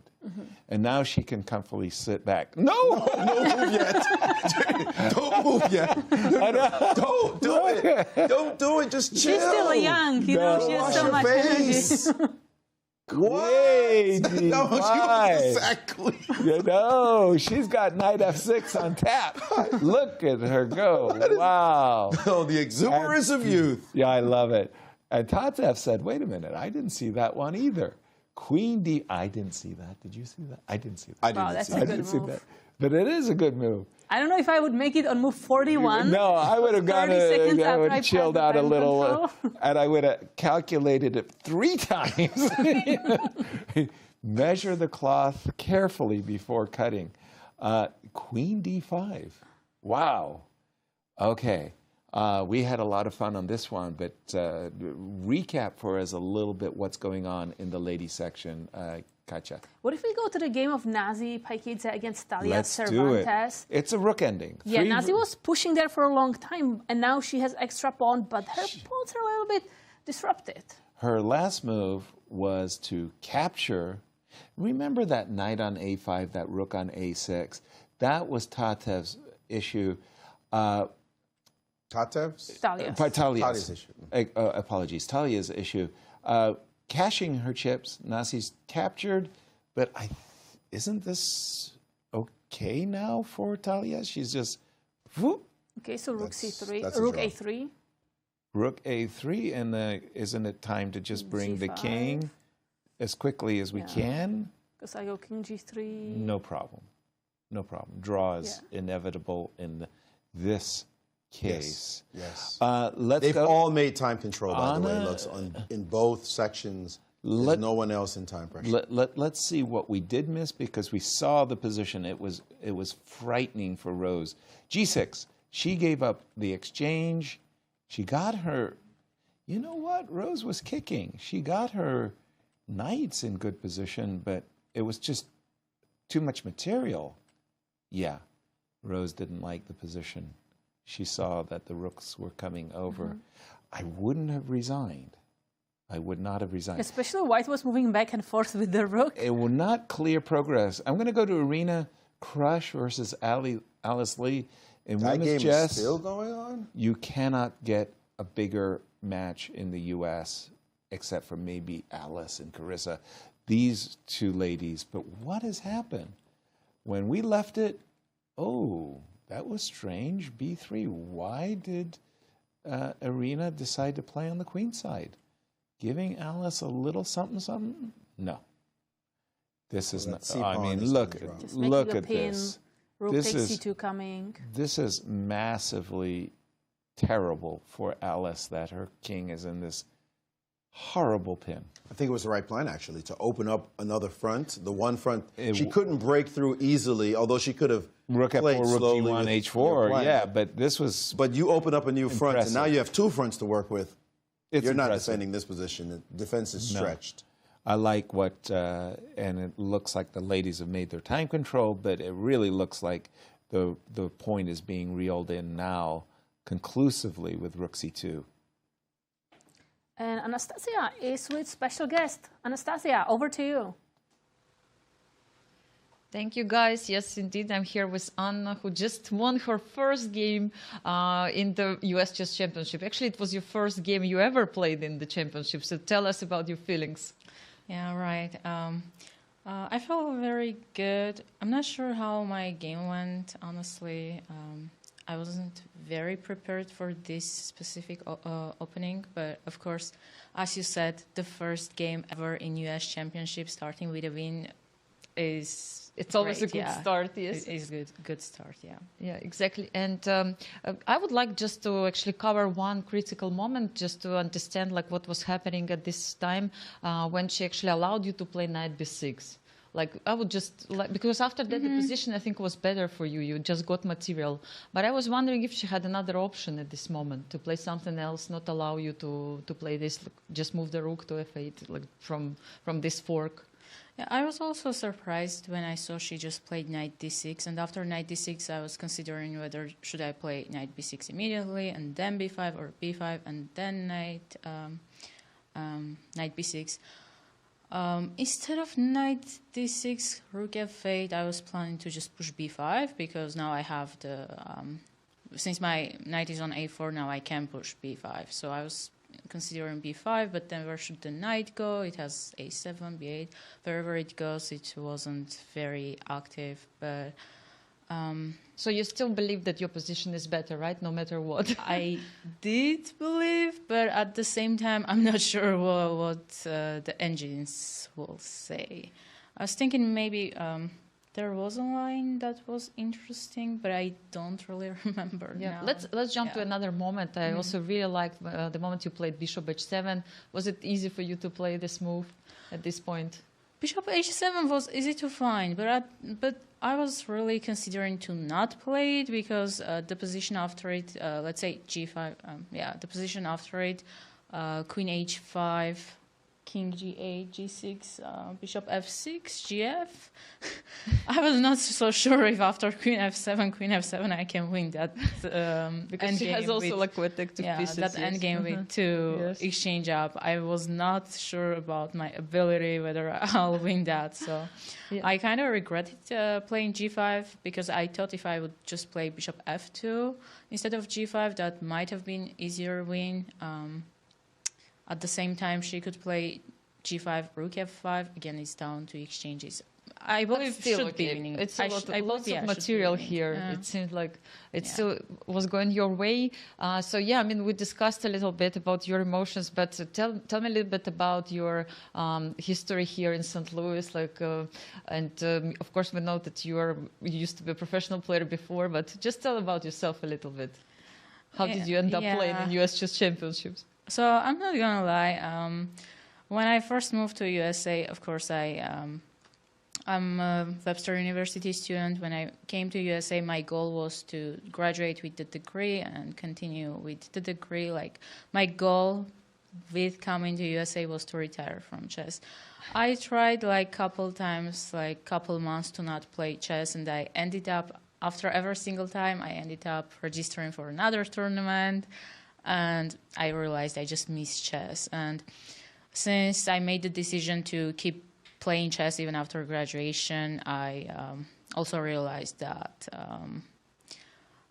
playing in USA is much easier than to always travel back. And let's say European team championships, I would always have to travel all across the city to so play that's why I these decided to tournaments. change. Yeah, so I decided to change. And also, since I live in USA, I feel already like connected to the country, so I feel good about representing USA. Yeah, and now you're playing in this event. Like, how important is it for you to play in the US Women's Championship, let's say, after? And what was your experience playing in your national championships before?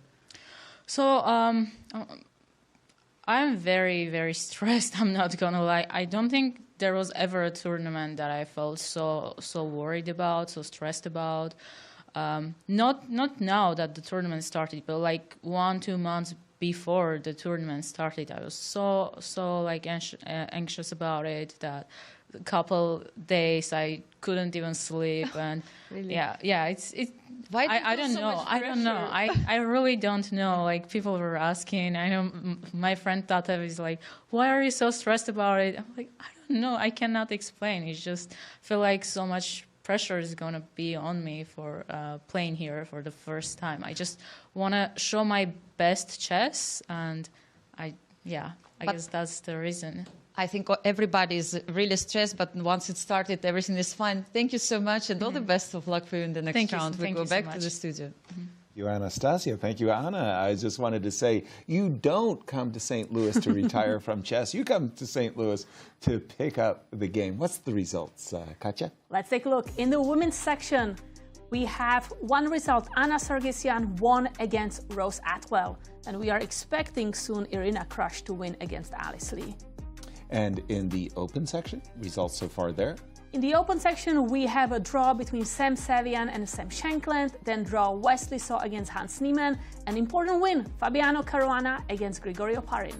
You mentioned the game of Irina Krush, Alice Lee, just an absolutely huge game in the women's section, and we have just seen the queen side be eviscerated. After B3, Alice played the move B3. Irina said, "Thank you, I'll take that one," and after rook B8, she said, "Can I have another?" Queen takes C2, and completely overwhelming material for Irina. She's Probably got this rook game. C1 we are Rook expecting. C1. I love Queen A4 as well, but you're absolutely right. Rook C1. It's that king. It's the fact that I've got all of these pawns. Irina's cruising to victory. And in a game we haven't been following pretty much at all, Carissa Yip, the reigning back-to-back champion, is actually in trouble against Atusa Borkashian.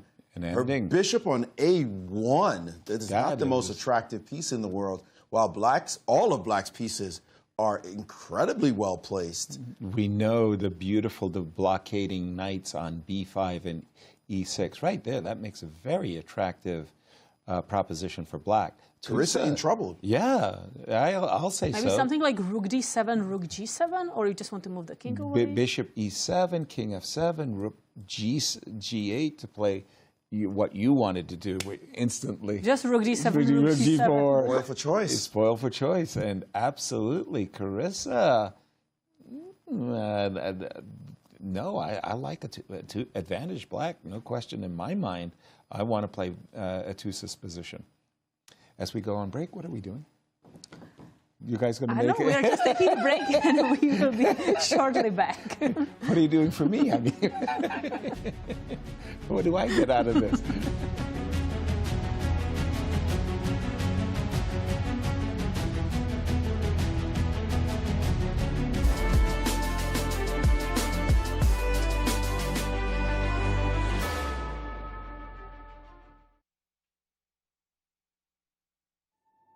From world capitals to the chess capital of America, titans of chess have traversed the globe to prove one thing: who will be the next Grand Chess Tour champion? Each stop yielded elated winners, but it all came down to four, and beautiful Sao Paulo, Brazil set the stage for an epic final showdown. After a tense first match, Fabiano Caruana and Maxime Vachier-Lagrave emerged victorious, but with the title bout deadlocked after classical, it all came down to rapid and blitz. Once the dust settled after a stunning comeback, only one man was left standing, and Fabiano Caruana was crowned the 2025 Grand Chess Tour champion.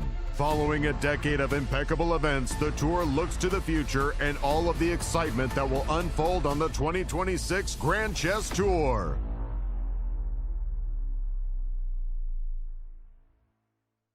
America's top chess players are set to compete in the most prestigious national championship in the world, the 2025 U.S. Chess Championship and the 2025 U.S. Women's Chess Championship, hosted by the newly expanded St. Louis Chess Club. Defending champions Fabiano Caruana and Carissa will lead an illustrious field from October 12th through 25th, with a total prize fund of more than $400,000 on the line. Don't miss chess history in the making.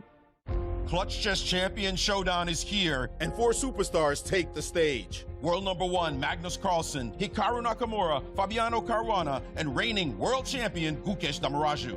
With more than $400,000 on the line, daily win bonuses, escalating point values, and the one-of-a-kind Champions Jackpot, every game could change everything.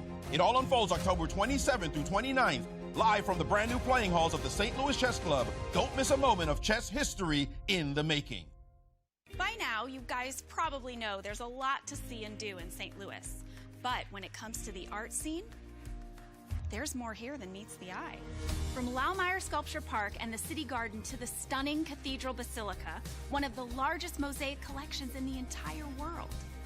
So if art is your thing, St. Louis is on display all year long. Ooh, now that's an exhibit. St. Lou is always exploring. Hi, my name is Brian Woods. I am the music director for classical programming at the World Chess Hall of Fame and Galleries. It is a monthly series that we put on featuring performers from the St. Louis Symphony, from Opera Theater St. Louis, Winter Opera, and some of the finest freelancers we have here in the St. Louis area. Every live performance is completely different. So when you come to a concert here at the World Chess Hall of Fame, you can expect infinite possibilities all within this rubric of music. We're the Manos! Welcome to our show! Go, go, go!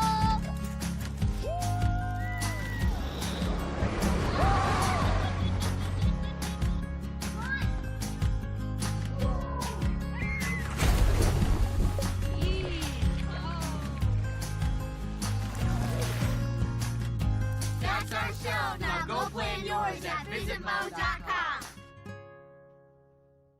When you visit St. Louis, you'll probably want to watch the Cardinals or the Blues. What about after the game? Heading back to the hotel would be a major error. Instead, boogie through the city and discover the music that gave the Blues their name at the National Blues Museum, Broadway Oyster Bar, or even the legendary Blueberry Hill. So whether you love the Cardinals, the Blues, or the Blues, come play with us. And you guys know I can't play this, right? St. Lou is always exploring. Hey everybody, what's up? This is Brian Owens, Music Director and Creative Resident of the World Chess Hall of Fame, and I just want to invite you to come out to just a great musical experience. The culture here at World Chess Hall of Fame around our music series has been growing. Audiences can expect an array of genre, everything from pop and soul to R&B and country, and I really love that because it's just indicative of the creative and cultural excellence that we have here at the World Chess Hall of Fame. We want you to come out and experience it with us, and make sure you get your tickets because by next year, may be sold out. So come on down, everybody. We all know St. Louis is a championship sports town, from the 11-time world champion Cardinals to the Stanley Cup champion Blues. But I bet you didn't know about all the championship places there are to get out and play here, like the World Chess Hall of Fame, Westport Social, and Topgolf, and now even our own MLS team. So whatever sports your team is into, you can always bring out your A game in St. Louis. Oops. Sorry, St. Lou is always exploring. We're the Corey family. Welcome to our show. It's my boy, look at that kid!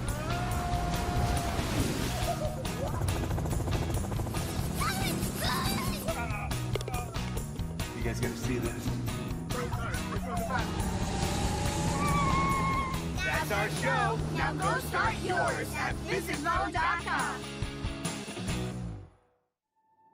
From world capitals to the chess capital of America, titans of chess have traversed the globe to prove one thing: who will be the next Grand Chess Tour champion? Each stop yielded elated winners, but it all came down to four, and beautiful Sao Paulo, Brazil set the stage for an epic final showdown. After a tense first match, Fabiano Caruana and Maxime Vachier-Lagrave emerged victorious, but with the title bout deadlocked after classical, it all came down to rapid and blitz. Once the dust settled after a stunning comeback, only one man was left standing, and Fabiano Caruana was crowned the 2025 Grand Chess Tour champion.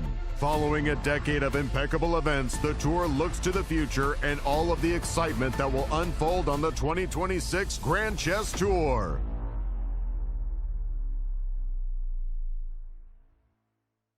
America's top chess players are set to compete in the most prestigious national championship in the world, the 2025 U.S. Chess Championship and the 2025 U.S. Women's Chess Championship, hosted by the newly expanded St. Louis Chess Club. Defending champions Fabiano Caruana and Carissa will lead an illustrious field from October 12th through 25th, with a total prize fund of more than $400,000 on the line. Don't miss chess history in the making. Clutch Chess Champion Showdown is here, and four superstars take the stage. World number one Magnus Carlsen, Hikaru Nakamura, Fabiano Caruana, and reigning world champion Gukesh Damaraju.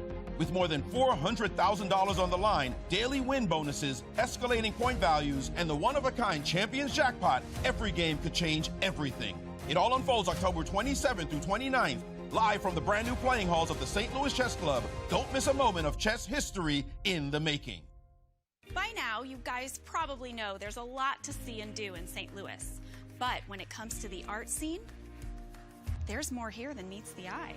From Laumeier Sculpture Park and the City Garden to the stunning Cathedral Basilica, one of the largest mosaic collections in the entire world. So if art is your thing, St. Louis is on display all year long. Ooh, now that's an exhibit. St. Lou is always exploring.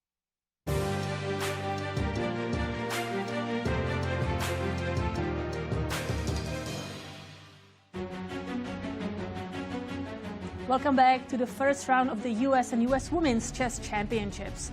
And we will start with results. Yeah, let's start with the ladies. In the ladies section, we have only one game that has finished. Anna Sargsyan won her first game in the first US Championship that she's playing against Rose Atwell. We're expecting draws between Nasi and Talia, Irina and Alice. We really like Irina's position.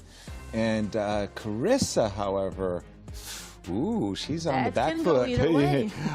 Tell us about the results in the Open. We have more games that finished in the open section. A draw between Sam Sevian and Sam Shankland, and a draw between Wesley and Hans Niemann. And Fabiano Caruana, the favorite of the event, started with a win against Grigoriy Oparin. Levon's for choice in his game, but the others, it looks like even positions at the moment. Maurice, we're going to toss to you. What do you have for us? Yes, well, we do have now just a bigger perspective, as you mentioned.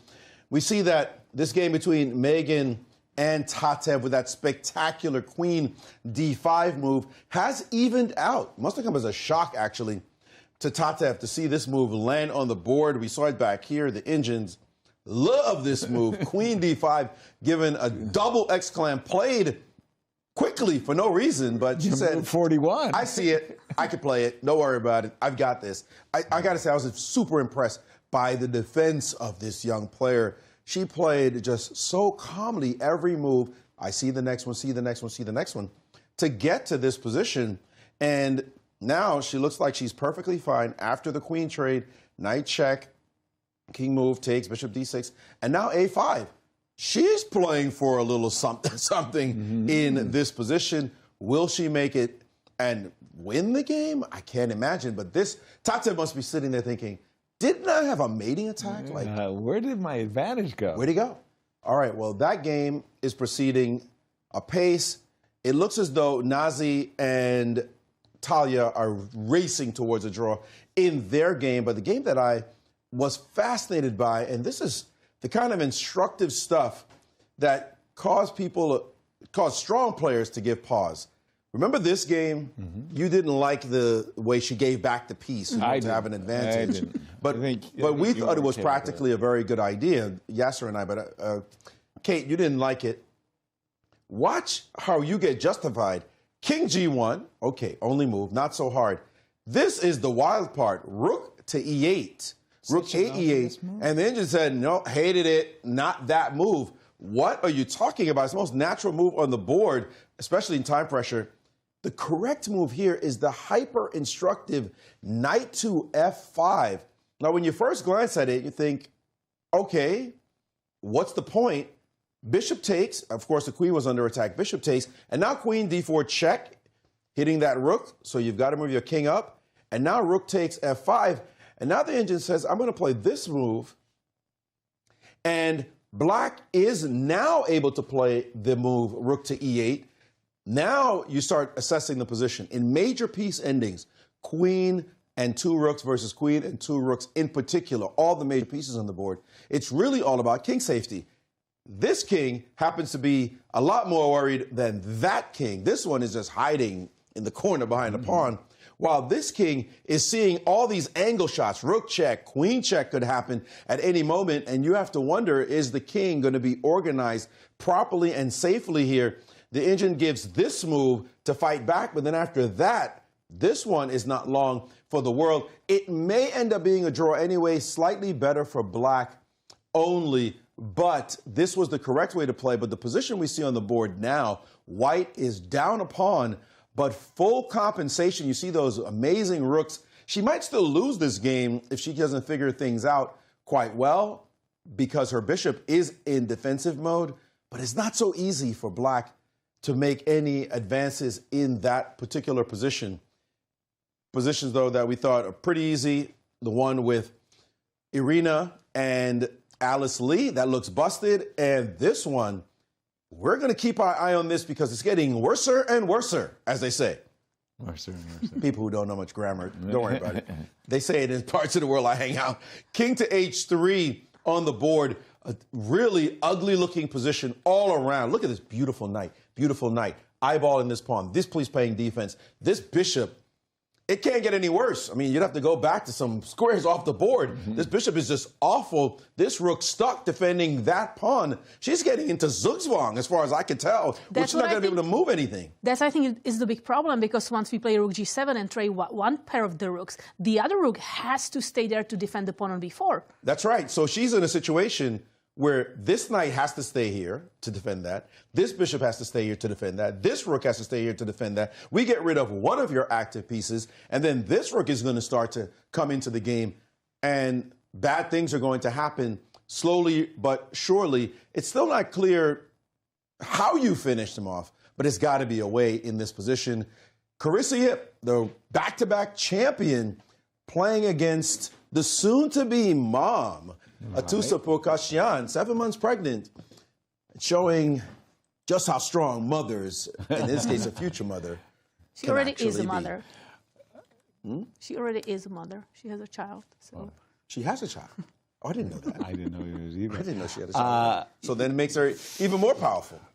For me, the move King H3, for everything that you guys were talking about, Carissa's move really is a step in the wrong direction. Because my knights are tethered to the weakness of the pawn on d4, I truly expected Carissa to play king to f1, to e2, to d3. Once her king gets to d3, I feel like she's defending everything and maybe a draw might be inevitable. But king h3 just feels like a massive misstep in the wrong direction. I just don't like that move at all. And after rook g7, trade one pair of rooks, then bring this rook back to g7 and back to g4. And Atusa is for choice. Why isn't it Irina? Why hasn't Irina won already? How is it that Alice has somehow managed to stay in the game? Aren't we about to see a handshake at last? We've been saying that for like past 20 moves. I feel that's the truth, but finally, I think she's got a full grip on the position. That is to say, Irina Krush, with a massive material advantage, has just played the move queen a6, and she's eyeballing rook on d2 over to b2, and rook b7 will win the game for her. And I mean, the bishop's hanging, right? At the moment, right. Like, I'm thinking, what are you going to do? King c7 maybe, and then double. Then the rook, yeah, well, let's just put that on the board. King c7 maybe, then we double the rook. And then if the bishop moves, inevitably, as it will have to, check. Thank you. And Alice Lee starts on the wrong foot. I wonder what Alice, is it just because Alice is stubborn? Yes. And it's a good quality for chess players. I think during the last tournament, she told us that once she was a rook down in her game, and she continued playing, and she ended up winning that game. Exactly. So since that, she's going to never resign. Never resign. And it's, well, I mean, it's better than the alternative. I had a nice interview with Anastasiya, where she said that sometimes she suffers from lack of confidence. And she resigned in a position that was drawn. And then she said, okay, after that, that's not happening anymore. And so Alice is going to explore every possibility before resigning. But Anastasiya, she has a guest. Anastasiya, over to you. Thank you, Kate. Yes, I have a guest, a very special guest who normally sits on the other side. Yes, but now she's with me. I'm so happy to have Nazi together with me. And Nazi, it's the start of the U.S. Chess Championship. Tell us a little bit what you've been doing in between a few events, and how was your prep? Thank you, Nastya. I'm happy to be here with you as well. Well, as you know, I didn't have a lot of time to prep in between the commentary jobs. But I told Yasser earlier that I think doing commentary with him is part of the prep. I agree with you completely. A few hours with Yasser makes your rating maybe 100 points higher. Exactly. I really hope so. I'm not sure. I never tried to check it, yes. But today was such a nice and intense game. Can you tell a little bit about it?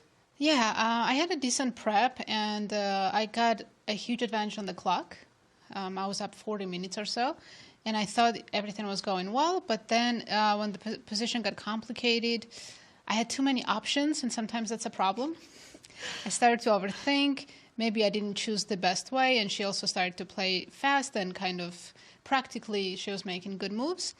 And then I missed, I thought in this end game I was winning with the rook d5, rook d6 idea, but I'm just not winning. It's a draw, and I only had 2 minutes to calculate that, so...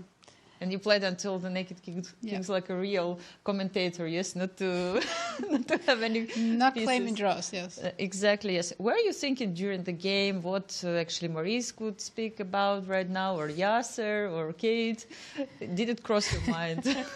You know, I haven't played chess in so long, that I wasn't thinking about the commentators. I was just trying to think about the moves. I was very nervous, actually. This is the first game in 6-7 months. So I was fully focused on the game. Yeah, I can understand what you mean, but you won this event previously 2 times. What are your ambitions coming into this U.S. Chess Championship? Of course, my ambitions are always high, even though I'm not preparing as much as the other players and I'm not as professional chess player as some of the other players here. I still always play to win. Yeah. And just like quick question, like it's first time you see St. Louis Chess Club after grand reopening, your feelings? I'm so happy to be back here. I was here first time in 2015 and it's been a couple years that I've been waiting for this to open and it's even bigger and better this time, so very happy to be back here. Yeah, and we're going back to the studio. Anastasiya, you know what's going on now. The game is over and we have to run. Of course. Thank you, Anastasiya. Thank you. Thank you, Nastya. Thank you, Nazi. And we have a result. So Levon Aronian won against Andy Woodward. Yeah, that was that bishops of opposite color position, but it was extra pawns for Levon and a very, very big win. For Levon, he is a player who's streaky. When he gets his confidence going, his mojo going, he can be an unstoppable force in chess, but he needs to get off on a good foot. Earlier in the game, Andy Woodward actually, I think, refused a repetition. And really? Yeah, and Andy was saying, hey, look, man, you know, I'm the young buck. I like to play. But congratulations to Levon. And for me, that interview between Anastasiya and Nasi was, wait a minute, something's wrong with this interview. She's a player. Nasi is in the U.S. Women's Championship. As we congratulate Levon on his victory. I'm going to go, because I'm in the open section, I want to go to the game of Awonder and a Mishra for just a moment. Awonder has had an advantage that he's been nursing, but now he's in a bishops of opposite color ending with just 1 pawn only. Some of these endings can be just lost because the pawn is on c6, right? You put the pawn back on b5, no chance, just dead draw. But because the pawn on c6, do you feel that Awonder could win this game, or what's your knee-jerk thoughts? I mean, I'm definitely gonna try. It's an extra pawn to begin with, and I will try some like h5, some moves on the king side, right, to disrupt the pawns. Oh, you as white, as you white, want? Yes. Sorry, I was about to say don't play h7, h5, and keep the pawns on light squares for the rest of the game. I'm looking at king f1 to b5. Like if I could teleport the king to the b7 square, it's game over. But black is going to play probably king e7, king d6, king c5. To cut us off at the pass and to stop us from doing that. I don't know, Maurice. I would...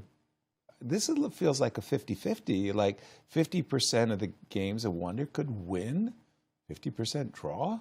Am I misreading this position? So it feels to me, dangerous. To me, if I have to defend this, yep, I want to play h6 and g5. Like immediately? Okay. It doesn't have to be immediate. It's eventual. But bring the king up.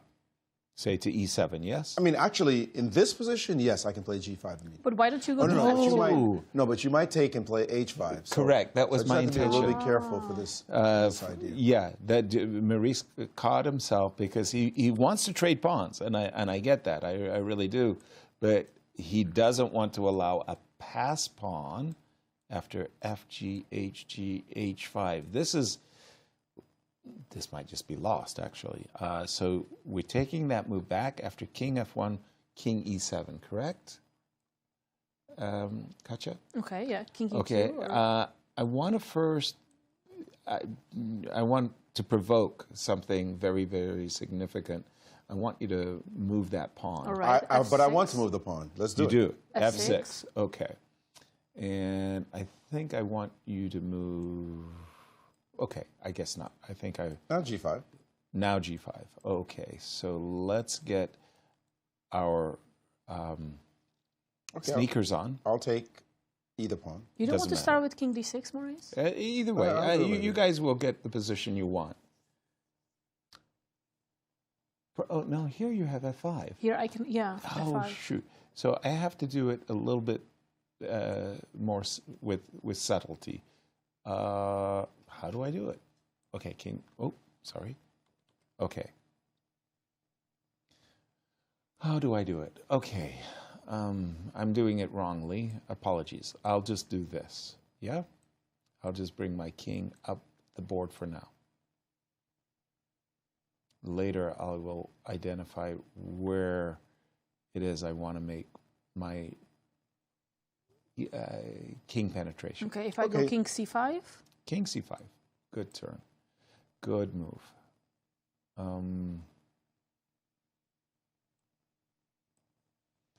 Bishop. Bishop c7? Bishop c7. h5. Here, no, I'm afraid that you take it and you trade off your f pawn for the c6 pawn, and you will make a draw that way. It ain't easy. It's definitely positive, but it's not easy. The problem, of course, is the liquidation on the king side. Right. And your bishop is tethered to your own pawn. Okay. So can I try something different? For white. Yes, if please. I go king g2. Yes, that was the move I had. With what intent? I will play h5. And king h3, Yes. and king h4, and king takes h5. That makes a lot of sense. There we go. And do we have that on the board, by the way? No, we do have... King g1 on the board. Well, wait a minute. Apologies, I just want to refresh. Okay, so takes, king e7, no h6. That was the difference. King g2. So we could transpose with the move h6 right now. And then what Katya had in mind was to play h5. And if she could... Because you cannot push, right? If you play g5... That's a dream come true. That means I'm going to have another free passer, and that's just winning. Well, even, Maurice said, no, I want nothing to do with this. That's a huge pass pawn right there. So no, you can't play h6 after king g2. You know, commentators curse. Once you say something, you're going to be karma, man. You were saying Mishra comes into this tournament 67 games without a loss? Listen, he defends better than I do, and we do for sure. So he's still on that route of trying to defend the position. I don't know. I would be worried. I mean, bishops of opposite color has a huge drawing tendency. The margin for error is huge. But king g2, I still think Awonder has good chances of winning this. Let's pause our analysis. Pause here because Anastasiya has a special guest. Anastasiya, over to you.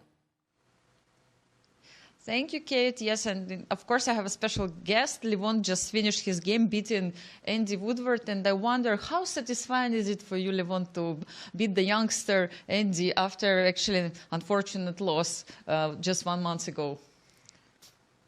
Yeah, I think maybe the reason why I won today is because I lost to Andy in such a terrible way a month ago that he probably thought, okay, this guy is totally senile and I can do whatever I want. And then that's why I think he made this bishop d1 move, which is unfortunate. After that, of course, my play is extremely easy. Yeah. Yeah, I think this was the critical moment, yes, with bishop d1. Maybe we can see just this moment at the board, yes. And I was wondering also, did you have a different approach today to this game? Like maybe you kind of changed the style or something, knowing your opponent better? Yeah, I kind of thought to myself, why can't I play some opening that I used to play before Andy was born? Yeah. So maybe he doesn't know it. Of course, and it kind of worked. Yeah.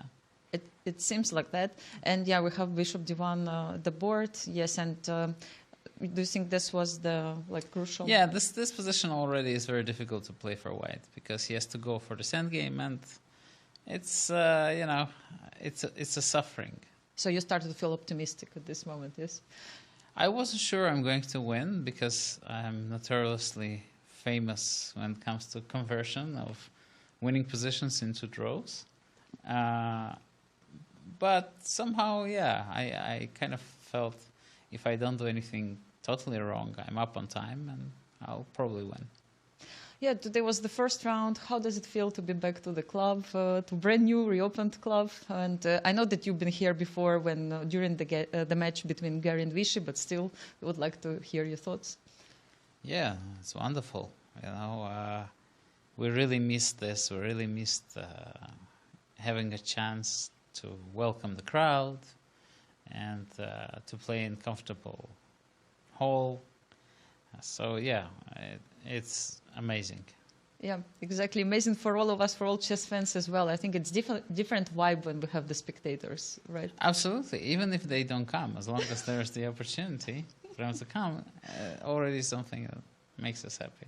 I hope more and more will be coming next day. Thank you so much, Levon, and all the best of luck for you for the next rounds. And we go back to the studio. Thank you, Anastasiya and Levon. And I would like to echo what Levon said. He played the youngster just a few months ago, and Andy won, showing complete disrespect.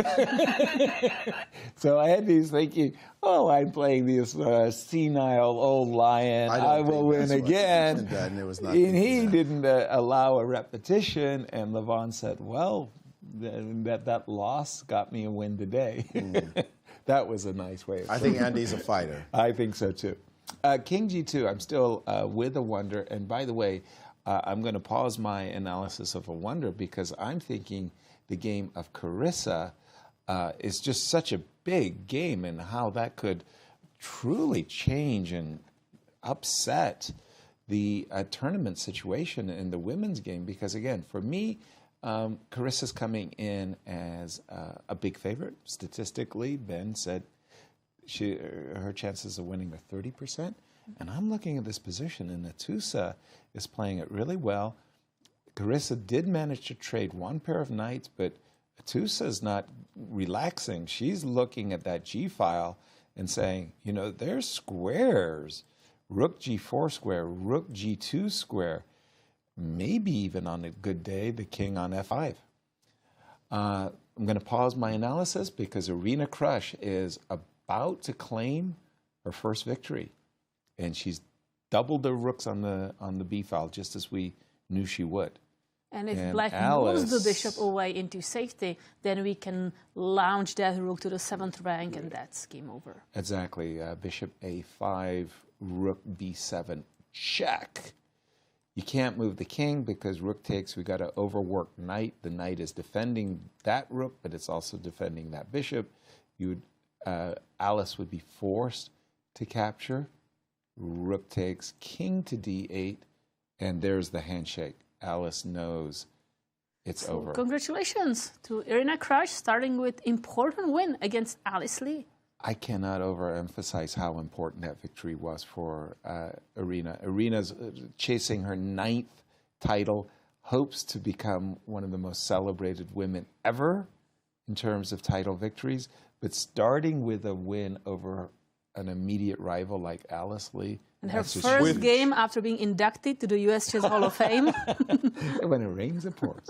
It's all good. With Carissa looking like she may go down as well, she could be a +1, while the two main rivals are at -1, basically 2 results below her. Right. Because even if they win a game, they don't catch her. Exactly. Right? She wins if they draw. So 2 results away. That's a massive lead to give her. If Carissa loses this game, it will certainly put Irina all the numbers in her favor. Of course, she still has to play them, so they can certainly catch her or make that one result cause immediate equality if they beat her. But it still would be a truly huge result to have that happen. By the way, you mentioned in this position that maneuver putting the rook onto G2 or G4. But I have to say, I've been trying to figure out how Black actually makes progress after that. Let's say I just put a rook on D2 and wait you out. Checkmate.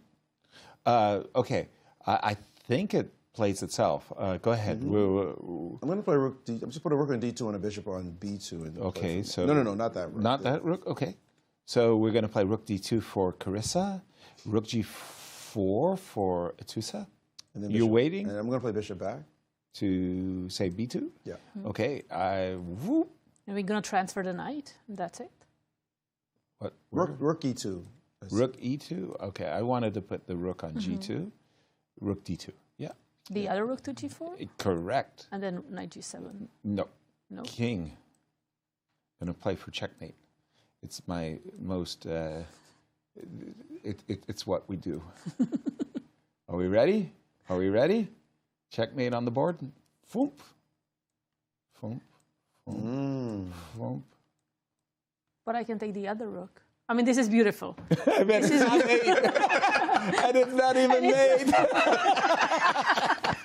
I thought I was checkmating.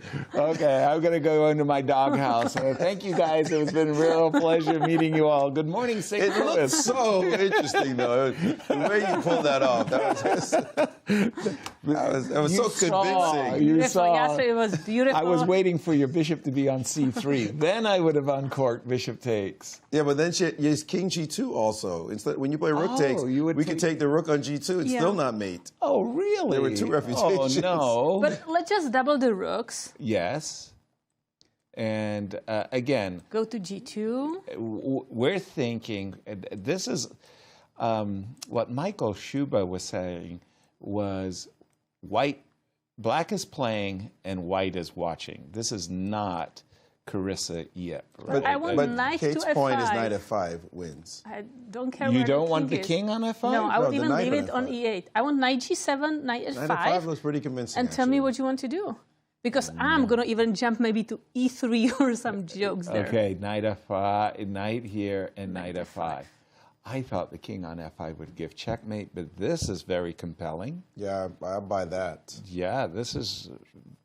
How do you feel no about argument. knight e3 move? Just to kind of ask you. Right. Let's just show that for our audience that there is a checkmate coming on g3. Like you can't take that. That's a mate. Right. But if you don't take the knight, let's say you move somewhere. Okay. I will go knight f1. Okay. And now rook g3 is a checkmate. That's a nasty one. Ooh. And then rook takes. Kinds of mates pop up. That's a goodie. There was also a rook h4 siding as well. I think there's a couple in this. Rook h4 right now, no? But then you take the other rook. Oh, you take the rook again? On g2, let's just get away. We both lose this rook. It could have company. Welcome to Yasser's party. Yes. Thank you, Maurice. But what can Carissa do about this? Doubling rooks, transferring the knight. The king knight. on h3 is miserable. Just that king does not belong on h3 at all. Wow. And let's pause our enjoyment of this game and throw it to Anastasiya. Yes, here we are with Irina Krush, who actually played such a beautiful game today against one of her long-term rivals, Alice Lee. Even it sounds a bit crazy because Alice is so young. Today you played a beautiful game and won in the first round. How does it feel? I feel pretty good. I feel good about the move e4. And I don't know how I would feel about myself if I hadn't played that move. Yeah, so this moment, of course, was one of the most critical moments of this game, and maybe we can show it quickly also on the board, but because it's just so amazing. But how difficult this decision was for you? How long time you spent actually? I mean, I spent some time. Yeah, I don't remember how much it was. It wasn't like it wasn't like a half an hour thing because I didn't have that much time. I had about 20 minutes left when I made this move, so I definitely needed to speed up. But the idea of like why I did that was because if I retreat with the knight and she goes f5, I might not really have any attack, right? So yeah, if I go back with knight g3, she goes f5 and clamps down on e4. Okay, just some kind of position, right? It's closed. My e pawn can't move forward, so you lose the initiative, right? So at some point, I was just like, well, I can't. Yeah, you have to play. I have to, even if I cannot calculate till the end, right? And at some point, I just realized, like, after e5, queen c6, at first, I had this idea of, like, bishop a4 here, because bishop a4 tries to win the d5 pawn instead of, like, f5. But then I realized, okay, she can go b5, give away the pawn, play queen b7. you know, it's not a very important pawn to win, the B pawn. So you focused on the king, I guess. Yeah. And I think it was really a right decision. I think since this moment you were always winning this game. Were you a little bit surprised she didn't resign earlier? I was wondering. I wasn't surprised. And yeah, I can say, like, finally, when I had my pawns in F5 and E5, that's when I felt like, oh, I'm actually just winning, aren't I? You know, like, it was better than I even expected, right? But in a way, it makes sense, because I just looked at the position. I reminded myself of the rules of chess, you know, that if you don't have development, you don't have a good position. If your knight is on B8, yes, something is really wrong here. Yesterday was such an emotional moment, important day for you. You became an inducted, you were inducted in the Hall of Fame of US. Like, can you share a little bit about it and how it inspired you for this US Chess Championship? Yeah, well, I think, you know, not to avoid the question or anything, but I'm done, you know, with that part, you know, because now, you know, I just need to focus on the tournament. And honestly, yeah, it is, the timing of it is a bit tricky for a player, right? Like, if you're a player in the tournament and you're getting this award and you have to make a speech, first of all, like, your mind is on that. And from a chess point of view, the best thing is just to go in there, say, thank you very much, have a nice evening, and go, you know, and leave the stage. For the game. Yeah, right? So that's kind of like, that's the best from the chess point of view. Kind of what I did was I tried to actually give my speech, and yeah, then you never know how it can go, right? So, you know, when you start thinking about your life and all the people who've helped you, right, it's kind of... It's emotional, absolutely, yes. Yeah. Today you need all these strengths to play the game, yes. Yeah. So I kind of want to, like, that's great. I'm glad I have to only do that once in my life. And, you know, I still need to, like, kind of, you know, get into the tournament. And I think this game, like, I don't know, I didn't feel, like, super sharp or anything. But, you know, it's the first round of the tournament. You know, yesterday with the opening, it finished late. The round is earlier a little bit than usual. So it's like, I really just want to kind of get into the rhythm of the tournament. Yeah, and actually, it felt for me like you were inspired still today. Yeah. And the game itself showed it. Thank you so much, Irina, and I wish you all the best of luck in the next rounds. Looking forward. And let's get back to the studio to Yasser, Maurice, and Gate.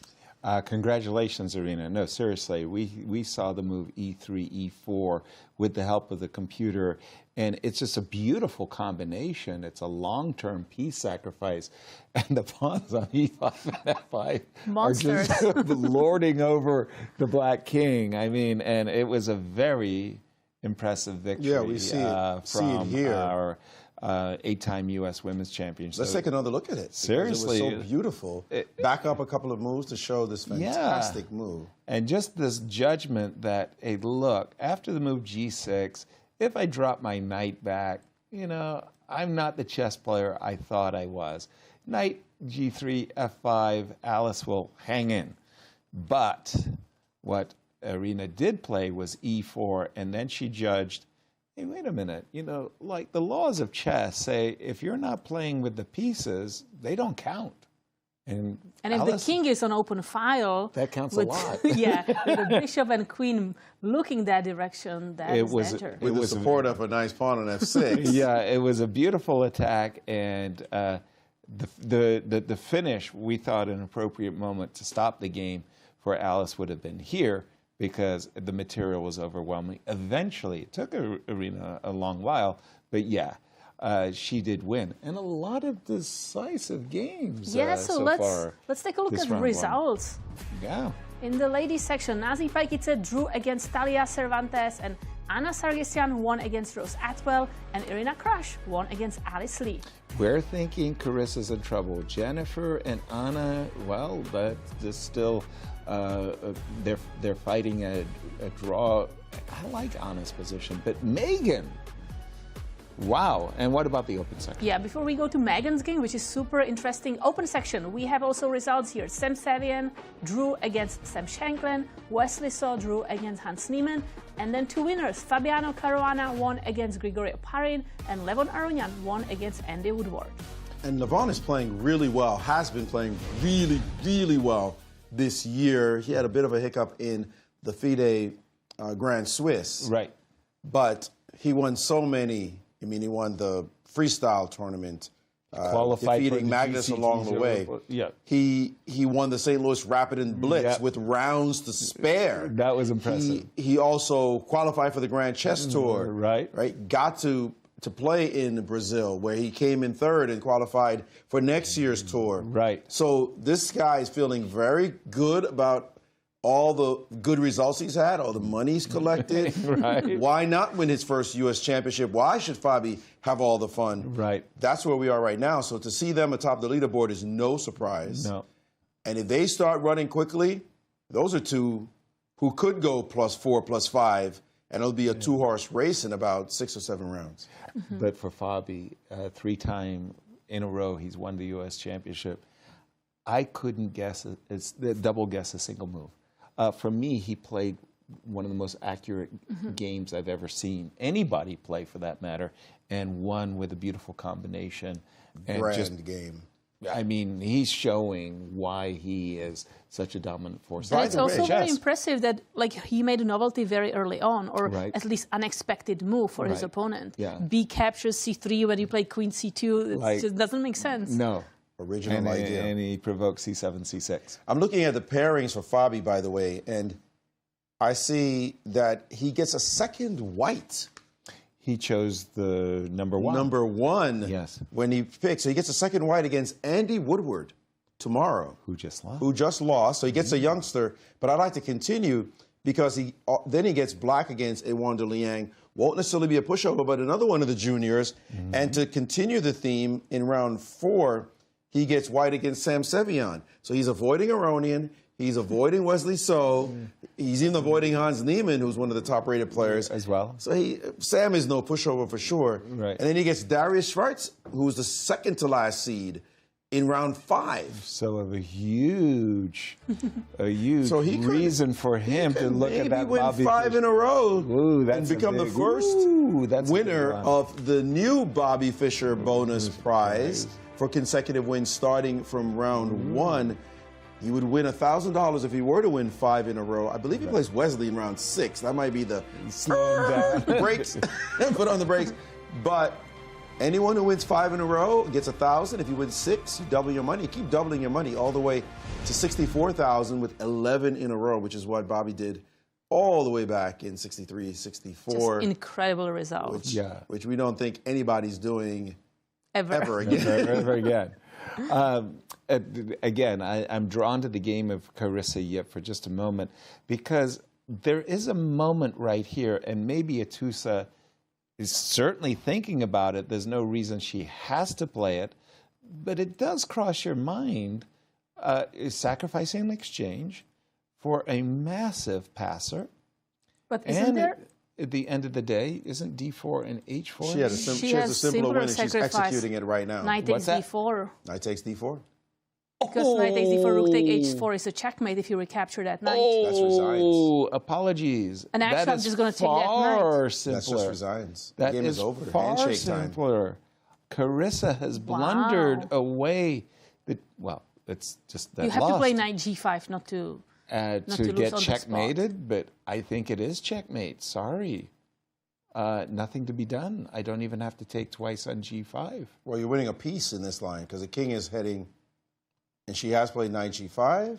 And after knight F5? Knight F5 is going to just drop H4, second pawn, followed by your knight after you play king G2. Right. So I'm winning 2 pawns a knight, and I'm chasing your king. I'm hunting your king. Oh, but can you maybe take the knight with the bishop? Bishop sure captures, then recapture with the rook, and then you want to go just knight F5, and then the other rook checkmate. That too. This one? I just thought rook captures. Everybody's having fun right now. And now knight F3. And by the way, this is where the vultures come around. And say, couldn't you have I think you can also play knight F3 instead of rook takes on G5. Exactly. Couldn't you threatening knight takes G5. And then it's a forced checkmate. And the mate's coming.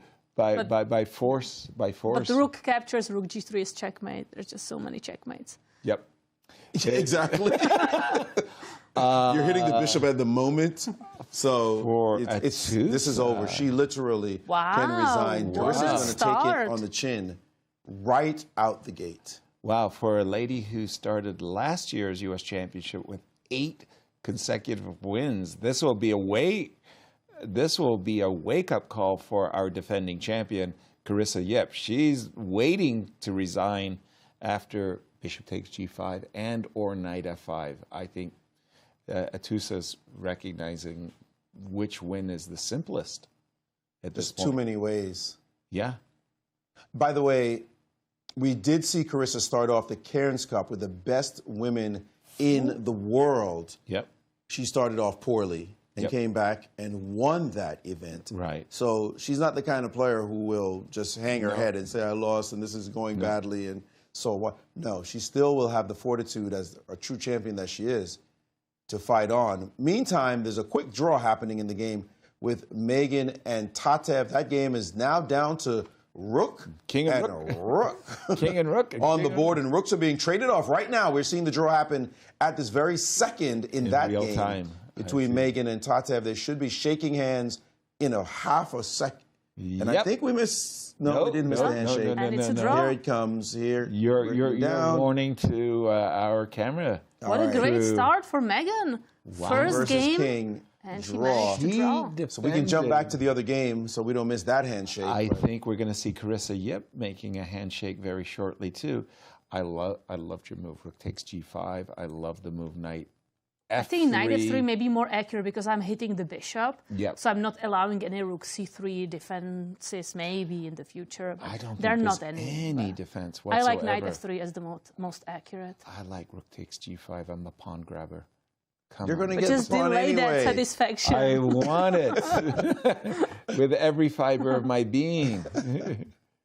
And Carissa doesn't even want to look at the board at this point. It's like, no, She knows the routine. It's over. And there's knight f3 on the f3. board. Yeah, and that's enough. she's resigned. Congratulations. Big Atusa. result. Huge result. Big result. I could tell you, Irina Krush right now is thinking, oh my gosh, he couldn't have started any better. Who scripted this? But that's the thing about opening US championships. round? Anybody can play well here. These ladies are just so strong. Yeah, very, very dangerous. By the way, we were talking just there for a moment about drawing the number 1 position. In the ladies, Anna Sargsyan, the number 3 seed, she drew the number 1. She won.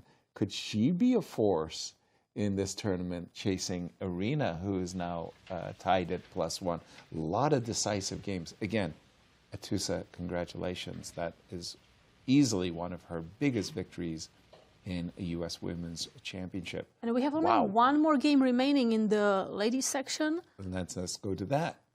And which game are we going to? Two champs. Jennifer? Jennifer Yu against Anna Zatonsky. Oh, the notorious 3 versus 2 rook and pawn endings. It's got to be a I draw. want to say it's a draw, but just the fact that White's king, put the White king on c3, forget about it. But just there was this technical, if Anna could get her king by hook or by crook to b5, I think it's winning. It's that simple. I think that's why maybe Jennifer went to rook h8. Right, just because anytime you go king d6, that direction, you are blocking the rook, allowing my king to finally recover. Yes, and then the king comes happily towards the queen side. So rook h8, just to prevent Anna from popping back with her king. And the rook cannot move off the rank because rook h7 check, of course, picks off the pawn, and we don't want that to happen. Skewers the pawn. And if you start advancing those pawns, you weaken them somewhat, loosen up that side as black, and suddenly you've got some weakies you have to think about, and that will end up in a draw. Easily. So how does black make any progress here? Okay, so let's just pause it for a second and say, I don't know if the pawn is any potential of getting skewered. Imagine I play a6. Rook g8? Rook g8. Okay. And imagine I bring my king up the board a little bit. Just king e4? King e4. It's funny. I wanted to lure the rook to b8, just to put this on the board for just a moment. I wanted to ensnare. That's a funny trap. It's a nice discover trick. check. You're not falling for my tricks, you two. That's Well, it's just a what waiting else can game. I do? It is a waiting game, but I ought to be able to do something to be a little bit testing. By the way, we do have King E4 on the board by Jennifer. Again, After King F7. Two defend. I mean, what do you do? You could. How do the I king has to go challenge? to G7 to make this happen. I was thinking you could attack the rook, but then you have to bring your king back at some point. Let's say I go here, here, and I'm waiting. Yeah, when you bring your king back, Yeah, I'll just go swing back. all the way back across. It's a waiting game, and Anna Satansky, she's actually not in time trouble. Something remarkable Well, she about has that. 6 minutes now. It's true.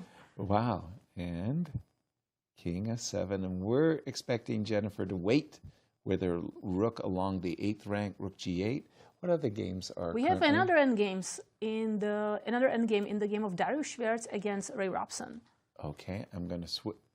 By the way, a game I want to keep an eye on is the game between Awonder and Mishra. And I see H5 happening there. And I'm I see happy. H5. You mentioned Dariusz and Ray. Rook and... Ooh, wait a minute. White... If you don't mind, I'm just going to go back a few moves. And just to So we have two different games on screen right now. The one you're looking at is the one with Dariusz and Ray. Now we see both screens. Dariusz as an extra pawn, and Ray is down, if I got it right, to 13 seconds. And he needs to make a move soon. His back to the wall as... He's down to 5 seconds. 4. Is he moving? And Can he's we not see his actual moving. clock? He's not Okay, this moving. cannot be the actual time, or he would have lost on He's time. lost Let's on get to time. the board and see what's going on, because if we can just get a camera on that game. And Ray, ooh. Okay, he managed to make a move. He got the move rook G3 in, dare I say it, in the nick of time. Well, he had 22 seconds, actually, when he played his move, because he currently has 52 seconds. But the way I see it, why isn't this winning for white? He's going to go rook here, C2, C3, king to B4, and nurse the passer up the board. But can I go rook F3, rook F... No, that's too... No, that could work. C3. Rook F4. Rook F4. So I pause. I don't know. I think you're losing the rook. And he's played rook C4. I think you're losing the king and pawn endgame if you try to take the rook and go king F4. Yeah. Okay, sorry. I'm just going to refresh. I'm just going to that position. Hold on. Whoa, sorry. Rook F3. You wanted to see C3, rook F4, king C5? Yep. Yes, Sorry. an instructive moment. This one I give to my students. Okay. What's that? Where you said, I think you lose the position, right? And then It's a certainty or not. Right. You start calculating the speed with which it happens. So hold on, before you make any... So this position actually is a good moment. Okay. So you trade rooks. Okay. And now the question is, are you or aren't you? And a lot of people would calculate king F4, king D5, king takes pawn, C4, and go all the way down. But Or there's no choice.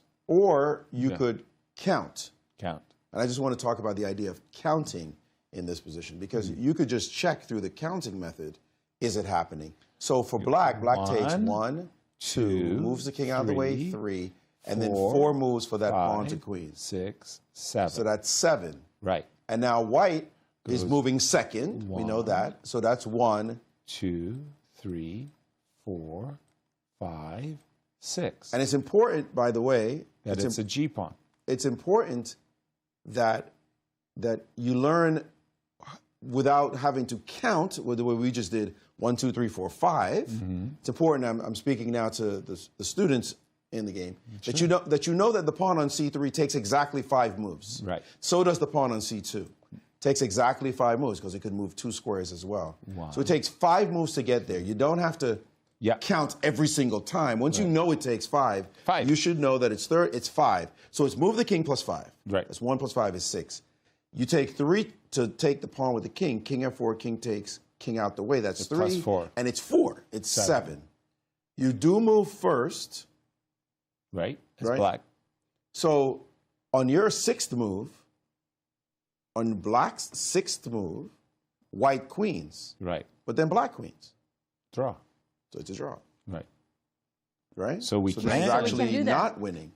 So we can. So we can play that out. Let's play that out based on what the math we just said. I just want to see if it's Okay. C so we can see So what we're talking about. I think we're playing C3. C3, rook up, king over, takes, king, say king d5 doesn't matter, king takes, push, king, push,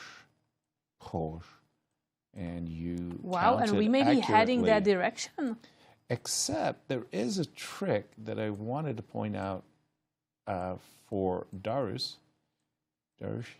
and this is the draw. This is the 7. I move first. I play 7. You move first. You move second. You play 6, but I queen. So therefore, this is a draw. Okay, the current position, I beg your pardon. The different... What? So I played rook g3, but what if he played rook f4? I still don't get it. Yeah. Because rook f4... He didn't play... Why didn't he play rook f4? What are we missing? Oh, but no, because before you played c3, now rook f4, I can capture and then play king c3. Because I wanted to capture with the pawn, and before I was in time. But now if you'd capture with the king, Sorry, you're not fast enough. Now I'm confused. If I take with the pawn... Now king c3. And I push a pawn? Well, king d2. Yeah. Oh, but you are still in time. c4. Oh, king E. But here, king E1. Yeah, king E1, but then you just take. Square. And then you just take inside the square. That was an easy draw. By the way, I think you could even take with the king, no? Even. If you go back a couple of moves. But we're going to pause because... Yeah, Anastasiya has a guest. Anastasiya, over to you. Thank you so much, Kate. Yes, indeed, I'm with Atusa here, who just crushed the reigning U.S. Women's Champion Carissa. What a game it was. I mean, really, really nice, confident victory for you, Atusa. First of all, how do you feel? How does it feel to play chess? I know. I mean, it feels great. And I'm happy that I could win the first game. But it was a very complicated game throughout the game. So yes, exactly it was. And like, if you can speak about one critical moment in the game when you kind of felt that, yes, I mean, now I'm better. Could you point? Yeah, I think, okay, the position was close from the opening. So I was trying to play d5 or f5 at some point. But she was also playing very fast, and we were just maneuvering our pieces to make sure that, you know, we open up the position at the right time. But I think when she allowed me to play f4, because I knew that h5 is coming, and then I'm going to play queen f5, and her pieces were not on the right squares. The pieces couldn't move. So I think after f4, I knew that I was better. Yeah, so it seemed like very hard for her to play after this point. Yes, I mean, like she had no counterplay. It seemed. Yeah, like. exactly, because she couldn't like regroup her pieces, and it was very difficult because if the knight on f3 moves, I had always f3 or the pawn d4 and b4 were hanging. Yeah. Yeah. So I mean, it's definitely important victory for you. But can you tell a little bit about your routine? Like, how much preparation you've done before this event? I mean, I did a little bit of preparation, not that much. But for this game specifically, okay, I looked at some lines. But Carissa is a great player. She plays basically everything as white and as black, so it wasn't that easy to prepare against her. But I think overall, I'm, when I wanted to come to this tournament, I said, okay, I'm going to do my best, and I'm going to just enjoy the game. So yeah, could you really still have fun while playing this intense position? I was like, I know. I try to be, relaxed during the game. I know that when you get into time trouble, the pressure comes, and but I try to be more relaxed. I was just wondering if you followed the game of Hikaru in the morning today. Did you have a chance? Yes, I looked at his games. Yeah. Yeah. So like everybody's playing chess these days. Yes, the whole family. Yes, and it's really great. Thank you so much, Atusa. I don't want to take more of your time. Relax. We enjoy and we will be rooting for you for sure. Thank you so much. Thank I you. appreciate it. Thank you. Congratulations, Atusa. Thank you, Anastasiya. And Yasser, what do you want to look at? Well, I was going to say that Jennifer Yu has actually dodged a bullet, and she has managed to get her king to the queen side. It's a 3 versus 2 now, and I think that that game is heading for a draw. Big development in the open, because I heard that Mishra actually was on the back foot, seriously speaking, and that maybe he's now escaped. I'm going to just pull that game up on my board. It's a little higher. The game is actually over. It's a draw, yeah. Here it is. And remember when we were looking at it with the pawn going to h4 back here, and we were saying king, yep. Could this have been a winning moment for Awonder? No, there was not a winning moment. The engine has been showing this that to be a dead draw, and nothing happened to really do. So Mishra's undefeated streak remains intact. 68 games and counting. Very impressive. Wow. He's playing against the world's best as well as America's best. Yeah, Awonder Liang, for those of you who don't know, is a 2,700 player. Hello. 2,700 FIDE player. Right. He did a fantastic job in the recently concluded FIDE Grand Swiss. So these two youngsters are the pride and the future potential for the U.S. As they were fighting for a candidate spot in the FIDE Grand Swiss. You got him, you got Abhimanyu Mishra, you got Awonder Liang, you got Hans Niemann, and Andy Woodward, who also finished in spectacular fashion there. And we say this is the most prestigious national championship, not from a financial standpoint only, but from the fact that it's so darn strong. Point to a tournament where you have all these older guys who are ridiculously strong. 2,800s with Levon, Wesley, and Fabi as well. Throw those guys in the mix. And by the way, Naka is not playing. And Hikaru's not here. And Lanier is not playing. Right. So that's already rough. Then you got Sam Shankland, who's been over 2,700. You got Sam Sevian, who broke 2,700. Andy Woodward. I mean, this whole field. This is the USCF rating you're looking at. Right. But if you look at the FIDE rating, these guys, the majority of them, I'm seeing world class. Actually, how many have not broken the 2,700 barrier? Dariusz hasn't. I'm pretty Grigoriy sure hasn't. Ray has. Ray has. I'm pretty I'm sure. talking about hasn't. Has not. Dariusz, Grigoriy, and Andy. Yeah, that's it. Only 3 players on this list have not broken the 2,700 Super Grandmaster barrier in chess. I mean, come on. 9 out of 12 are broken 2,700. That speaks for itself, doesn't it? And we do have the game between Dariusz and Ray still going on. And some controversy broke out on our panel there because we were thinking that Ray was absolutely going to play the move Rook F4. He didn't. And the bar never changed. The bar, the chess engine, is saying to us that Ray's defending it magnificently and a draw is an inevitable result. I actually, only after he made the move Rook G3, I understood what's the idea. What is the idea? Well, the Rook on C4 is kind of stuck. You cannot move it anywhere and push your pawn forward without losing the pawn on G4. Why? Okay, let's say I move my Rook to D4. What's the... Rook G3 back. Rook to G3 back. Okay. So... Actually, sorry, now I may go the Rook F4. Okay, let's just forget about that for a second. Let's follow this path. Okay, now I may. Well, we're going to have some fun as we take a pause. But Anastasiya has a guest. Anastasiya, over to you. Thank you, Kate. Yes, I have Abhimanyu Mishra here with me, who just finished his game and made a draw. But I think you were a little bit under pressure during this game. How did it feel from your side? Yeah, Awonder, he's quite a strong player, and I was worried that I'd get into one of these technical type of positions because it's very difficult. Of course, this kind of position out of the opening, I felt I was reasonably fine. After I checked the stuff briefly, but I hadn't remembered too many details. Then I made some. I think a Queen B6. The thing was out of the opening. I was down half an hour. I tried to play some quick moves. Queen B6 maybe wasn't the best. After that, some moves followed. Okay, like this, I got this knight g4, but I think I was always under pressure after that. Like I lost this pawn eventually, but I mean, I think it was at some point it was close to lost. And but once he allowed the rook exchange with rook e5, rook e7, then I had a lot more hope that I could save this game because my pieces started to look like well coordinated. And then after that, okay, I managed to save this game. I kept this knight on a5 to kind of like trap this knight on a7 so that okay, I can just trade off into an opposite colored bishop ending.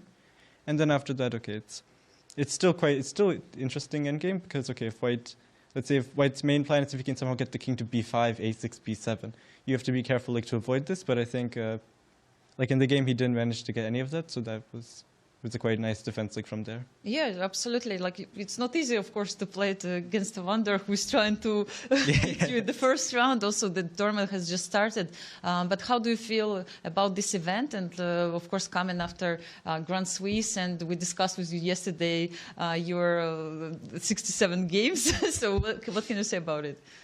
Yeah, I think the quality in this game was probably not too great. Like I hope to improve. I hope to play much better chess in the remaining 10 rounds of this tournament. But overall, like it's a very strong tournament. I think tomorrow I have white versus Sevian, so that'll be quite an interesting battle. And yeah, I mean like this unbeaten streak. Honestly, I don't think too much about it. I mean, it's just some number. Like okay, if it goes away, I think it doesn't matter. No, it's 68 actually. Yes. Yeah. Okay. Yes, I made a mistake. But yeah, I mean overall, like okay, if let's say if there's a complicated position, I think there's something for me.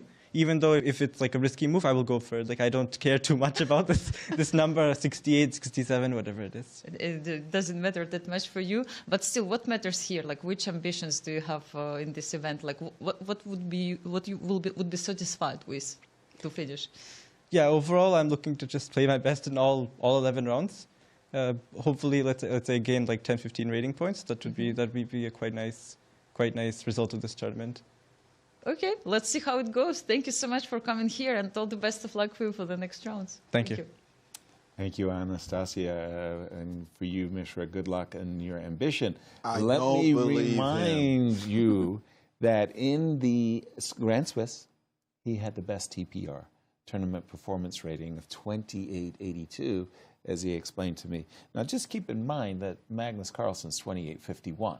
That's Magnus Carlsen's rating. That was a Magnus Carlsen-esque result, as we do have the very same... The 7-6 race. The 7s. From now on, we're going to call it the 7-6 Maurice, race. what was it that you didn't believe him? I don't believe he's talking. Oh, I just want to gain 10, 15 rating points. This kid wants to win the tournament. He just doesn't want to say it out loud. 10, 15 rating points. Just gain a little bit of rating points. Well, you don't want to encourage the rivals by stating, I'm here to beat everybody. You don't have to say it like that. You should say, like everyone here, I have ambitions of winning the tournament, but it'll be extremely difficult to do because everybody's so strong. There you go. You just BS your way to the right answer. But don't talk about, oh, I just want to get a few rating points. Queens get traded off. Here, into this very drawn ending and a draw as we knew. Between Dariusz and the light is on his face. Yeah, you see the glare. Where is the arbiter when you need one? I mean, come on. Yeah, that glare. I mean, actually, it is pretty intensive there.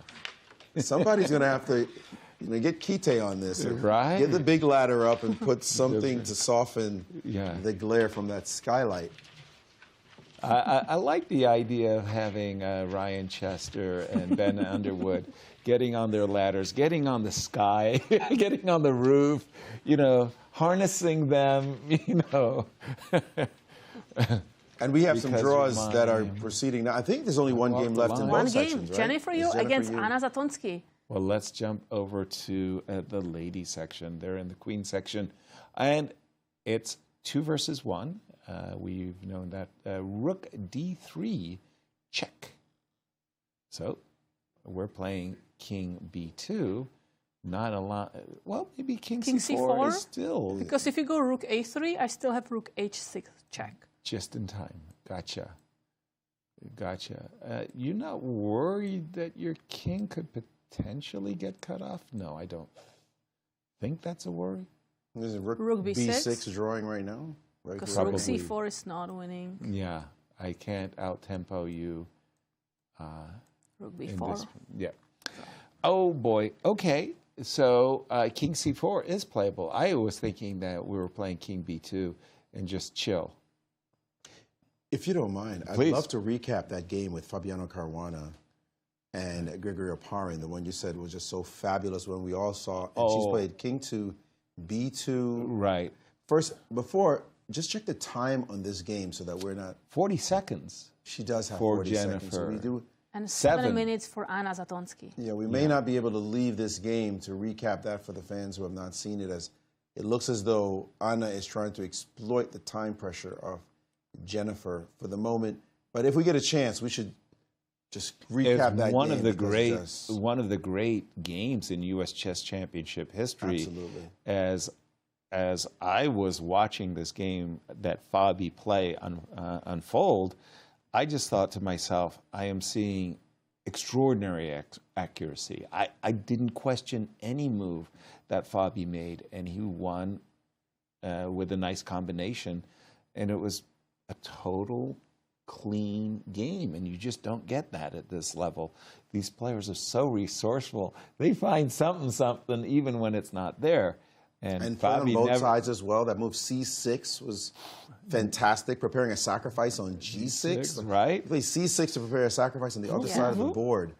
That just has the feel of an eternal game. Yeah, it was one of those that you knew when it was finished. That's going to be in your best And also games this like collection. queen e2, king d2, just like switching. Also, that yes. And yeah. Speaking of which, here's the highlight. This game between Fabiano Caruana and his second Oparin, and this is not looking good with the queen sitting on h5, and he has gotten everything it possibly could have wanted. He did bring his rook to the g line. He did play the move knight h3 with this retreat, queen e2. We saw him play the move king d2, and it's from here we did not follow up on the game. Knight to c5, hitting the knight on h3, hoping for something, but Fabi said, I'll take that. No problem. And now queen to h5 with a very big threat of rook takes g7, check, followed by bishop to f6, and then pocketing the queen on h3. So that's a real problem there. g6 play to try to deal with that threat, but they're just like waving a red flag in front of a bull. And bishop g3 was found, and this is resigns. There it is. A beautiful game by Fabiano Caruana, extremely crushing, extremely convincing, and now well on his way, or at least a great start to his quest to becoming the first man since Bobby Fischer to win 4 in a row. If he keeps playing like this, look out. Realize we did such a great job commentating the game previously. I thought we were going to have to do what you just did all over again. That was well done. And really, well done by Fabi. Wow. Just wow. Just sometimes you just tip your hat and say, you win games? Yeah. Chef's kiss. Yeah, absolutely. We're not worthy.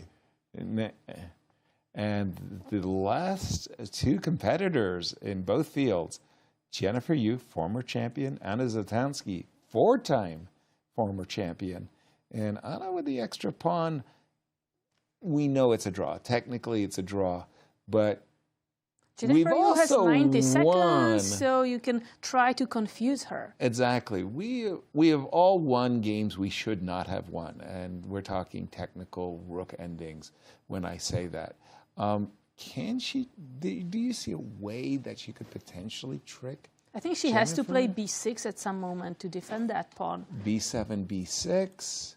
But she played king d6. Okay. At some moment, she's going to try to put her king as far up the board in the center as she can. She's going to have to preface it with like a rook e5, rook, king d5 kind of thing.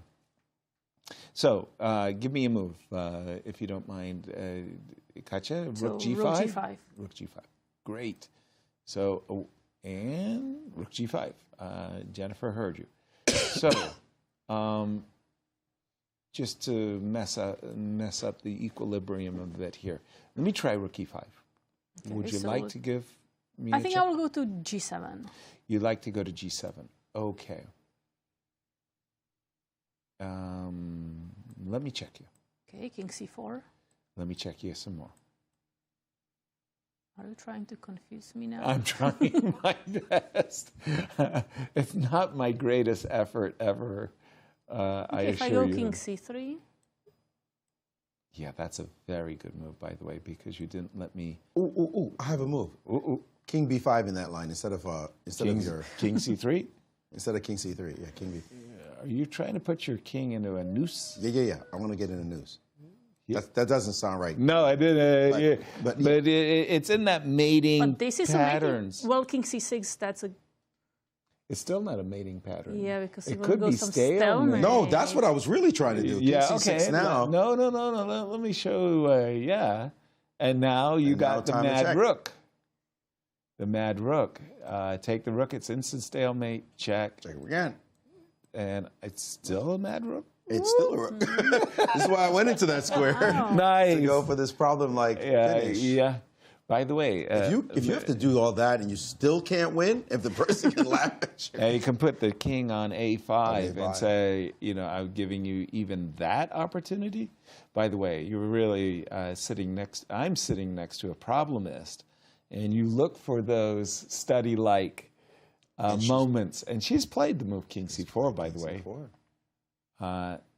And for Anna, in the face of rook check, and king takes c5, is absolutely obliged to play rook e4. And very quickly, she didn't go for king b5. King b5 looks like a forced draw immediately. On the spot. There's just no question that king b5, because rook b4 check was my intention, I forgot I was walking into stalemate. Yeah, Well, but but nicely spotted. I can do b6, King a6. King a6, I mean. I don't know, c4. It's not an instant draw. It's not? Are we sure? It didn't happen, but we do have enough time to just double check it. You were saying it's not an instant draw? Because, here, C4 is what you were saying. Not an instant draw. You're right. That's fair. So I'll try to advance my king, then one day, yes, I capture on a4, and maybe she didn't. because She that king didn't is want far away. that. She did go back. I like, by the way, I liked this decision, putting the king on a3. But now, how do you get your king across? You got to, at some point, you've got to get your king to d4 so you could at least escort the pawn a little bit further, right? I mean, you're never going to win the game by playing rook here and push. That's just not going to do it. You're going to need your king to support the pawn. Agreed. Yep. Right, you can get this position, but no, this is not enough. So, current position, king a3. So you have to start with, I think you have to play the b6. Fair. b6, and then just try to get the king to a5, So to you got- c6. And I'll let you, I'll Really? I'll even encourage you to get your king. Oh, and no. now, Oh, no. I know what's coming. Come one step further. King a5 would be a I understand. fatal. What about b5? Now or when? Now. Now. b5. Okay. Munch. King takes. Hold on. I don't want to give you an immediate draw with check. So rook takes? Rook takes, sorry. Rook takes. Wait. Wait. I don't know. Wait. Yeah. Don't I get can't Philidor push position? ever. Yeah. By the way, again, lots of decisive games for this, the first round of our U.S. championships. I think the players are kind of inaugurating the new playing hall with some spectacular chess. And we have seen, for those joining us late, Carissa Yip, defending champion, 2 times. She won twice in a row, right? Not 3 times in a row like Fabiano. Twice in a row. 3 out of the last 4 years. 3 out of the last 4. But actually, I don't know that this day has been as decisive as it's going to get. We have 5 wins out of the 12. Okay. And sometimes you see just the women alone, they're 5 wins. That has happened. Yes. Yeah, often happens, Yes. 4 or 5 wins. So we're going to get even more decisive. As much fun as we had today, I think you're going to see more decisive games later as well.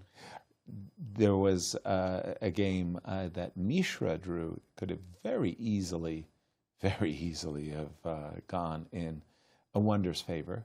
The same game, Megan Paraguay against Tatev Abrahamian. That was a very crazy attacking game. Yeah. How she defended that position. Hats off. Rook takes e5 was spectacular. Yeah. Bringing her bishop back. Oh, man. Then queen d5 to find queen d5. She was playing some eye-popping moves. Queen That youngster had a double exclam by the engine, by the way. I thought that was... Under severe pressure, attacking pressure, and on the clock. And she just kept finding move after move, did the youngster. Yeah.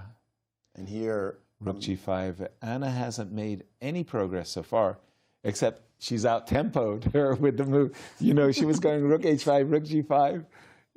You know, in blitz, sometimes a player is pre-moved rook h5.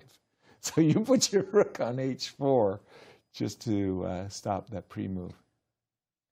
Anna's personality is to play long games. Yes. She's the player, if you're an Olympia She's the team queen captain, of long games. Yep. Who knows that, and you have been, Yep. she'll be there and there and there, and you're waiting for Anna before you can even go to dinner. It's like we're waiting, and she's always the last one. It is ironic that she does play these lengthy games. As you say, in the championships and the Olympiads, she was usually there. I mean, we could be here another, either 6 minutes, 3 minutes. We could be here another 20 minutes. Because they get the 30-second bonus each time, easily. Yes. And she'll move her rook again, or move her king to b6, or finally play the move b6, and then roll it around again. Another 50 moves. Gotta like it. Wow. Maybe, but now Jennifer has 3 minutes on the clock. She built up a nice little bank of time. Because she realized how she wants to keep her pieces. She wants to have the rook on the 5th rank and just move the king back and forth to a3, b3, unless I can go to c4. Right. The check will invite the move king c4, as we've seen. And if you do nothing, she's keeping her rook along the 5th rank, tethering the king. We'll keep our eye on this one. Let's go to that game between the youngster, Megan Paraguay, and Tatev Abrahamian, and look at that fantastic finish of that game, because... At which moment? Yeah, we'll keep our eye on this one, but go back to the time control madness that occurred when the attack seemed like it was going to land with force right here. Oof. Whoa. What did you do? I clicked the wrong button. But just back to the moment before, right here, right here, actually. And let's just slowly go forward to move queen d2, which was a very nice move. Looked like it could be a problem move, but the queen on d2 guarded the pawn on d3, and now she played knight g3 against h4. Very nice move, followed by queen f6 and the spectacular, give me that knight, I don't want to see any more of it, returning the exchange in order to defang the knight's opportunity to hit the f3 square. And then the next few moves as well seemed very dangerous. The king getting up to h7 to support that bishop. But then in just 2 moves, she brought the knight to e4. And in this position right here, king f1, every move, Tatev did slow-footed with h6, b6, and rook g7, only to see queen d5, throw the gold coins now. Right. You cannot take the queen. Attacker. She had to take the queen, in fact. And knight f6 check, and give me that, liquidated the entire attack, all in time pressure from a 12-year-old. Just incredible. That's why we retired. I don't know about you. That's why I retired. No, I mean, seriously, that was a stellar defense. And for Tatev, she just loves the initiative. So to as you said, get defanged, that was very impressive. Again, just to emphasize the point that Maurice is making, right here, when you look at this position and you say, okay, what's going to hurt me? What's really going to hurt me is this knight coming to f3. And what Megan did was say, I'm getting rid of the knight, and I am protecting the F3 square. And that the was entry very, points very just insightful. Shut down so quickly. Very insightful Beautiful, defense. beautiful. This is GM level defense. Oh, yeah. Does not put a point. Whatever she did before, this was GM level defense. 12 years old. Fantastic. Yeah. At 12. And she did it apace. Like, give me that, give me that. Just every move came within 30 seconds. Very impressive. Let me go back to our one remaining game at this moment, and that's Jennifer versus Anna Satansky. Anna's been nursing an extra pawn for about the last 20 moves or so. She hasn't been able to make any any progress, because the rook is nicely patrolling the 5th rank. When did the last pawn move? That's what I'm trying to check. So I see move C65. 71. And we are at 88. Oh, yeah, no. She's got another 30 moves to nurse this for another 30 moves easily. Well, since this will last a while, why don't we also take a look at this other victory in the women's section? Anna Sargsyan? Yes, Sargsyan. Wait, a rook trade has been offered? No, nothing dramatic here is going to happen. No. That was a game, I think Rose is feeling sorrowful because, in fact, Rose had a really nice opportunity after the move G2, G4, and that was to sacrifice a piece. And it's the craziest thing is that almost any way that she sacrifices the piece, it's not bad at all for her. She could have taken twice on D4 right here, right now. Let's say just like this. Munch, munch, munch, munch, munch. And said, look, I've got two very handsome pawns in the middle of the board. You've played the move G4. Point out that queen takes E5 was not possible. And to boldly state the obvious, queen E5 would actually lose the game on the spot for Anna.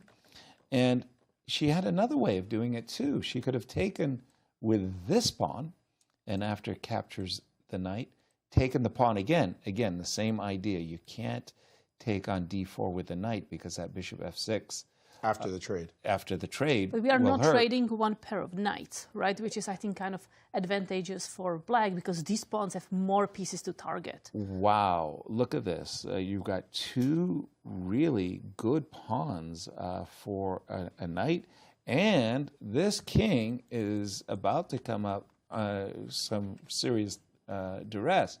Instead, Rose backed off. She said, I believe you. I will play the move knight H6. Not bad because she still had a very decent game at this point.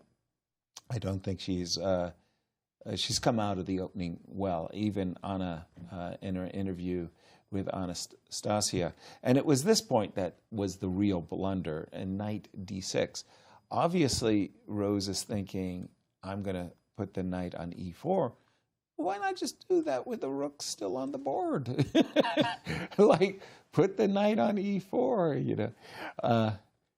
Eventually what happened was Rose missed one last opportunity, and Anna herself, she pointed out that opportunity. She said, that is to say, Anna said she regretted playing the move G5.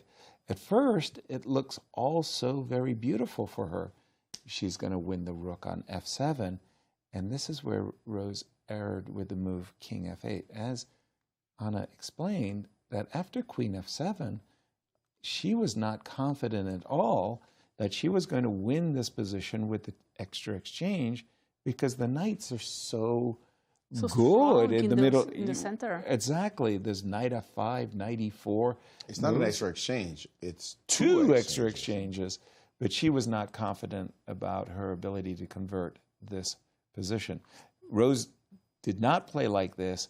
Eventually, the extra exchanges were overpowering, and Anna won her first game in these ladies' championships. Big game for her, first U.S. championship, First U.S. US Women's championship. winning her first U.S. Women's Championship right out the first round. Feels good. Megan playing her first championship, saving that game as a 12-year-old against a person who has played 22 U.S. championships. Wow. What? That's This Really? is 22? Who? I What? believe this is Tatev's 22nd, no?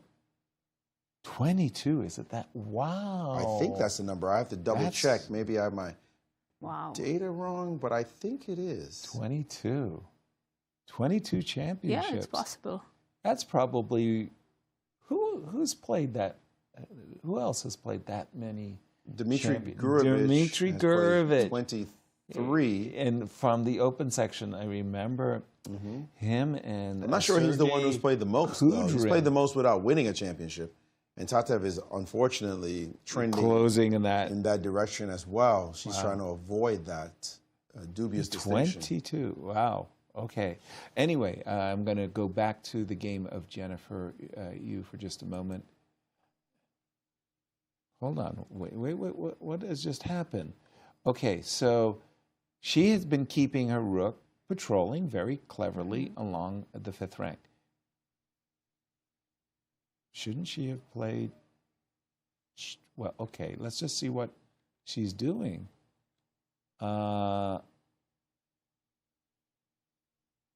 Is she making life difficult for herself? How? Well, what is she doing now? She did play the move King B2. So I'm thinking Now King that A6. King A6, B7, B6, and King A5 is on Anna's agenda. Okay, you could This end looks up very good. you could end up being in a situation where the rook could very nasty. Wait a minute. Whoa. This is why they play the game to the end. King Ace. Did she play King C6? No. She missed her Why chance. King C6? No. She missed her chance and did not realize the moment. So now rook check in case of King D5. Let's just put this on the board. And it's a clock mistake. If you go back with the rook, now I can cut you off with King C3 and make a draw. I got no issues with this one anymore. But King C6, she could have played King A6, B6, King A5. I don't know if that was And I thought winning, it was the but- idea why you are going there with the king. And Jennifer's correcting her mistake with rook check. I'm not sure. Oh, with rook check, you said. Yeah, she's correcting her mistake, I'm saying. And by the way, at a certain moment, Jennifer might start to think she can force a draw with A5 and A6. But I would be careful about pushing that pawn. Not so much when the king is passive, right? Because if I could play A6, you're not going to play B5 when I can go rook check and, you know, potentially go rook B7, pick up the pawn on B5 if you go backwards. Okay. Sum up the situation for us. I'm just Katja? still so shocked that King That- A6 did not happen. For me too. For me too. Rook H6 Because check. you don't get this chance too often in a game. No. You grind this equal end game, you play, and then you get a chance and you have to take it. Exactly. Big missed opportunities there. Can we go back a couple of moves? It looks as though in this position right here, this is the moment where she No, should no, play back up, King back up A6. even more. Back up to the position with a black king on B6. Yep, right here. Right here. She played. It's possible to play, instead of this move, the move A5. Instead of rook H7. It's not an easy move to put on the board. Because but it is after King possible. A6. Oh, because now I can just go rook F7 or King C5. And you're stuck. I'm just Yes. holding you to that B7 Easy pawn. draw. You neither- nothing can Easy move. draw. A5 was an easy A5 draw. draws on the spot. She missed it, and then she gave Jennifer gave Anna a chance to play the move King A6, followed by B6, followed by King A5. Incredible. Whoa! The thing is that the veteran knows there is a chance you can misplay this. Right. You think it's an easy draw, but rook and pawns are notorious for being either drawn or for you screwing up with small moves.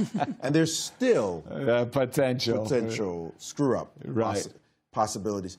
which is a technical term. Yeah, by the way, scientifically approved. This is by the Chess Congress. The screw-up potential. The screw-up potential. I mean, and it's still there. We call it the cheapo potential, but the cheapo potential. So if white goes now, rook... That's a synonym. Yeah. Rook h6 back. Okay, you want to play a5. I do. If you move the rook back, can I go king b8? Let's say you go rook h6. Rook h6 Can I go king b8? No yes. chance. Legal. Is it's it legal. winning now? Just king h7? No. Okay, but Jennifer is playing a5. Yeah, that's now is the moment that Jennifer can force the issue, because she's looking at playing the move rook b5, gift me the pawn. If you play king c6, she'll go back. Give me that pawn. And if she could play rook b5 and force your rook to back up to e5 to defend the pawn, then she's got king c3 and an easy draw. And I think Anna is going to realize any potential chances of winning just disappeared just like that. Amazing.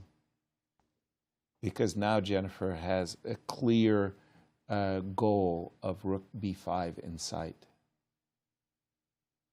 Woo! Wow, that chance. It just slipped like that, right? Chance just goes away. It's not exactly the same thing, but it's when Fabi played against Magnus and it was made in 47. Right. And the engine said, now.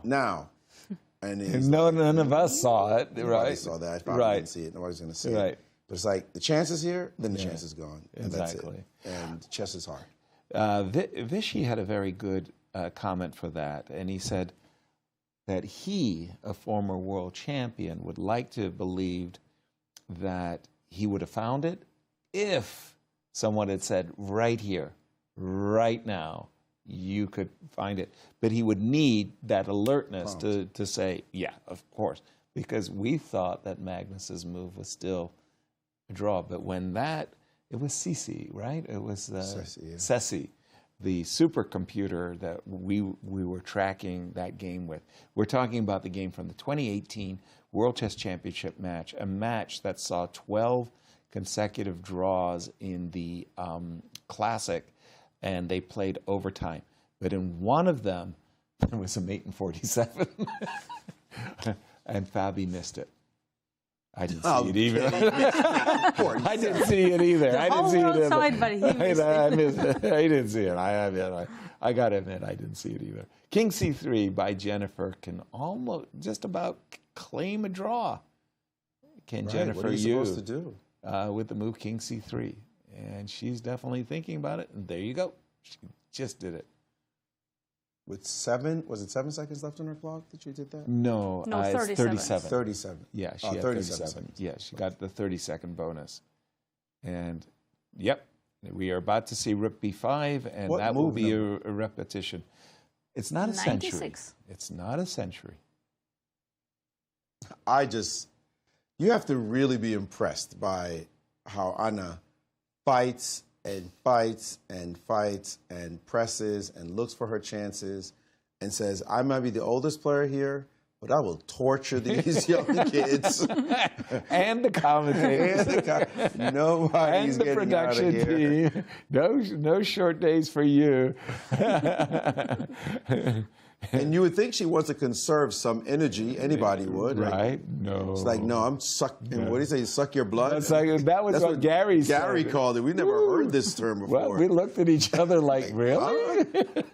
Some term, maybe an old Soviet term, Russian term, or maybe a Romanian vampire term. I don't know. But now it looks like finally we're getting to the finish line. Yes. And there it is. Or maybe not. No, I think we're about to see king c6. There's just no way now to play. Because you push your rook to e5 to defend the pawn. My king even improves. Mm-hmm. Exactly. All right. Here we go. She wants to play round 1 coming to a close. Move 100 so she can feel that satisfaction. Exactly. King d5. By the way, I have to admit, I've had my fair share of century-long games as well. Anna may have me beat. How about you? Do you like the long grinds? don't remember having too many long games. Right. And you, Maurice? Were you a grinder? No. No. No. I was You were a sacking too many headhunter. pawns and You were hunting. or losing too quickly. That too. Failing to fight back in some end game. Yeah. Although my Dmitry Gurovich 1988 game where I lost the queen and pawn ending was long and suffering. Oh, those games where you lose it in the 12th hour feel like 2 losses. Yeah. It was 2 a.m. when the it game lost. ended. 2 a.m. Started at 6 o'clock and ended at 2, and now I it's think clear that's that it. That's the 3-move draw can repetition. be claimed. And Jennifer says, my intention is rook b5.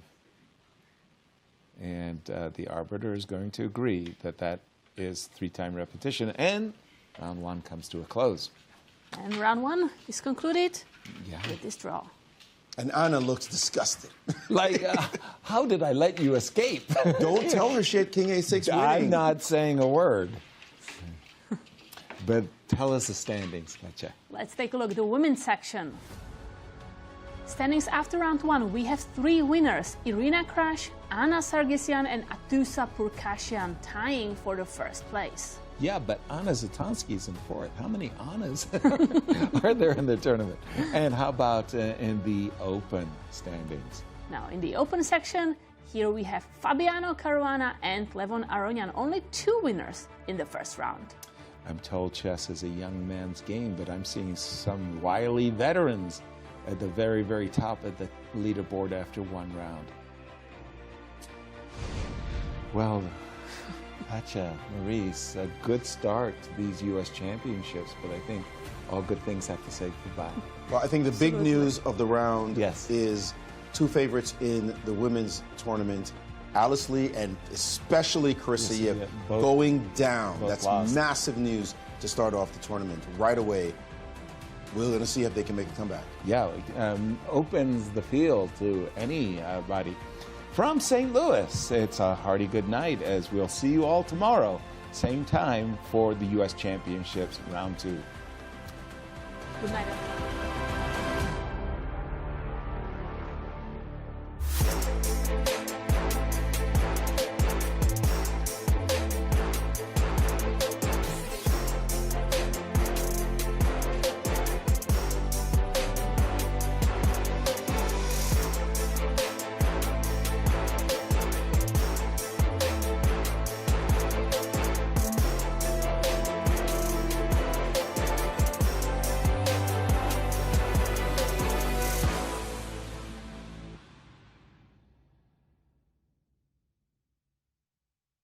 This has been a presentation of the St. Louis Chess Club. Any reproduction or distribution of this content without the express written consent of the St. Louis Chess Club is prohibited.